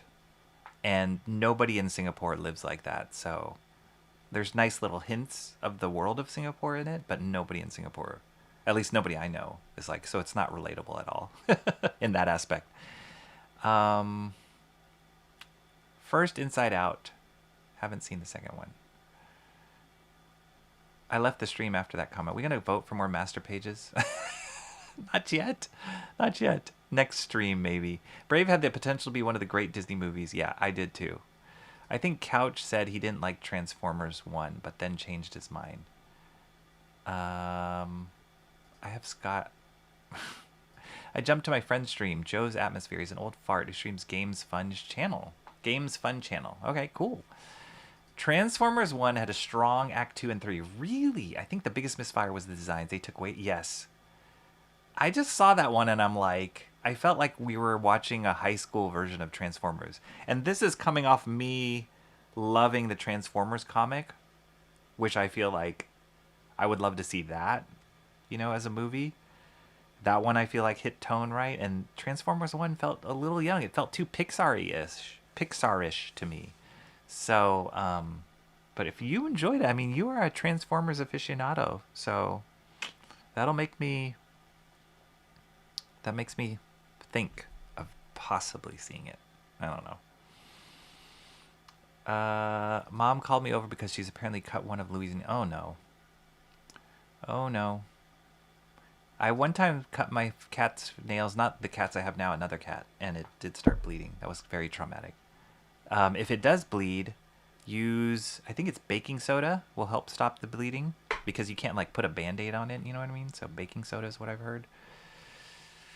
Thank you, Cranberry Landers. Actually, what I'm going to do a poll really quick before we go. Wait, where is that? Start a poll. You're gonna get this. Temple of Doom. Last Crusade. Let's see how it goes. I want to know where people land on that one for sure. That would be a great way to end this. I thought LaBouffe was great in Chris. That one would never make my poll. Temple was just darker. I liked the Lego Movie. I never saw Crystal Skull.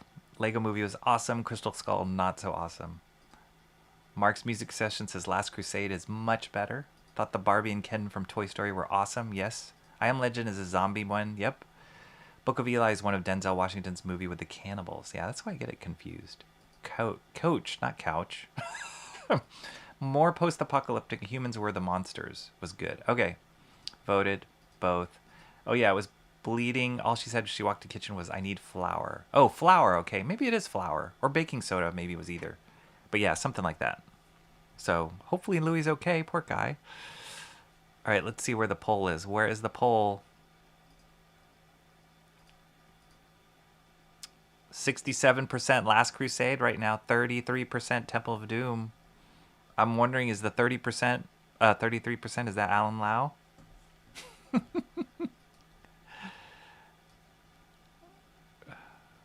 going to give it another.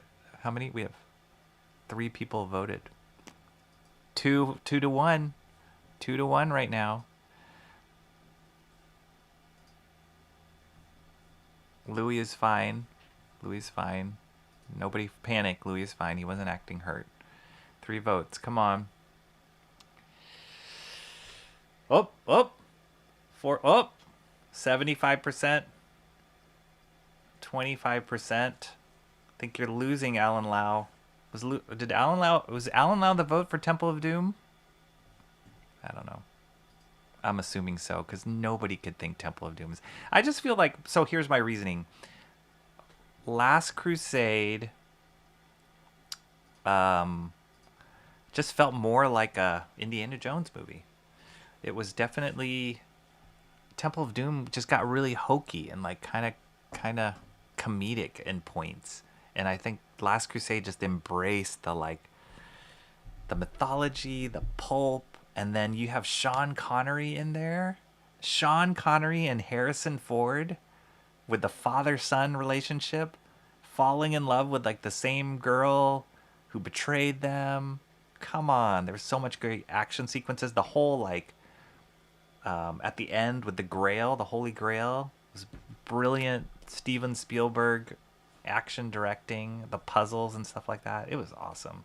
So good. Emo Trash says, I abstain from voting because I've never seen nor heard of... What? Okay, Emo Trash, have you seen Indiana Jones, the first one? Have you seen that one? And if you have, then... I mean, you should watch all 3 of them. Temple of Doom, Last Crusade. So that's number 2 and number 3 of the Indiana Jones movies. We're not going to even talk about Crystal Skull. That's number 4. Not worth it. But, yeah, Last Crusade is with Sean Connery, who plays Indiana Jones' dad. And it's so good. They're looking for the Holy Grail in that one. Oh, Awesome One voted for Temple. Really? Get out. Buckaroo Banzai better than both of them. I gotta watch that. I have never seen Buckaroo Banzai. I know that's a cult classic. You should watch Indiana Jones, not Crystal Skull, and afterwards. Yeah, watch the first 3. They're all good, but 3 is better than 2. I mean, see nothing of Indiana Jones. Emo trash. Come on. Come on. Classic movie. Great action, great characters, great adventure, great soundtrack. Oh, man. Those are good movies. Raiders of the Lost Ark is the first one. Yes. Officially the title, Raiders of the Lost Ark.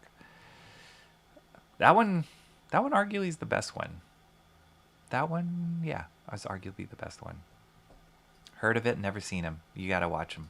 Been a while since I've seen Indiana Jones. Should watch them again. Yeah, they're all first 3 are good, but 1, 3, 2. That's my ranking. All right, ending the poll. Last Crusade won, folks. There you go, Alan Lau in your face. It's universal. Indiana Jones and the Last Crusade is Indiana Jones TV is better. That's what Awesome One says. I don't think I've seen. I saw some of them, but I don't think I watched that whole series. Yeah. Classic. Yeah, the first one's really good. Actually, I think the first one is the best one. First one's really, really good. Dr. Joe. Short Round is in Temple of Doom. No, still not good. All right, guys, I have dragged this on long enough. 4 hours, almost 4.5 hours. And here, I'll just back this out a little bit so you can see. I have to hand hold this. Here we are. Wow. See my janky setup. Look at that. I'm going to tighten this up today or tonight. I'll finish it up. I'll post a picture of it on social media and on the community channel. But holy moly, we did it. I'm not doing another stream of EISNER. We hit the end. We did it, you guys. Oh my goodness. It dragged on a bit, but it was expected. I didn't think it was going to be this long, but it was expected. It was hard. And as I do the videos I was talking about, the like, what did I learn? I definitely learned a lot from this guy. But thank you guys for being with me, hanging with me, putting up with all the like shenanigans to get to this point. But here we are. Pretty awesome. Whoop. Sorry. When am I streaming again? I have no idea. I can't even think straight. I don't know if I will be able to stream on Wednesday. Shocker. Thursday and Friday are going to be a little crazy for me, and I have to prep for it on Wednesday. So I don't know if I will be able to stream on Wednesday. We'll see, because there's some good stuff coming out. Absolute Batman #1. Couple other things I saw, but that one for sure is coming out, and I would love to talk about that. So we'll see what I can do. Maybe it's going to be a late stream on Wednesday. I don't know. We'll see what we can do. But thank you, everybody, for being here, for walking this journey with me. Like I said, I will tighten this all up, finish it all up today, and then post it and say wahoo. And then we'll move on to the next one, the next stream, whatever it may be, whether it's a Wednesday Comics or beyond, this week or next week. I will set up the next master study to tackle. That'll be exciting, and we'll have you guys vote on which page that will be. So it seems like the rhythm is I'll pick the artist, and then I'll pick 3-ish pages of what you guys can vote on for the one to do the master study on. That one, I think, is, if I'm going to go with the artist, I'm thinking I will probably be experimenting with using a nib, a metal nib on that one, which is a totally different feel from the brush. And I am not practiced on it at all, so that'll be interesting to see how that goes. But that's a big reason why I want to pick that artist. So stay tuned for that. Thank you for being here, all of you guys. Definitely like the stream if you haven't already. And we are almost to 350. Let me just double check. I think it was 347, right? 347 we are at. 3 more to go to 350, and then we are well on our way. Mr. Monkey Boy, stop it. Stop it. He's in my mind, though. He's in my list. We'll get there, but it won't be, not next, but stop it. All right. Thanks, you guys. It was awesome talking with you all. Hope you guys have a good Monday, good rest of the week if I don't talk to you later, and I will see you around. Take care.